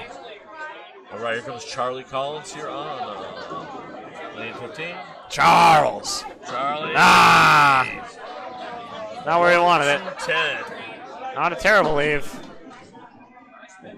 I like it better than Hazer. It's Hazer. Wow! Hazer makes the half Worcester. Beautiful pitch. 62 and a ball at the half. Charlie lining up. Oh, won't go. Great bid. Great bid there by Charlie. Gonna go for $10. 1-7-10 Hurricanes. I think it's gonna be a lot of people from Maine. I don't recognize a lot of the names, but I know Brian at Hearn I've heard of. I've heard of Aaron Basford, Katie Witham, so. Yep, seeing a lot of new faces. That'll be good. Charles cleaned up for $10. 61 at the half for Mr. Collins. They, I think, are from Canada. Lene Ward, Patsy Connor, Stephanie Miller.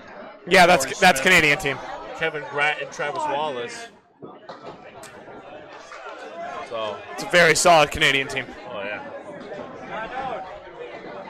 It's nice to see people bowl too that you don't see bowl. Yeah, no, we down here in Massachusetts we don't see a lot of Maine and Canada, so it's good to see the. It's good to have the experience and getting views on their matches. I know they don't do a whole lot of streaming, so. Hazer gets a break. Nice 8 fill, 70 half. Gets the lead up over 20. Charlie looking to answer with a big ball right here. Oh man. How about a half Worcester? Well, Hazer just made one. Why not Charles?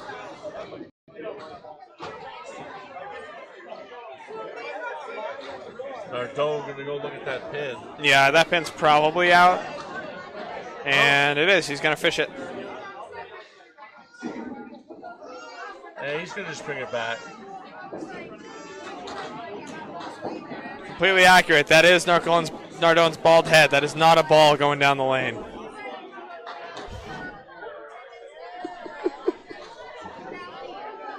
Hazer at 1-7. I got a feeling he might make this. Oh man, put it on the right side, just didn't catch the pin.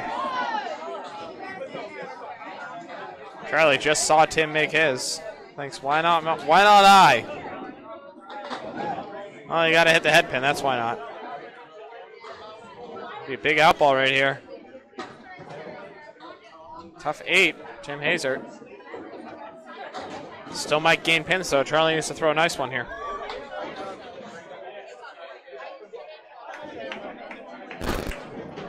All right. That'll be an 8 box.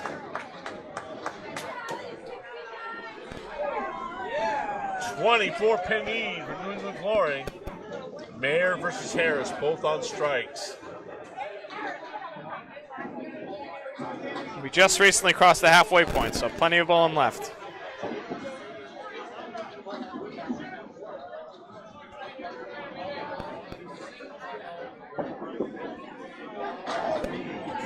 All right, Mayer, first ball on the strike. He's going to drop 7. He almost wished those pins stayed up, though.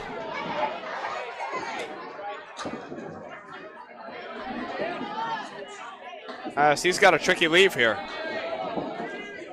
This is the 4-7-9.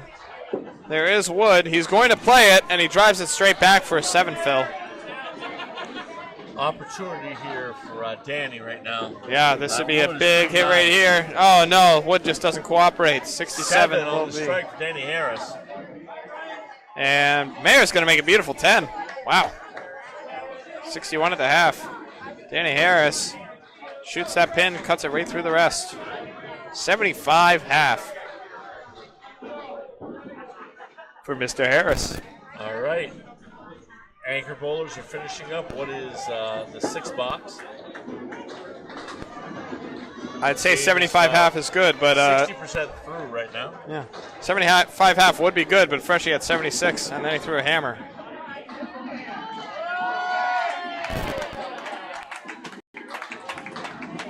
Danny Harris missed that. Could leave it a 1, a 3, a 4, and a 7. Yeah, after seeing Mayer go spread eagle, he almost wanted to.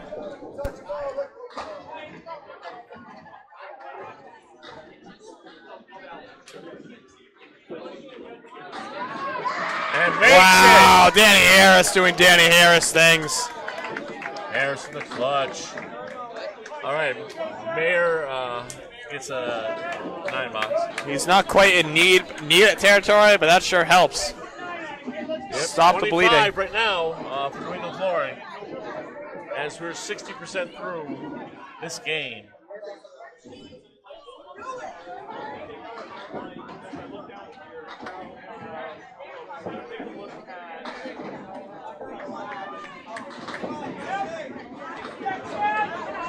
Nardone leaving a 1-3 for 7. Freshie going for a double. Oh my goodness, what a bid. Freshie really got his game working. Oh, Nardone got robbed.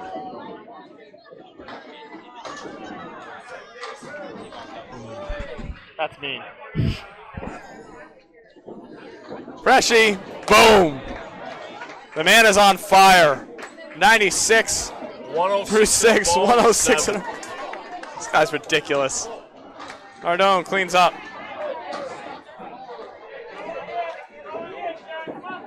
Freshie's on a spare. He's not on a strike.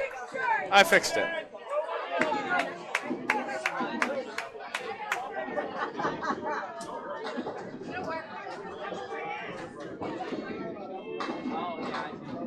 Nardone. Oh, man. Here comes Freshie. Nardone gets 7 on his first. Freshie off the pocket that time. Got 7. Oh, 7 as well. 13. These are leads in the 40s now for New England Flooring and backsplashes.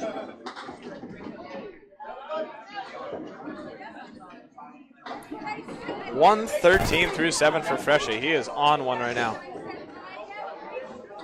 How about another? Oh! What a bid. Freshie's lighting it up right now. Oh, Nardone gets his 10. Well, no need of that, like you read about. Freshie does not. Rare miss. 122 for Freshie. Mixed up a lot, though. This guy's going crazy. How many marks? 1, 2, 3, 4, 5 marks thus far. 5 marks in 8 boxes.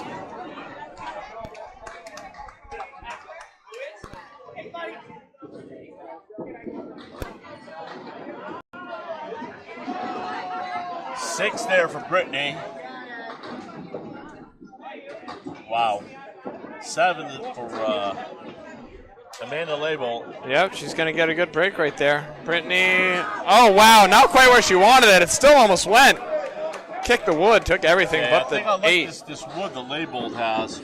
Yeah, she's got to hit it, though. Not there. Wow, it didn't deflect over? No, it was always too far back. She needed to hit the head pin first.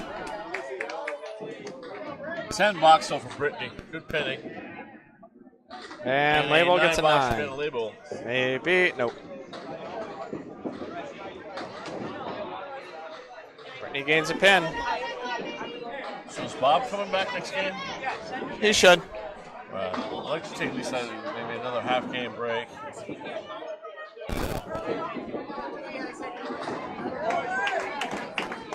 All right, 6 for Brittany. And a hammer. There we go. Woo! New England Flooring. And Brittany misses the spare. New England Flooring putting the hammer down. Only won 1 game thus far. They are shaping up to take another. This is rough. Narclones really, they're 8-2 against a 2-8 team, but you never know. Every has got the swagger going on right now. Every team's dangerous. It's a mixed world tournament. Every team's big. Oh yeah, you know, the best of the best are here. If you have an off game, you're in trouble. Ashley gets a 7. All right, it's a good break. Let's see what Rossetti here for New England Flooring does. Lori's been throwing a good ball, getting no breaks. And, well, it's not a great ball, and that's an okay break. 1, 2, and 10. Just Lori has a nice release.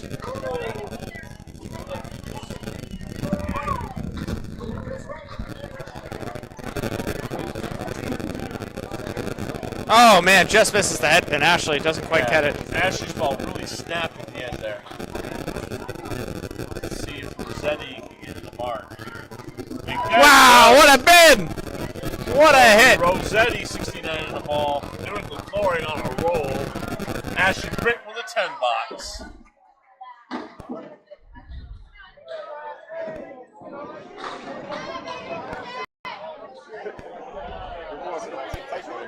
Riverwalk's up 20 but down 2 balls, and the Hurricanes are threatening to ready to break up their undefeated season.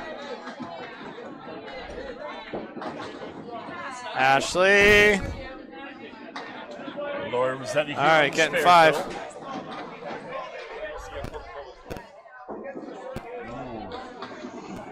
Gets 4 out of it. 5. 5 it is. It's a nice 5 there for Rossetti. 74 for Rossetti. You know, Ashley needs this one. Ashley just seems like she's way off balance. Like, when she released the ball, she was almost facing us. Yeah, she's got to find it right here. I know. It'll help a lot. Footwork usually is a big strength for her. Yeah, Lori can't quite carry. Rossetti just missed it. Definitely wanted it. But her team is up 45 right now. Ashley waiting for Evan Riva to drop 9. And here she goes, and it's a tough 7 bucks. Yeah, right there, 71. Just having a rough game. That kind of bums me out because the one game I got with her last year, she had 82. Yeah. I got her back in the ACS team, but she bowled at 588. Yeah, hey, you're my good luck charm. You can't be everyone's good luck charm, though, right? I was for her at least at one time. All right, there you go. That was her season high series, and she beat who was the #1 seed at the time, Brian Surprise. But anyway, we're back. Charlie Collins, he's explosive as all hell. He can put a double up at any time. Hey, it would be very helpful right now. A 46 pin. Years old, Charlie. Yeah, 46 pin deficit right now. Near his prime yet. He's 122 average. No, guy's unbelievable. Winds up. Well, that was a bad ball. Normally he throws a good ball, but they can't all be good. We're not all that great. That was a great ball though from Tim Hazer. Drops 8. Yeah, Tim Hazer. He's got his game working right now. He can bowl with anybody when he's on. Oh, yeah. Charlie, way the hell off. On Charlie's drifting right now. He's got to reel it in a little. Tim Hazer into control, delivers. Yeah, Hazer's got his game working, man. They're pouring it on right now. Yeah, I mean, hey, a lot of frustration. You lost 4 out of 5 games, and you're in the lead. You're going to really, that adrenaline's going to get really jacked. 8 bucks for Charlie Collins. Yeah, I mean, it's still so early is the thing. You can have a rough Friday and still come back and make big waves. Oh, yeah. In this tournament. You got 2 whole days left of bowling. We got 13 boxes left in this game. 23 matches. This is only match number 6. Yeah. Plenty of time, even if you're having a bad day. Charles. Still can't find that head pin. Tim Hazer loading up. Wow, look at those pins tumble for him. Working ball rocks it. 7. 95 through 7. He's not a sleeper there. The 9 ain't up. 9 is gone. Okay. Charlie, footwork being an issue for him right there too. Charlie I haven't seen him miss this many objects in a row in a long time. Yeah. Just a little bit off. Hazer off his eye. He did say he's been struggling today. So. Yeah, it's just nobody's perfect in this game. Like I'm saying, the width of a razor blade, there's no exaggeration. Yeah, if you only got to pick one or 2 days to be good, though, Friday's a good day to struggle. Come back and bowl well next few. Tim Hazer with a 10. 105. Danny Harris from the Narclones has the fill ball, but 65 pin lead for New England Florida. I knew New England Florida has some good bowlers, but I was not expecting anything like this. I mean, Tim Hazer is a monster. Brian Mayer, great bowler as well. Nick Zuffalato is just, Freshie is on a tear right now. Oh, there it goes. Danny Harris. Strike on spare again. Danny Harris is just carrying the team right now. He's trying to drag them in. And Brian this is Mayer, though, the pretty good spare. Yeah. The 198 gets it. Wow. Got a big break off the head pin, took advantage of it. That's yeah, that wood was just pretty. It can't pitch a break. You gotta make it. Have to. Required. Especially at this level.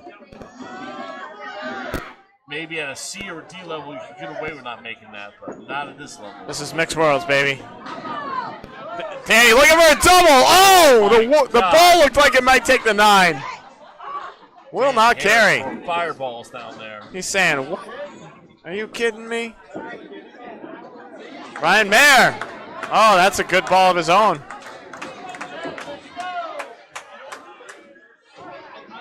Danny Harris, spare. 125 and a ball in the 8 for Danny Harris. Mark a machine, Danny Harris right here, going ballistic. Today, hasn't he? I don't think yeah, he had a 160 earlier. 68, I believe. Mayer missed his mark.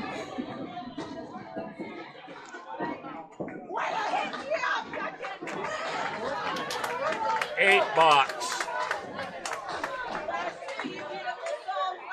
$8 for Mayer, Duncan. Oh, thank you, sir. Sorry. No problem, man. So yeah. 95 it looks like, because he filled his with 7. Yeah, we forgot to put a spare in the fill. Yep. All right, it's down to 42 from 70. Here comes the Narclones. Freshie on the pocket, no love. Nardone on the pocket, less love. Wait, maybe more love. No, it's less love. This wood has to flatten out or he's in trouble. Nardone's got some wood at least to help. Freshie's got that difficult 3-6-7. But the way he's bowling, I would not count him out on this. All right, that wood got a lot better for Mike. Oh, come on back. No. Tough spot. We're going to flash to this. Right, watch Freshie go straight through the hole. See if Nardone can make a heck of a shot. The wood looks primed to take it. It is! He makes it! Wow! Here comes the Narclones. When the Narclones come marching in, you better be in the number. Oh, and Freshie makes a beautiful 10. That's what they need, though. Marks. Man. Oi, oi. Marks and fills. 132. Let's see Nardone put something together here. Yep, this could get it. An 8, 9 or 10 will get it less than 35 pins. Oh, Freshie. Tough break right there. Good ball. No luck. Nardone in the pocket. 5. No! Wow! That's a little bit light in there. The sidewalls here are not reacting. That's lunacy. Man, that is lunacy. Great pocket. All right, so PC Enterprises was making a late run at Coca-Cola. Amanda Carroll had an 8, had a 2-pinner. She whiffed on it, hit a bunch of wood. It jumped off the sidewall, took the spare out. 23-pin lead with 6 to go. Nardone made an insane bid. All right. Nardone got the 5, 8, 9, 10, left the 7. What a bid by Mike. Ho-hum 141 game for Nick Zuffalato, Freshie. 104 for Mike Nardone. Yeah. Freshie just, when he gets it going, he's devastated. He is on all cylinders. 37-pin lead. Those 37 pins are Nick Zuffalato. Yep.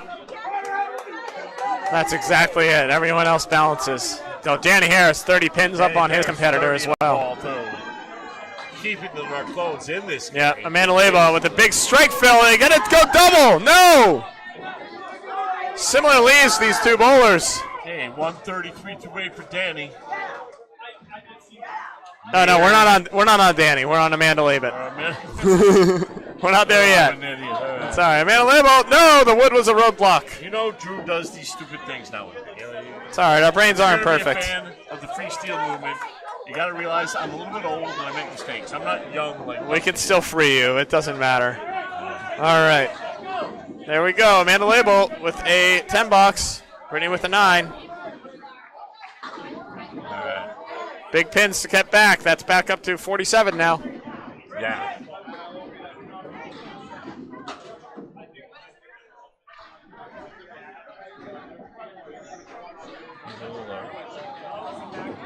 Amanda Label, that's a pocket. Brittany Underwood, another pocket. Wow, 9. Can't take the last one. All right, tough split for Amanda Label. Weird wood for Brittany Underwood. 2-4-10, Duncan? That is indeed a 2-4. No, it's a 2-4-6. Oh my goodness, what a bid. Amanda Label can't carry, Brittany can. Brittany does, boy. The Narclones needed that. What a swing right there in the span of 2 seconds. Yeah, Let's see if Amanda can get the 10 box. Finish with 100. Yeah. Pins are big. Pins are big. And Amanda had like a 60. Oh, there it goes. 100 game. No, they're going to give her a 9 on that. They're saying it went in the gutter. Yep, Okay. went in the gutter. Here we go. Brittany Underwood with the biggest ball of the game for the Narclones coming up here. 46 pins, could be less. All right, 5 fill. 96 for Brittany. Cuts it down to 41. All right, 6 boxes, 41. One ball, make 7 a box. 1 ball in hand for Danny Harris as well. Yeah, I mean they need at least. They need to mark 5 and get 8 in all of them, or mark 6 and get 7 in all of them. And New England Flooring not marked. Laura Rossetti getting a little bit of a break. Ashley Breton throwing a good ball right there. Yeah, big ball there for Ashley. Even a 2-7. I don't know about the wood though. I think it's just too far right. I don't know if you gotta hit this pretty heavy actually. Yeah, you can't hit it light because otherwise it's gonna carry them off the wall. Left You really tap, have. maybe? Yeah. No, you just have to go almost right at the pin here. It's not covering. It's just. Laura Rossetti with a chop. Yeah. 369. Here comes Ashley. Yeah, no, it wasn't carrying. You were correct. Good read, Duncan. That's why you got that 114 average. After 2 years of serious bowling. All right, nice 10 box. 10 for Lori Rossetti right there. I like Lori Rossetti. Nice form. This nice release, gets it out there. Good timing between her feet and her arm swing, man. Sorry about the. Why that italicized? That was weird. Respect that a lot. So. This ball's not treating her house very. Or this house is not treating her ball very well. 79. Yep, I got it. Thank you. All right, here comes Lori Rossetti. 5 boxes left in this match. 43 New pins. England Flooring up 43. Rossetti off the head pin gets a 7. Ashley way off, takes out the 4-7. Unfortunately. Looking to come back here in a big way. Spare would be big. Meanwhile, Riverwalk is in a tight battle over on Facebook. Rossetti misses the object again, but only has the head pin. Boy, Narclones need this mark. They're darn near must mark situation now on every box. Freshie, how did I call both your 140 games? I did. You gotta follow me that. Nice job, nice job. Thank you. Hey, good job. That is a 9 box for Rossetti. Respectable 101. Tough 89 for Ashley. 89. All right. Definitely double strike situation needed by Charlie right here. More or less. 42 pins, 4 boxes.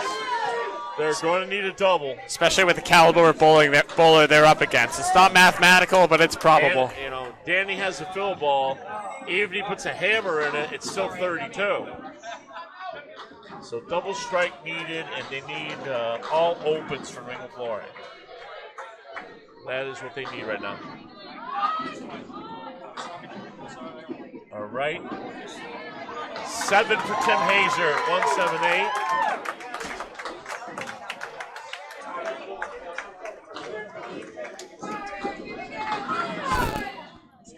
All right. With a powerful ball. Stay up. There you go. Oh, that's checker. That is extremely weird wood for Charlie. I don't know how this is going to go. He deserved better than what he got on that, definitely. Usually when you're not winning, that's the case. Yep. You're not getting. Yeah, though that was cursed from the start. Wow, Tim Hazer makes a beautiful 10. Beautiful 10 box by Hazer. 115 to 9. Charlie, 94 to 9. Charlie needs a double strike here for the team to have any chance. 43 pin deficit with 3 boxes. Yeah, Danny Harris can still catch Freshie though for the high string on these lanes. There's solace in that, even if it's not much. Just want to double check. Yeah, no perfect games to be had.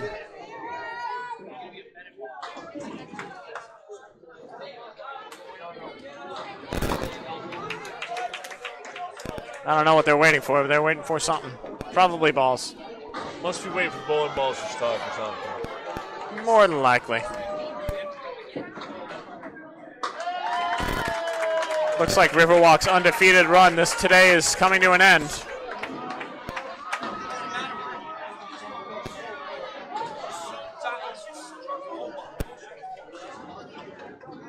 Hazer gets a break. Drops 8. All right. Big ball here for Charlie. Ah. Just missing the head pin right now. Chop suey there, 258. Hazer. Not what the doctor ordered. Hazer sent 2 pins over to that 10. Neither of them took it. Yeah, must mark here for Charlie.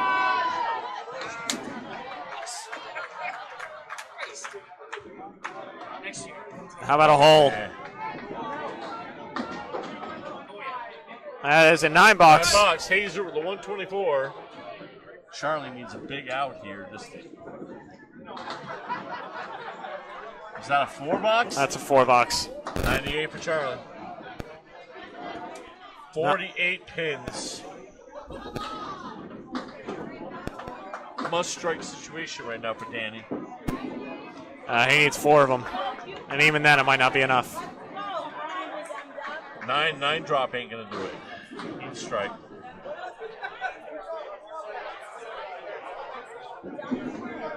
Yeah, it's borderline required in this box. This would be a huge win for them to get back into the race a little bit here. Mayer way off the head pin, leaving a 6, 7, 9, 10. Danny Harris drops 9. Great pit, but not enough. Cuts it down to only 39. You got a box left. Ryan Mayer throws the hammer ball again. Makes a spare. Tremendous game by Danny Harris. 144 to ball.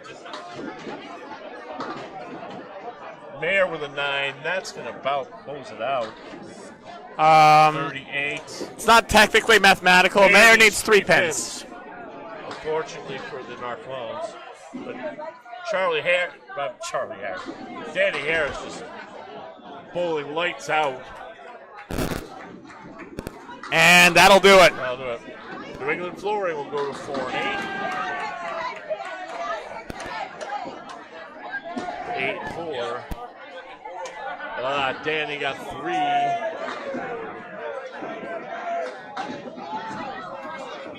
What a bid, but Danny did not go. 155. We get a 166. 156. There we go. Harris. Fantastic game, but not enough. Not enough. New England Flooring did a little bit better as a team. Won by 36. And counting. And Mayer has the ball. Danny Harris, 2 games over 155 so far. I think you're the only undefeated now. All right. Andrew Steele, I'm going to take a break for a second. Duncan MacDougall, we'll see you in a few for the next match. Nicely done. We got one more. Now we can put up the 7th. Match 7 coming. Can Bob take over me for a couple? I got it. Yeah, I'll do Yeah, we got. We'll take the last one. I'll get the rosters for you. Yeah. We'll take the last one for this one. Yeah, that's fine. I'll get the rosters. I do want this. I really like to have that. Yeah, absolutely. So as long as they say you can have one, it's fine. The last time they were just like, "This is our only copy. Yep. We need it back." So that's. He made an extra copy last time. Okay. For me. Good. It was Josh. Josh and I, we see eye to eye. Okay, good. Ted is like Ted likes to control me. Yeah, I can see that.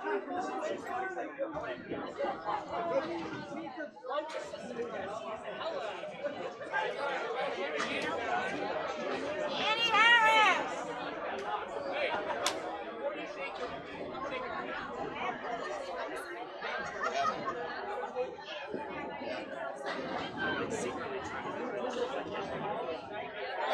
Hello, bye.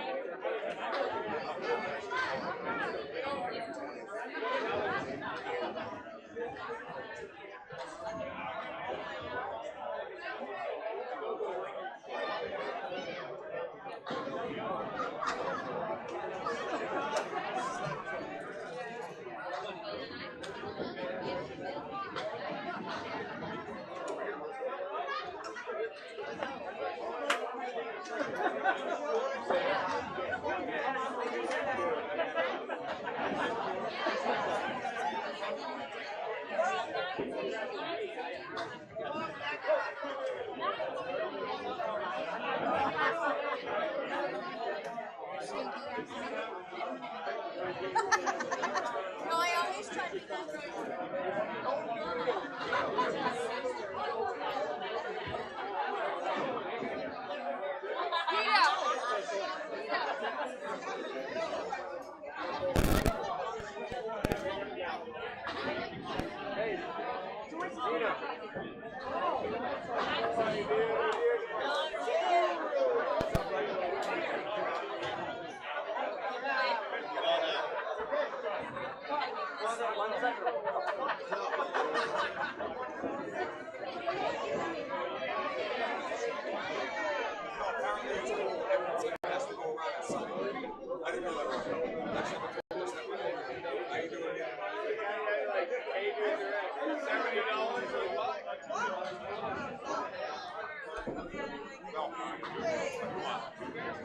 First guy off.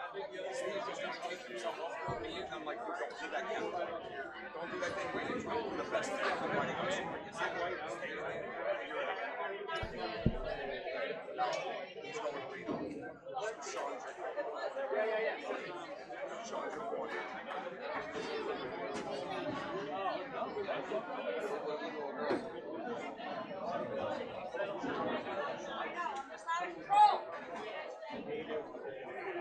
Hello, hello. Last call, 50-50. We're going to do it at the end of this game. We're already up over $1,100, so winner's going to get somewhere around $500-600. Please see Steve Latch's team, Team Riverwalk. They're the ones selling at this string. It's a main team versus a Canada team.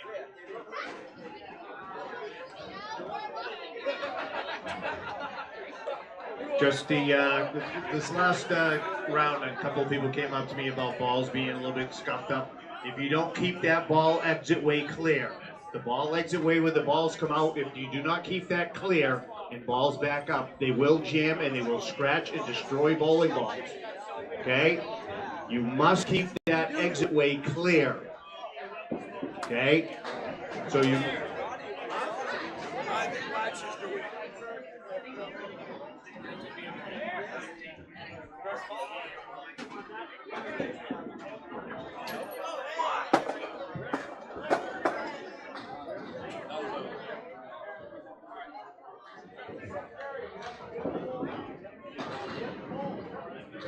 High-lows, I think they're wearing red or pink or something. High rollers is in black. High rollers or high-low dispensary? High rollers, I think. Oh, okay. I might be wrong. Let's check that. It's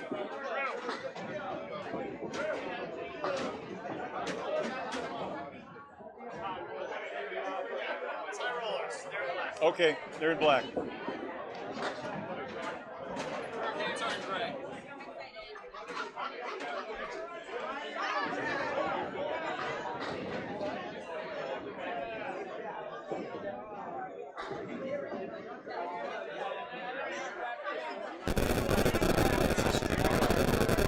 YouTube, Candlepin Bowling Network, as well as they're on Facebook. Yeah. We're on YouTube.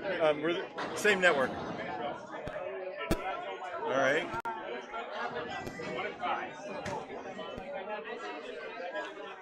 Hi everyone. You probably haven't heard my voice yet today. Hi everybody. Hi everybody. Happy June. Happy June. A lot of these tables are starting to like be wicked cluttered. Can you guys just throw your stuff away before we move? I mean, I'm probably guilty of it too, but we should probably have a good cleanup. Here. Good luck this last one. Get it out of here. The quicker we finish, the quicker we can go.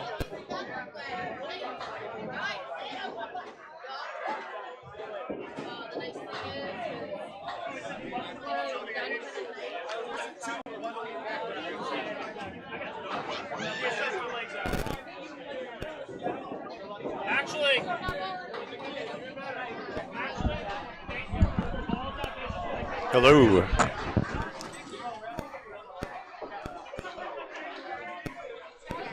you good to get it set up? I'm going to grab a beer for this last one. Okay. Got the high rollers. I can only High Rollers and the Hurricanes coming next year on lanes 15 and 16. Bob Lee and Duncan MacDougall will be with on the call. Duncan's getting a beer, so this will be a good one. We're getting the lineups right now. Drew Steele finishing up his day.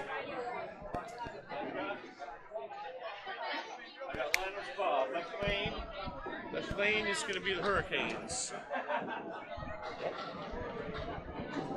Thought Duncan was going to be. Yeah, but I just need to. While we're filling their lineup up. To the bathroom. Okay. So. All right, you ready for the Hurricanes? Yep, go ahead. Bowler number 1, Mona Lamar. Mona Lamar is Lamar? Lemar. Lemar. Number 2, Karen Dumas. I'm not sure on the pronunciation on that. Duncan may have to go get that. Karen, how do you spell last name? Dumais.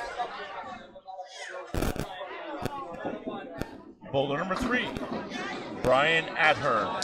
Oh, Brian, the Coastal Crusader.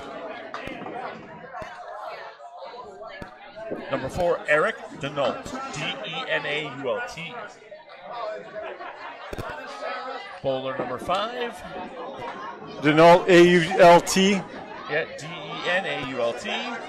And bowler number 5, Aaron Basford. Basford.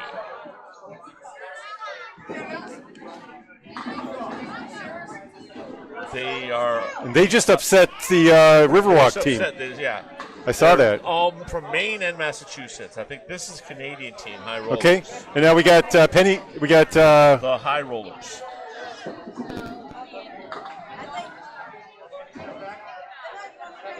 Okay, starting. Bowling first, number 1, the captain, Kevin Grattan, or Grattan. I'm not sure of the pronunciation on that.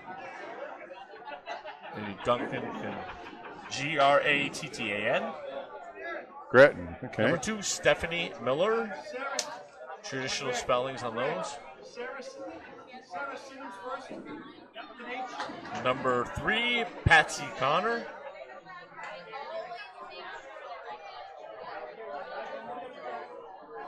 Patsy with a S-Y. Connor? Yep, Conner. Mm-hmm. Number 4, Chad Reed. Reid. And number 5 will be Corey Smith. K or K-O-R-E-Y? Yep, no, C-O-R-E-Y. Let's see. Okay, and that's a C, Corey. All right, and they are looking very close to ready, so as soon as Duncan's here. So on the ear, we're not hearing each. Are you hearing me? What? Are you hearing me? No. No. Okay. But I'd like to have that feature restored here, but how about now? No? Nope. Nope. Hello, you hear me? Nope. 1, 2, 1, dos. There it goes. I just heard you now. Can you hear me now? No. Okay. Now? No. Nope, I can hear your voice, but it's not coming through the headset. Okay.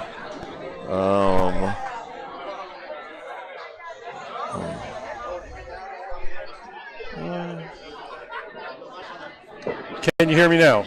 No. Okay. All right, so the first ball is good. And off the head pin, but I don't know. It dropped down to it's a Millis 8. Kevin Grattan. And Mona Lamar. All right, spare is good. We're off to the races. Spare Grattan. High Rollers drawing first blood. 1-7-10 Hurricanes. Mona gets it. Hello. Oh, not to be overlooked. Mona Lamar is the captain of the Hurricanes.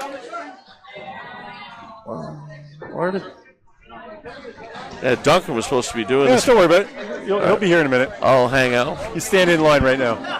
Yes. High Rollers, I think the whole team is from Canada. Hurricanes are a mixture of Massachusetts and Maine bowlers.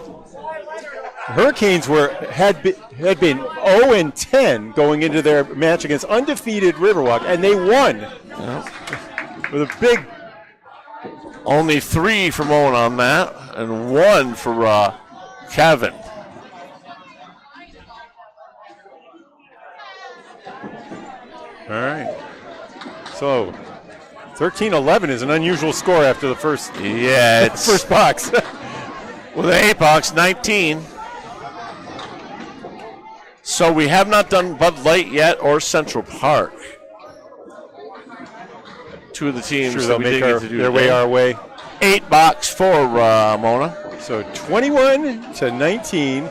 We're underway. This is a 50-box match. Total pins all that matters. I'm going to say Karen Dumays going against Stephanie Miller for the High Rollers. Hurricanes are in gray. High Rollers will be in black. Hurricanes bowling out of the 1710 Center up in Maine. Yep. And the High Rollers coming from Canada, right? Yes. Be great if we could get someone from Canada on the air to help fill us in on a bit more about the. Karen Dumays just took out the 4-7-8 there. High Rollers had been 4-6 through their first. Oh, that was a nice bid. 5. But did not go. All right. Karen Dumays leaves up the 136.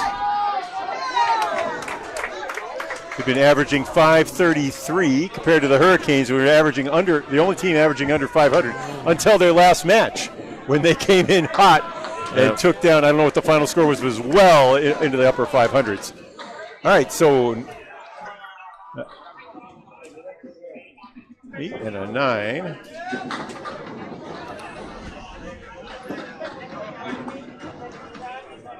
Stephanie Miller for the Rollers.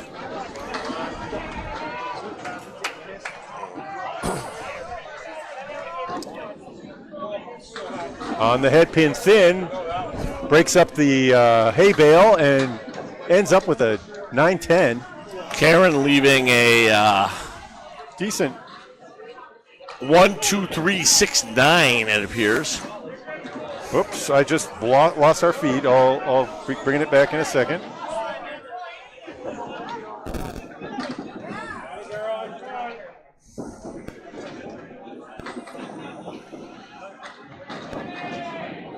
Stephanie with a spare, Stephanie Miller.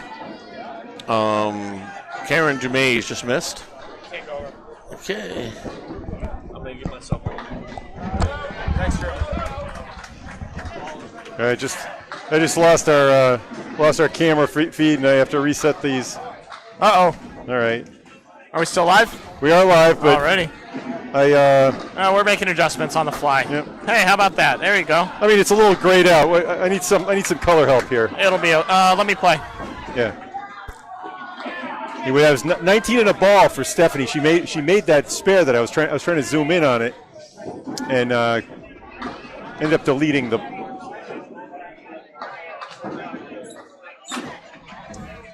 camera feed.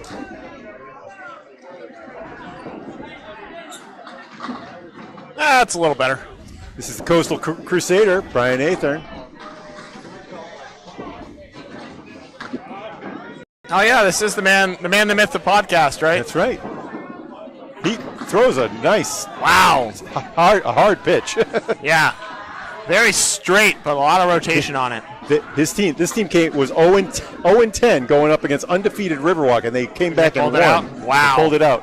They've been averaging under 500 in that game. They were. I didn't. The final score I saw, but it was like well 560 or something like that. Way up there. Yeah, they erupted. That's awesome. And his broadcasting partner Tim Matero was joining Paul and Craig and myself on that feed over there. Yeah, I saw that. That's a good time. It was amusing. Okay, let's see if we can get the scores back. Stephanie's at 19 and a ball. Okay. Patsy is at 9. Karen, by the way, Karen's at 17. 17, right? Yeah. And Brian's at 9, and Patsy's at 9. And Brian gets 9 more on the first ball of the second box. Okay, we're back up to date. Our cameras are a little browner than usual, but hey, that's kind of cool. We're here. We're trying. We're fighting the good fight. And I don't know if these colors are doing justice. The Hurricanes don't look gray enough on the screen. That's true. Turn down the brightness a little. Maybe that'll help. I have another brown, another gray that I can try. I'm a lighter gray. There you go. I like that. We'll give him dark letters instead. Yeah, that looks pretty. All right, Adhern did not get his spare. He did get his 10. All right, Brian, 19. And a pair of 9s for 18. Patsy Connor. All right, now we have Eric Denault and Chad Reed. I'm going to go get an update on the standings if you can handle Please this. Do. I will carry. I will carry the stream.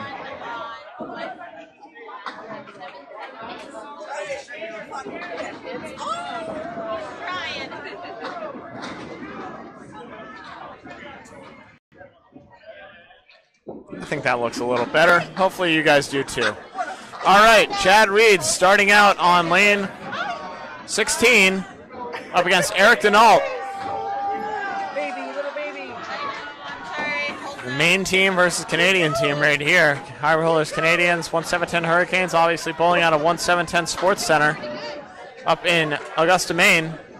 No scores yet, as Bob's about to tell us. Oh man, Eric Denault, good bid, won't carry. The wood played a factor, the wrong factor. And that's a hole, that's an 8. Chad Reed starting out not the way he wanted, but it's the way he's going to. And an 8 boxes galore for these two bowlers starting out. Right now, very even. Stephanie Miller's spare being the difference. Well, so on paper, the high rollers have been averaging 551, and the Hurricanes under 500, 497. Yeah, that was before last game. Before last game, so you see if they had that adrenaline. You know what? The Hurricanes are over 500 now for sure. Yeah. With the way that they just put out. What Brian was saying is the energy was incredible on the team, and he was sweating. And yep, that's the way it goes. That's the team event. They feed off each other. Chad Reed makes a great spare on the 2-pinner. Has the wood and uses it. Eric Denault, very interesting release. His foot almost slides. Oh, the updated standings. They are here. Our folks at Academy Lanes treating us well. And there they are, the Hurricanes now in second to last place. Yeah, there they go. At 2-10, but their average is up to 500 on the nose. There you go. And we've got the high rollers coming in at 500, 6-6. At 3,300, they're averaging 538. It's a big string for them. Then if they can go in over 500 to Saturday, that's big for the morale. Of course, the Hurricanes looking to keep the gravy train rolling here. Dashing Riverwalk's dreams. Yeah, an absolute barn burner of a match. It looked like. He'll give it back. All right. Oh, what a pitch. 8 drop. Aaron Bashford. Eric Denault. Do you think that wood's good, Bob? I think it's touching. Oh, yeah. Wow. 36 miles an hour. That's not the wood I was talking about, but it's the wood he got. What were you talking about? I'm talking about this wood on this side that he just went wide of it. Oh, yeah. This is Aaron Bashford, the anchor bowler for 1710 Hurricanes. Not a name I know, but I'm sure I'll hear all about it if he puts together a string here. Never forget.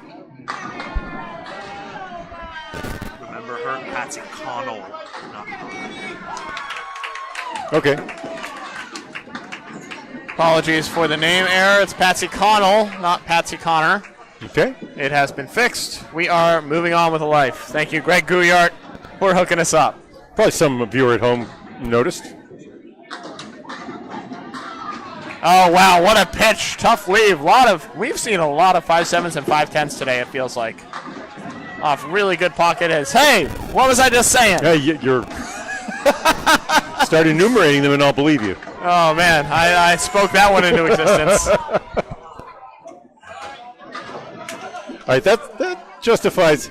I'm still not loving the. Yeah, let's see what pin came on both of these, actually, unless you're scared. Yeah. Yeah. All right, that pin It'll come back. You sort of see it's out That's out in front. It should, I don't know if it's covering the 5. I don't know how to make this so that it covers the 5 and the 10. I can see a world where it covers either. Hope it nicks on the way by. It has a decent chance. Too high. Also, the ball could double hit things. Hitting How about it a high. cap? Yep. That's not what he wanted. Oh, you saw All right, let's go back. Close up of his face going, no, no, no. Yeah. But yes, that was true. All right, 8 on the fill for Corey Smith, who was throwing 36 miles an hour, by the way.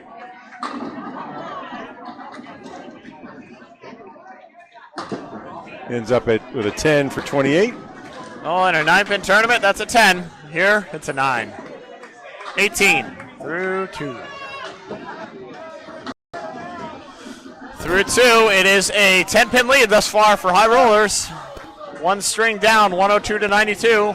4 strings left for the cumulative teams. As the pin setter says, hey, you want to try making the 7-10? It'd be fun. Kevin Grattan, of course, says no. We're all set. Let's try a different color. Maybe a red font. No. Oh, no, that's awful. No, that's bad. Undo. White? Give us white again. I think white's better. White's fine. White works. Yeah, white's fine. The black wasn't showing up very well on my screen white's here. Fine. All right. There's a head pin and there's not a head pin. Both leaves are bad. I don't know. This one of ours is kind of better. Let's see her give it a ride. Catch it! No, just barely misses. Coming back. No, just a little too high. She wanted to catch that wood on the way to the where she hit it. Just barely missed. Kevin Grattan down to the dumps on that shot. Looking to have a big out ball with 5 pins left standing. Mona Lamar all the heck over it. She gets that ball out real nice. Kevin Grattan. A lot of flourish in that ball. Histrionics with his arm on the way out. $9. 28 and 31 for Kevin Grattan and Mona Lamar. We're going to be little less than 1/3 of the way through the mixed worlds after this match, and we'll be going home. Yeah, tomorrow's the big gauntlet. Yep, 10 games tomorrow. Oh, Kevin Grattan, strike! Oh, sweet. Looks like a parallel pins. They both tumbled down. Big strike ball. Kevin Grattan finding the spot. Mona Lamar can't quite match with the mark. 1-9 left standing. I want more brightness. I want to see the gray, the difference between these gray and black jerseys. Oh, good luck with that. Yeah.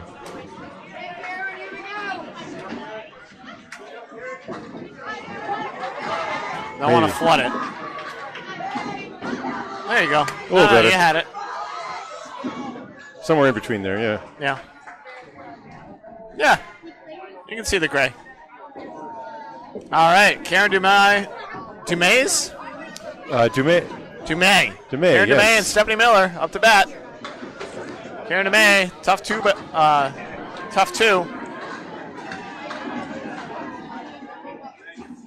Stephanie Miller. Oh, there we go. No, That's it right there. Give me a little more. There we go. On the fill, drops 6. Horsemen left standing. 25 through 2. Stephanie Miller.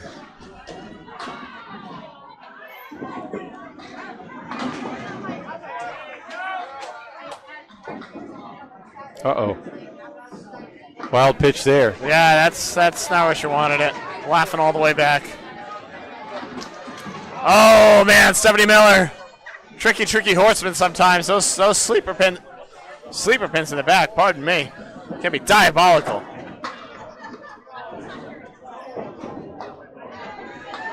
And, oh, that's a tough 4-box right there for Karen Dumais. Stephanie Miller just missed. $9. Big swing, big 5-pin swing right there. With the fill, that is a 11-pin swing.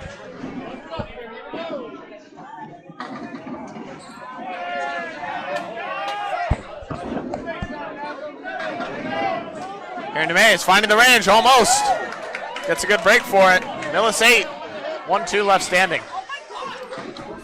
Stephanie Miller is going to have 5. Bubbly tracking miles per hour on the ball. Stephanie, 28 miles an hour. I'm keeping a list of everybody I've measured today. Sure. Oh, that's fun. Taking my free time. Whenever you guys let me leave, I go around with my gun and shoot people. Picks up the newest 8. Goes and gets it. Sweet. Nice spare. Stephanie, can she answer? No, scoots just by.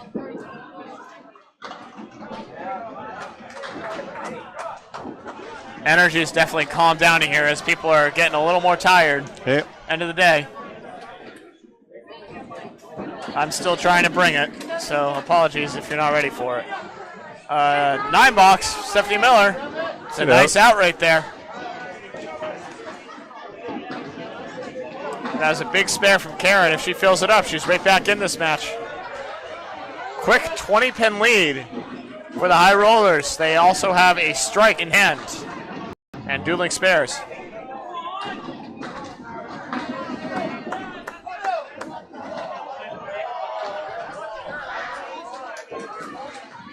Ryan Atherton wearing the number 99. Woo!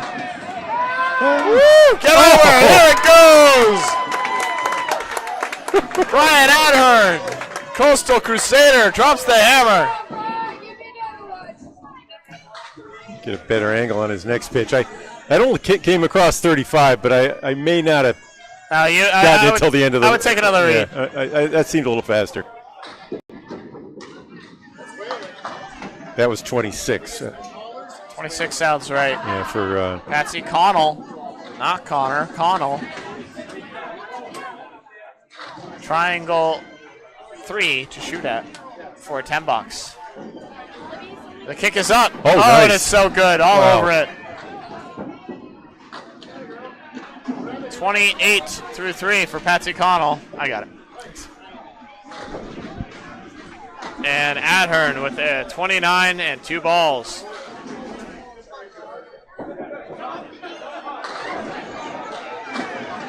We're going for the double! No! 3-pin, will not move. Yeah. Patsy drops 2. That time it was 36, so I'm believing it. All right. I had a good angle on him that time. Yep, second time's the charm. Brian Adhern just scoots by. I feel like I can almost see that pin wiggling. How close that was. 9 in the fill. Still a good 19 box. He wishes it was better, but here we are. Patsy Connell making a good bid at that half Worcester. Can't carry. 2-1 left standing. Brian Adhern, that pin was never going to go. Safest pin in the house, 47 through 4. Patsy Connell looking to get 2 at least. The ball looks good for it. How about it? Good 9 box right there. 37 through 4. All right. 11-pin lead for the Hurricanes. Chad Reed on a mark here. Trying to keep their roll, and the high rollers at 500 coming in. The Hurricanes. High rollers are up 11. Oh. Yeah. Oh, yeah, okay. Yep. It's all good, though. Hurricanes are trying to come back. They're fighting. If you can hang in this type of thing until the last 2 boxes. And that's what happened in the Riverwalk match. You hang around, and then you can make a run. Riverwalk led by 20 for the middle 6 strings. 20 still and hanging they never around, put it though. away. Yep. And then 3 marks in a row for their number 4. If you can keep it or cut it to 20 for the last 2, you give yourself a chance. Just like the same thing almost happened to Coca-Cola Holbrook up against PC Enterprises down on our right, but Coca-Cola was the one got they pulled it out. A ball out of the heavens for Amanda Carroll. Yeah, that'll do it. That's all it takes. Chad Reed had a 6 fill, by the way, so okay. It's 24. And both bowlers get a 9 box. Expanding that lead by 6 pins. 17 thus far. A lot of time left, too, to either expand or contract that lead. Or maybe evaporate it. We'll see what happens. Anything can happen in this great game of Candlepin bowling. Okay, a couple missed head pins, but not terrible breaks. Yeah, decent looks. I think the 3 goes on either one of them's a 3-pinner, one of them's a 3-pinner with an extra step. That's, you hit them both the same way and you see what happens. It's a natural place for the combo to go, unless you hit it really full on the... yeah. A lot of wood to help, though. On the left, that's through. Not where Chad Reed it. on lane 15. That's Eric Denault. Is that? Yep.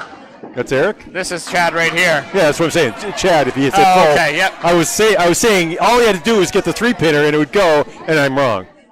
I thought it did touch. Bob, we never really know in this game. I did know that it was Chad Reed, though. I did know it was Chad Reed. That's on me. But I was wrong. Everything I was saying was wrong besides that. Well, Chad Reed gains a pin at least. 10 versus 9 in that 4th box.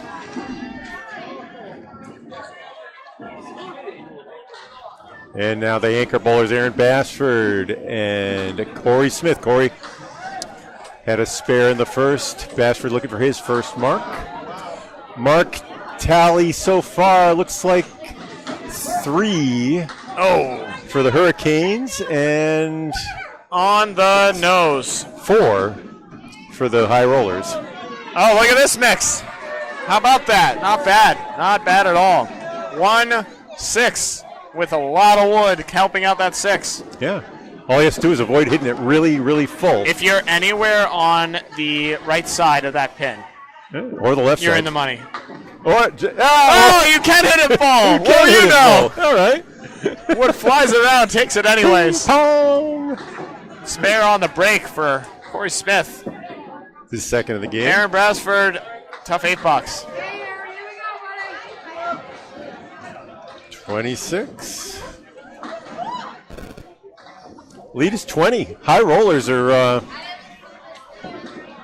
in command, sort of. In charge. They're in charge. They're giving orders. They're giving orders. They're just they're not comfy yet. I wouldn't be either. Okay, Big Phil ball coming. How about it? Nice. Oh, he's gonna keep tripping. No, it won't go. 7 pins down though on the fill. Pins seem like they're flat. They've got nice square bottoms here. They aren't tipping as easily as some places. Mark Carrier just threw an absolute missile on lane 14.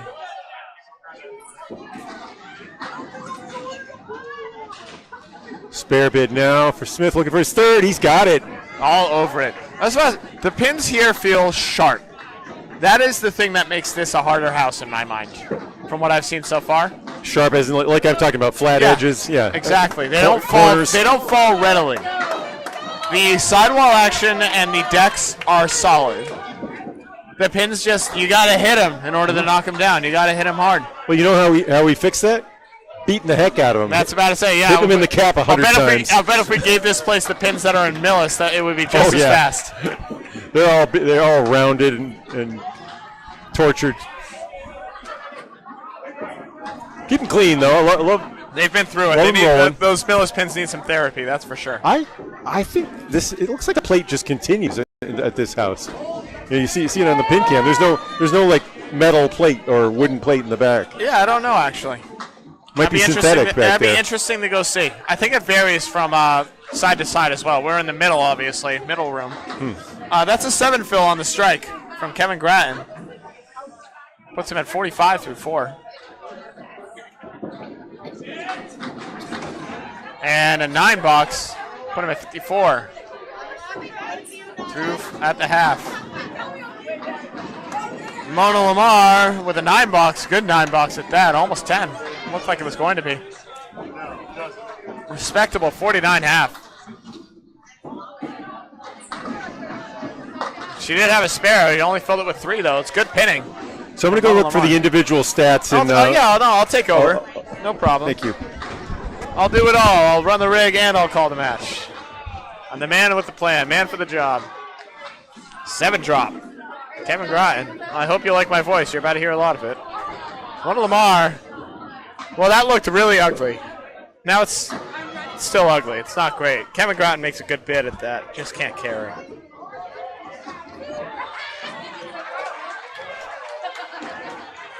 Mona Lamar should be looking to make the straight cut. Nah, she went for the wood. It was not there.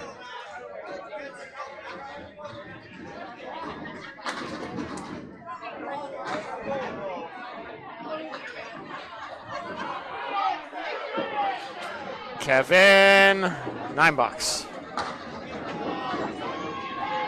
63 through 6. Mona through the big bunny hole. That's a good field goal. Luckily, sadly, that's bad in bowling. Good in football.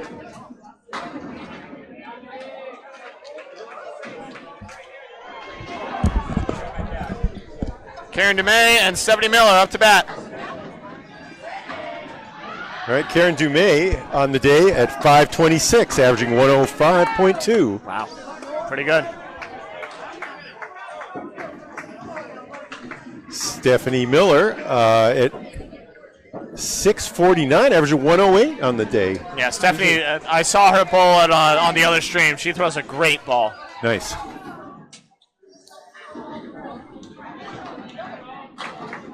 Karen DeMay filled hers with 4. Stephanie Miller made a great bid at hers and just couldn't quite carry. Aaron DeMay, good bid at hers as well. A little on the nose, though. Spread eagle shot. 3 pins left to shoot at. Stephanie's got 2.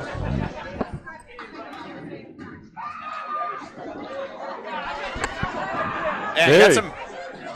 Good 10. And an 8. Smashes through 2 object $8 for Karen DeMay. 43.5. Stephanie Miller beating her by 10, 53.5. 35 pin lead thus far for high rollers. We're approaching the halfway point of the string. 2 boxes until we hit it. Stephanie Miller brings it in. Not quite enough, though. We have a horseman. We also have the 9 and the 10. Karen DeMay. Object.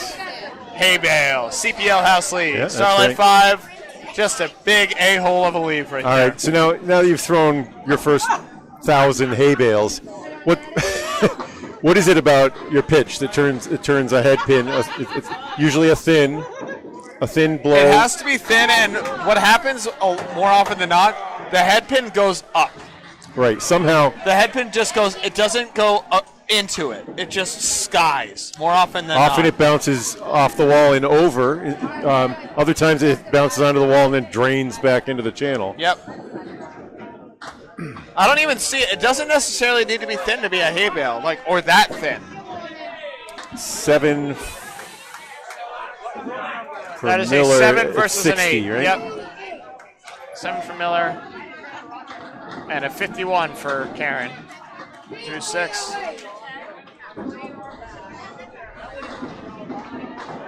Why this happens at some houses more than others, like CPL house leave, that's the question I have. Is what is it about the house that makes it more prevalent? I guess it would be the sidewall action. I think it is. Where just when the head pin hits that wall, it just drops.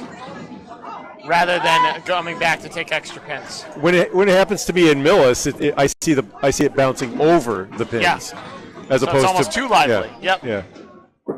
That's why I'm saying it's skies more often than not. That's why you get it. And in Norwood, it's like, what the heck? The head pin went right into the channel, hit the wall hard, but then it gets stuck in the channel. Bogey too. It drops. Yep. It drops. The channel lips, because a lot of those houses have like 3-inch gutters, and they don't have. You're allowed to go down to like some. I can't remember the spec offhand, but that's why we see those inserts in places like.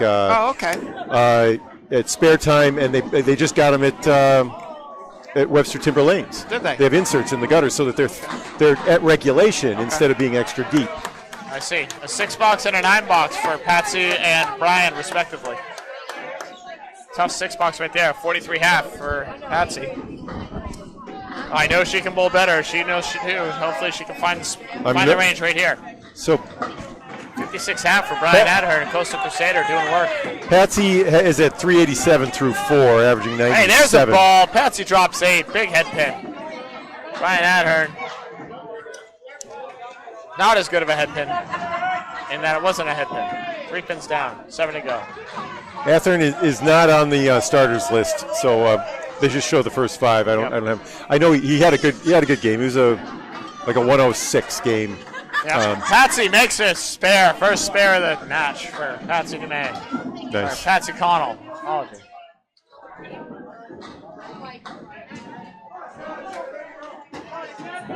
Brian cannot convert. Looking for a 10. He's got a 2-pinner to shoot at, and he throws it way off into the ocean. All right.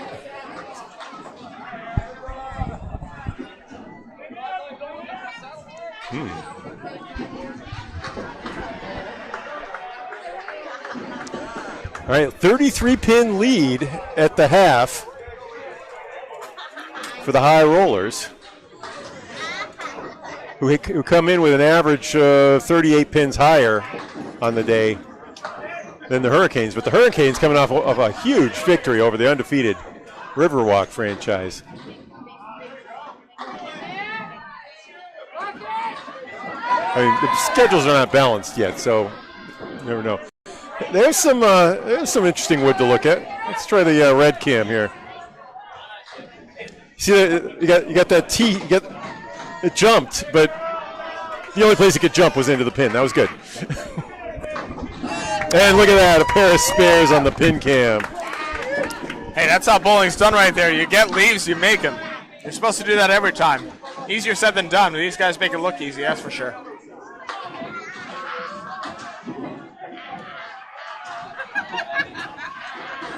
A couple of spares for Eric Holt and Chad Reed. Thanks for taking over, Bob. Grab a quick bite. Courtesy of Drew Steele. Yeah. Hashtag free Steele. Head pin, no love. 3 and 2 split. 5 leave. And look at that, a matcher. Oh, I'm seeing double. Oh, yeah. And his wood's gone, too. Oh, man. I hate them both. I hate one more, but they both suck. Wow, what a bid. Not to there. The 6-pin didn't budge. Oh, man, trying to make the cut pure. Couldn't quite. Split within a split. Where do you go here if you are... I follow the guide there, and I would have thought that was good. Yeah, that looked good. Where are you going here? He's going go for the 2. Yeah, I got to go for the 2. That's and a smart move, but he only plucks 1. I don't think there's any percentage going for the 2 on the other side. You might get 3 or 4, but you also could get 3 there through those 2. So 67 for Chad Reed, 57 for Eric Holt. Okay, 67. 57? That's correct.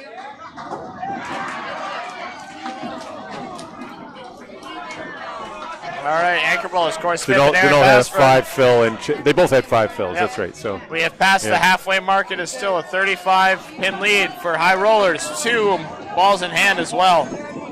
2-0. Corey Smith, monster pocket shot, 6 fill on his spare. Puts him at 61 through 4. Making a statement right now. If he makes this one too, it's big time. he's impressing me. The team's gonna erupt if he makes this. Look at that! Oh! Wow! Yeah, you erupted. 71. Oh my goodness! Aaron makes a great answer too. Wow! Great spares all around from the anchor bowlers. 71 in the ball versus 45 in a ball. Lead is 41. Corey's got a heck of a half going. Let's see if he can put 9 on it here. Get 80.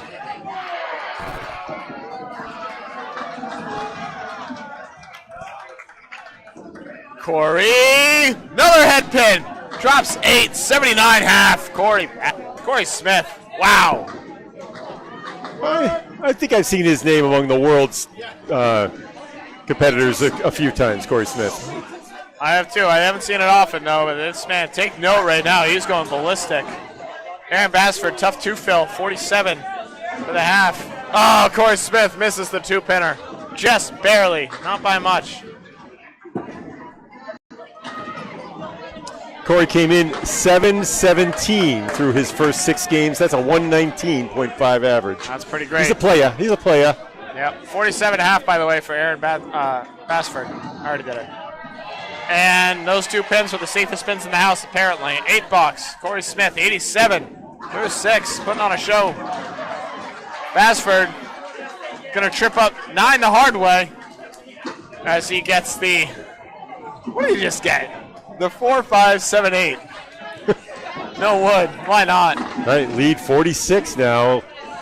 After 3 games, basically it's like throwing a 3-game series, 330 plus a ball for the High Rollers, 284 for the Hurricanes. So you can see, if you throw a 284 on a league night, you'd be kind of like, shoot. Yeah, throwing 95s. I'm not doing well. You got some work to do. Yep. Whereas if you throwing 110s, that's pretty good. Yep. No, I'd take a 330 at a hard house like this. A lot of that coming from 87 from Corey Smith. It would depend how the 330 came for me. Yeah. If it was well earned, a lot of splits and whatever, but if I missed a lot of stuff, that's a different story. A little bit of both here. I've seen a lot of tough leaves and a lot of missed opportunities all around. Case in point, Kevin Grind. Yeah, that was it. Trying to give himself a chance. Could not quite. One Lamar. Nice 10 box. Fix it up. Speed gun. Hey, nice game, man. So I had you. Here.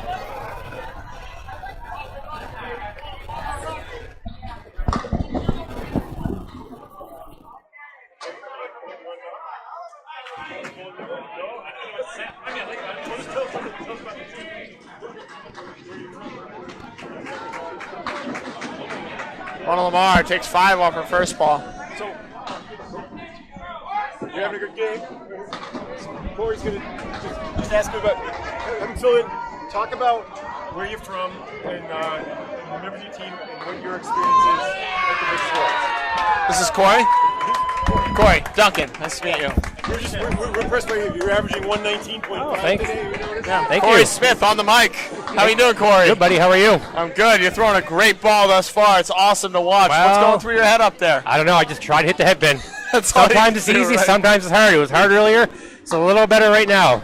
Yeah, absolutely. Yeah. It's a lot of fun when you're on it, too, isn't it? Especially in this team event. You got the whole thing going. Yeah, absolutely, buddy. Unbelievable. Absolutely. Yeah, I'll tell you, that 3-1 you made, Ah.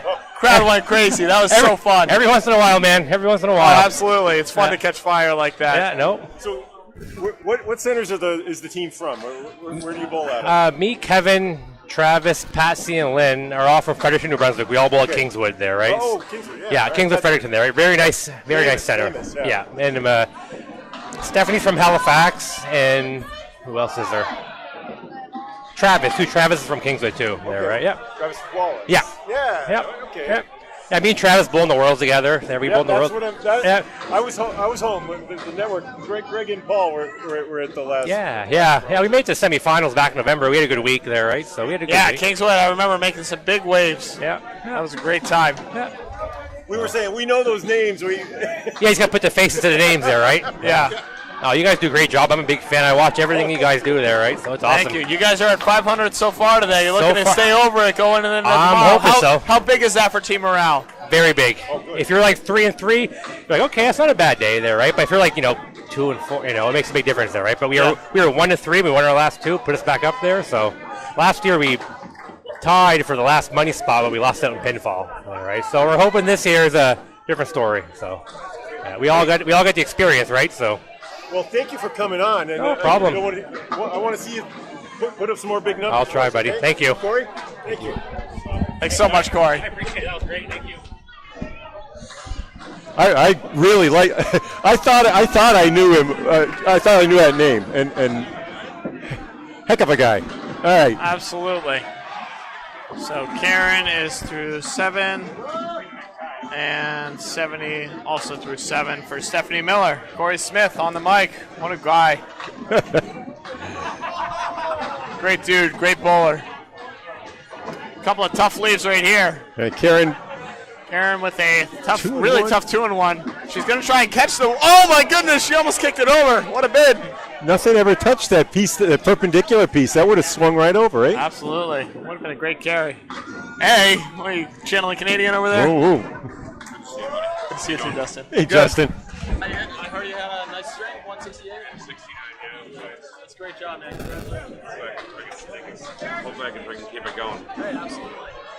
About tomorrow, right? Get some mojo. What do we got?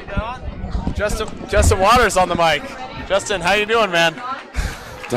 Duncan, I'm tired, but I'm having fun. Yeah, it's a long day. About to get longer tomorrow, right? Yeah, but it's honestly like tomorrow, even though it's a bunch of moving today. That's what it is. It's one string and move. It's not like Worlds, where it's you get 3 strings, and then you move. It's one string and move. Yeah.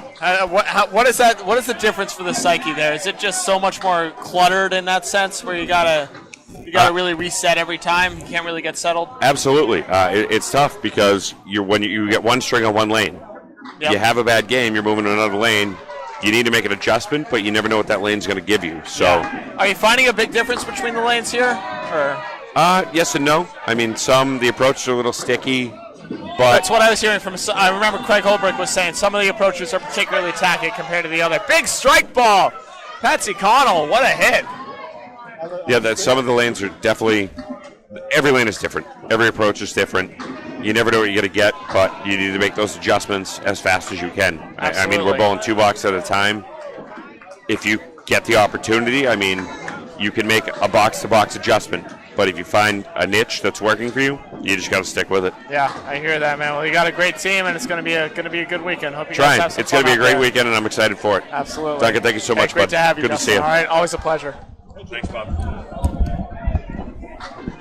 Patsy Connell with the strike on on a spare. spare, no Big doubt. 20 box right there. Putting a spike in the. You heard. Yeah, I don't think Corey. I don't think they think of themselves as a second-rate team. This is the High Rollers. High Rollers putting the hurt on right here. 64 thus far. And they were 1-3 earlier today. Yeah, You heard from Corey. two-pinner thus far for Patsy Connell as she goes half Worcester. Looking to make a bigger fill here as Brian Adhern leaves the Starlight 5 CPL house leave.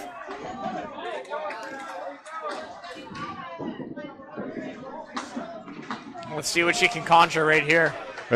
Brian's up with Brian's second got ball a second first. ball first. There we go. No, man. Didn't look like he got it around. No, not quite. He does a lot after that foot's already planted. That's something I'm actually working on right now, is trying to do more, trying to get it all. It's a 5 fill on a very, very good ball that left her nothing on that. Brian Adhern with what looks to be an 8 box. And confirmed. And Patsy for a 6 box. Tough break off of after the strike. You can't swing a bat without hitting a really great bowler here at this house today. It's a good life. Good life to be living. It's an 84 for Patsy thus far. 84? 84. Thank you, sir. So instead, it's a 57-pin lead, though, with 14 boxes to go. Looking pretty out of hand at this point. It's not in miracle territory, but they need to turn it on right here. You know, there's some formats, and I really like these formats. I understand they're more common in Maine and I believe in Canada, where you get points for every head-to-head match as well as the team scores. Oh, that's interesting. Okay. And right now it's a shutout. Every they're blowing bowler them out of the water. The lead has only grown. Mona Lamar with a fill could catch Gavin Grattan. That's the only difference. The lead has only grown. Yep. Thus far for the High Rollers. That's a tough one right there. 5 pins left on the deck for Eric Denault. Chad Reed looking to make it hurt. Can't quite carry. That's a tough break. Did what he could. Wasn't enough. How about Justin Waters and the ACST, the undefeated season, and they put up a great defense this year, but Josh Daly took him down by 6 pins. If you throw a 670 and lose, oh God, you just got to tip your cap at that point, right? Yeah, it hurt me to see that final, and there's balls he wanted back. Yeah, but at the end of the day, he threw an unbelievable series. He really did. He got thrown off for a minute. I remember he came back at one point. There was some grease on his hand. It threw him off for half or like 4 boxes or so. He came back. He salvaged the string, and he delivered some big ones toward the end. In the end, it was that second double strike of Daly's that just beat him. And he had the 2-pinner. Yep. He had the 5-9, I think it was. Justin came down. I believe he was down a dozen or so going to the last one. And Daly just gave him no room. Daly kept the pressure on in a big way. He did a really unbelievable job to pull it out. There's some days you feel like you lost. There's some days you feel like they won. Josh Daly won that. Justin did not lose in any Our colleague capacity. Drew Steele was on the call for that one. Drew did a great job on that. Absolutely. All over it. All right. Eric Denal, 5 more pins to clean up again. Oh, man. Chad Reed looking for the spare. Can't carry on the 9 drop. Eric Denal, see, that ball looked much more in control for him. And that's why he got that break. That's a good 9 box. Dueling 9 boxes. Semis the tie. That easily could have been a 5 box versus a spare. Instead, here we are. And now it's my new favorite guy, Corey Smith versus Aaron Passford. I get a, what I want to make. You saw the photos, right? You saw the photos that we for the sponsored from Alicia. Yep. I want to turn those into bowling cards, like baseball cards. Oh, that'd be fun. I think with those action photos and especially those are guys that are on teams, so you can put them on their. Wow, Corey Smith dropped the hammer. I want a Corey Smith card. That's my point. I want a Corey Smith bowling card. I'm sorry, I'm drifting off, but he is so good. Oh, what a ball! 97. They had 2 balls through 7, turning it on in a big way. He said he's trying to hit that head pin. He's hitting the crud out of it. Aaron Bassford gives that tough leave a really good bid. Somehow the back row doesn't carry. God, what a nuke that was. Yeah, he's. I think there's another level of bowler who plays on Kingswood. He might be in that echelon there. Yeah, there's some guys that just they don't ever bowl in the handicap tournaments and things like that. Is Kingswood a hard house notoriously? They're a high caliber house, is what I understand. Oh, okay. Like a lot of the great bowlers. Very good bowlers up in Canada over there. Again, just second Calvin second Mock's hand. never bowled there then. That was his home house. Look at that. Another 9 drop. Corey Smith almost doubled it up. Oh, I got to get. What do you think? What are the odds that he makes this? I'm gonna say 85%. I'd say with the ball he's throwing, it's at 92. With that wood behind it, also. Aaron Bassford makes a great spare of his own. All right. 75 through 8. Yep. All the heck over it. Corey Smith, spare on strike. He's at 107 through 107 complete, through 7, 117, and a ball. This guy's putting on a clinic right now. Aaron Bassford making a good 75. bid. But, man, 69 pin lead going into the last 10. This looks borderline insurmountable right now. He's talking to Tim Matero.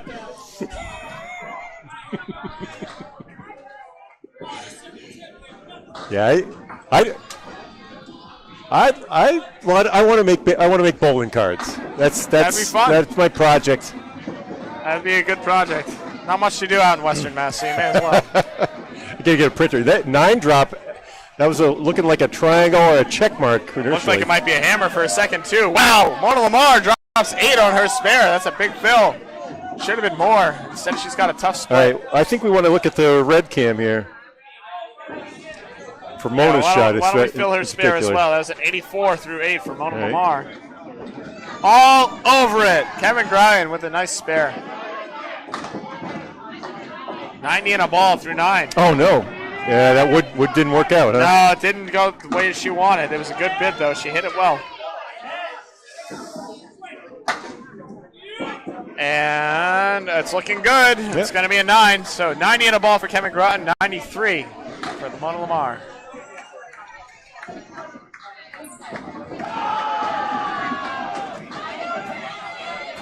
Having herself a solid string right now. Alicia could not be here, or she'd be taking pictures again. Of course. She's a little simpatico with me. She doesn't know what I'm talking about baseball cards, but I think she knows how to capture the action, and she gets wrinkles. She'll be able to get it. She gets like twinkles in people's eyes. I can't believe what she pulls off with the camera. I'm really thrilled with her work. Kevin Groton carves out a 3 fill for himself. That's going to put him at 93 through 9. Mona Lamar in the pocket. Was it heavy? Didn't even look that heavy. But here we are with a 3-1 baby split.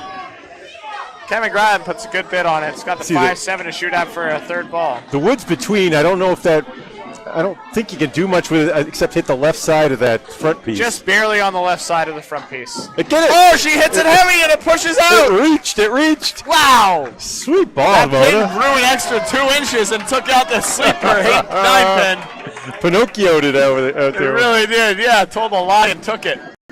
103. She'll get an 11 and a track. ball. That ended up being Kevin a- finished with a 9. That's a 102. 102. Mona Lamar, hey, this is how you stage a comeback. This is how you start. 64 and counting. Lamar. 5 pins left, 59 left. Lamar, it was at 291 through her first 3 games Well, earlier. she just added the bunch to it. 108. All right. Mona Lamar to finish. And that puts her at 399 for 4. Not bad. Not bad at all. Hurricanes trying to stage a major comeback right here. Got to do it one ball at a time. That's the only way. Stephanie Miller trying to tear the heart out of him. Kevin Gratton was at 199 after 2, now at 301 for 3. Just over 100. The bare minimum over 100. Hey, it's still falling. Yeah, you don't want that Okay. pin to fall, though. I'll tell you that much. Do you want to see the pin cam? Karen DeMai. Tough pick on that. Yeah. Let's see this. Stephanie Miller has a diamond, no wood. Okay, Shoot at. The diamond 2. Watch for the action off the side. If she gets it there, right off the side. Oh, off the See? side, not enough, though. That's the way to make them. It's either that or you go super heavy. Yeah. Yeah, Karen DeMai can't quite carry. Oh, well. Oh, yeah. I'm You want to take a walk around, see if there are any really high scores or anything? Yeah, I can check. Yeah, just see okay. That one was in the channel. So that'll be a 9.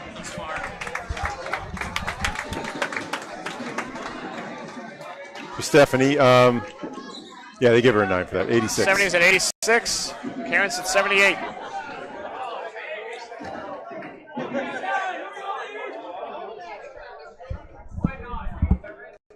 It's a lot easier if you use the airlines. I'm just telling you right now. It's a lot faster.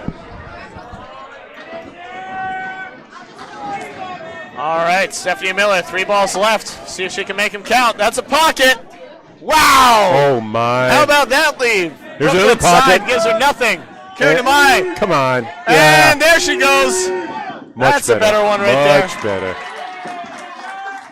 Stephanie Miller has to be outside of the 6-pin to have any shot at a wonder ball. That is not outside of the 6-pin. That is all over the 9-pin. Karen Spare. gets it. Big spare, keeping the hopes alive. Stephanie Miller looking to get 1 at least. Lines up. Oh, goes wide. 7 box. Karen DeMay making up 3 pins plus whatever she gets on this ball.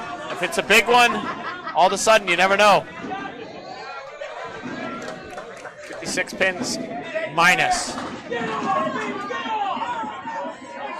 So Stephanie Miller come in at 649. It is not where she wants it. Nope. That's a tough one fill right there. Puts her at 89.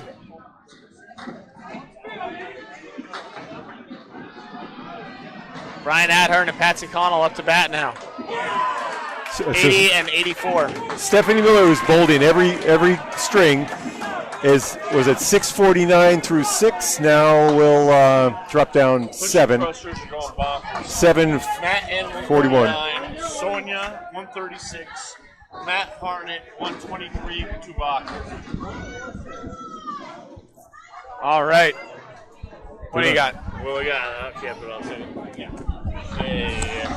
Team PC Enterprises going bonkers. We had a 39 for Matt N on their team, as well as a 136 for Sonia. I think it's Sonia Rossi's on that team, and Matt Harnett. He's about 123 with 2 boxes, so possible 150 for him or 160. Oh! Yeah, PC Enterprises up huge. Thanks, Drew. PC Enterprises is just one of those monster teams right there. Was that a spare? Yeah, it was. Patsy Connell with the. Was that a 4-6? Yeah, that was off the sidewall. That was wow, Patsy Connell with a monster shot, dashing the hopes of the Hurricanes to stage a comeback. Brian Adhern collects his 10, but it's not enough. He's right at his box.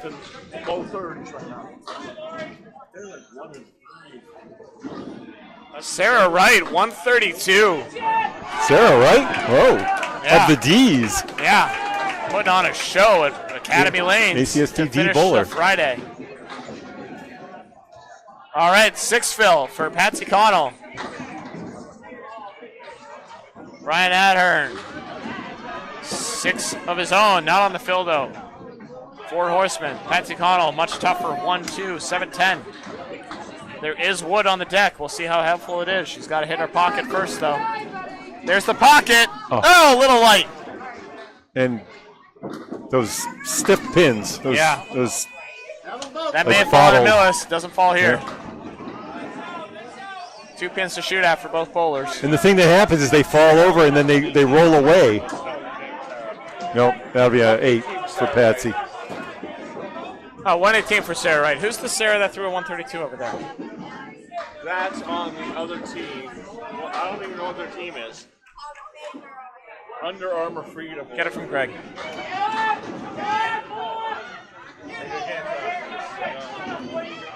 So 9. Can he get it from Greg? What her name is? Brian finishes with a 98. 98. He's hanging right right there. on. Patsy with a 108. Leads up to 61. It's looking borderline insurmountable now. As Chad Reed's looking to put it away. That's a head pin. That's a monster. Splash ball. 7-10. Sarah Simmons had the 132. Sarah Simmons, 132. Okay. What a great string. Great bowler, Sarah Simmons as well. Firecracker. This one. 7-10. Let's get the pin cam up for this one. Okay. I want to see it. This should be fun. You want to keep that pin on the deck. Oh, boy. Oh, man. I like the look. Yeah, that was a great bit on it. Just didn't quite carry. We'll watch this other one, and then we'll move back just to see. This is the front hay bale. And that's a 2-pin. It's not the one he was aiming for. All right, looking to get a 9. How about an 8? 93 for Chad Reed. Going into the last box. Is that a 6 there for... That is a 6 for Eric Denault. Yeah, puts him at 80 through 9. Not the showing he was looking for sure. Candlepin Bowling Network closing up the action on day 1 of 3. 3 boxes left. Oh, how's this for a break? The Millis 8. Chad Reed. Nice. And the wood behind is helpful too. That's the opposite of what Hurricanes needed right there. So they only take out 3 pins off there. Even if you plow it through full, it has a good chance of taking that. Yeah, just got to hit it. Oh, but you can't miss that Well, box. you still have to hit it. Yep. So one thing about even fast houses, whatever, you get breaks, you still got to hit them. Every time. It's not a break unless you make it count. Chad Reed, last ball of the day, punches the head pin. Hit his object, it's not the way he wanted. A 102. Solace in that, though. Eric Denault, tough 87 string. The lead is 65. It is almost mathematically over. Well, Corey Smith needs to put any sort of fill on his spare to put it out of reach. A 5 fill would do it. 117 and a ball through 8. And the man is throwing fireballs right now.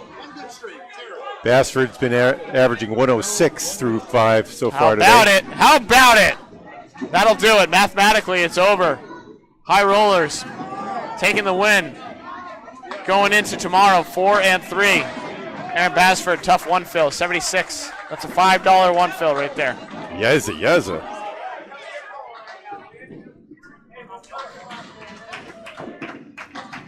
Okay. And, wow. Yep. That was mean. Put a good bid on the, what do you call that leave again? That's side saddle triangle. Side saddle, that's right. Hit it right, just didn't go. That's an old Don Gillis call. If Don Gillis says it, it must be right, so I'll take it. There's a good 10. So 134 through 9? Yeah, not bad. Meanwhile, a tough $7 for an 83 through 9. Aaron Basford. Corey Smith looking to mark to get to 150. Corey at 717 through his first 6. That's over $120, right? Yeah, well, it's 119.5. Oh, yeah. 717, right? Yep. Through 6. Well, he's going to find himself at a 120 And average it's now. going, Drops shaking. 9, maybe 10. No, 10 pin stays up. It's wired, though. Should go no matter what. Just got to hit that. Aaron Basford, ouch. Spread it, half Worcester. Hate to see that. Corey. Yes. Another. Gets it. All over it. Wow, Justin Waters getting hosed. Look at that on lane 14 real quick. That's gross. How about a bid? Oh, no. He got the 5 pin. That's impossible. And the 5 pin clipped the 5-7. That's impossible. And That is so hard to get around. That is so hard to get around that. Oh my goodness. Head pin up. It's not a. The rack's not set weird either. Tough $6 to finish. 89 for Aaron Basford. Right. Corey Smith looking for 150. He's gonna get it on the dot. No, Hey, one more. one more. 51-51. Corey Smith. What a string. I'm a big. Give me a right there. Corey Smith fan club. Yeah, shirt. he hops on for a minute to talk to us and then goes thermonuclear up on the lanes. Puts together an awesome string. I'm going to double check how the PC ended. Yeah, let's get some scores and then sign off for the day. Real quick. PC Enterprises. The top match. The top team still Coca-Cola, right? Yeah. I want to hear if they. I assume they're winning, but I haven't heard anything. I from see anybody. Josh Daly over there. Maybe we can grab him. Josh? For a sec. Yeah. Yeah. Just ask him. Just ask him.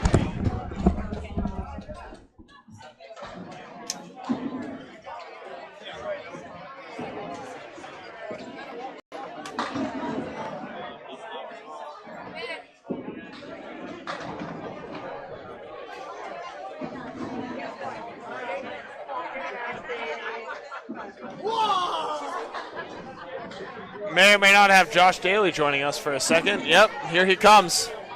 The man to lift the ACST South A champion, Josh Daly. Hi, everybody. What's going on? How we doing? What do you got for us? Team's bowling great. We're having a good time. We just ended up closing out a clutch one, a close one by Huff Power Sports. We had, oh, wait. Camera's turned around. Hey, there you go. What's going on? How's it going, Mr. Daly? Sorry, I'm eating something. Yeah, no, it's all good. All right, so your match against Huff Power Sports, how'd that finish? We did good. Ryan Cox came in big in the end, goes spare 8. He needed a strike to win. He got 8, and I closed out the 10 box to give him a chance to throw a strike. But I missed an eye drop by an inch, but made the 10 box. I've been pinning really well today. Yeah. I haven't been bowling super great. I mean, I've been bowling good, hit my average a couple times, but I'm just pinning very well today. I'm very happy about that. What we saw, so I remember you had your match where you went head-to-head with Corey Packard. Yeah. You both had perfect games going into the 6th, where you had a tremendous first ball, you couldn't find your second ball, and your third ball was perfect every time. Yeah, I'm just worried about more. Honestly, I'm not worried about how I'm bowling. I'd rather just pin a lot and hope the team wins today. Absolutely. So that's what I'm trying to do, is keep everyone in it and pin as much as I can. That's a great mindset right there. I think today is probably the best day I've pinned so far, and I'm looking forward to it. I'm trying to make everything I can. That's great, Josh. Those extra 2-3 pins per box makes you hope win games. Yep. Hey, big target on your back going into tomorrow. Only undefeated team left. That's fine with me, but the only thing is that we're just having fun. We're not worried about anything else, so we just gotta take a game at a time. It seems like you have great camaraderie, good chemistry up there. Yeah, we're gonna have a lot of fun, having a great time, and we're just doing our own thing. That's all. Hard to be nervous when you got Craig Holbrook there to settle everyone down too. Right? He struggled a little bit this game, but he pinned out very well, just like in the end, like we all have. Yep. But again, we're just gonna have fun. Gonna go into the same mindset tomorrow, not worried about it. We're just gonna have a lot of fun and do the best we can and see how it goes. That's fantastic. Hey, Josh, thanks so much, man. Appreciate it. Good luck tomorrow. Guys. All right, guys. Thank you for all doing this. Of course. Drew has some news. All right. All right, Drew has some news. PC Enterprises goes on a freaking rampage. Scorched Earth Policy. Matt N, 143. Sonia, 138. And Matt Harnett with a 178. 178? I guess that was maybe a high game of the tournament. Oh, yeah. So Matt far. Harnett, he's an amazing bowler for Canada. But, yeah, PC Enterprises making some noise at the end of this day. We got Matt Harnett right here. There Matt? he is. Let's try to get him on the mic. Why not? I'll interview him.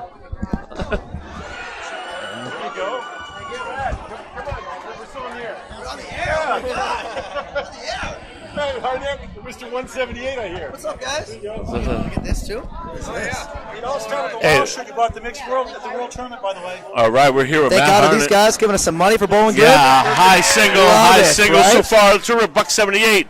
How are you feeling in that game? Did you just get in a total groove, or was it something that just kept going on? That's exactly what it was. You find a real good groove. Yeah. Just get in the zone. Teammates are right behind me, having a good Actually, time. yeah, I mean, get a couple lucky breaks, make some good shots. What and was just the keep PC going. Enterprises record for I think we're 5-2. Great, 5-2 great. today. Yeah. Congratulations again on Yep. your World Championship this November, Thank man. you. Thank you so much. Great spare conversion. I was watching that at home. Yeah, man, looking forward to getting you on these lanes tomorrow. We and can't wait everything. either. Yeah, we can't wait. Yeah, Matt Harnett, 178. PC Enterprises, 5-2 today. Keep watching, guys. Looking to kick some butt and take That's names. what we're going to do. PC Enterprises. We're here in the mixed worlds. Thanks, guys. Great plus accounting. Hey, congratulations. 178 perfect swing, $100 from Candlepin for Kansas, $700 paid out, $2,300 cap through Sunday. All right. Well, I had a great day, Bob. I I don't know did what to too. say, but yeah, I had a lot of fun, man. I think it's time for us to sign off for the day while Paul's handing out the last of the money, raising some more money for Candlepin for Cancer, a great charity. But we'll be here at 9 a.m. tomorrow. football tomorrow. I'll be here 8:30 or so. Okay. Yeah, get up early, eat breakfast early, and Yep. shower early. Hey, you just join us. We'll have all the action and more than you can handle. Yeah, we should be having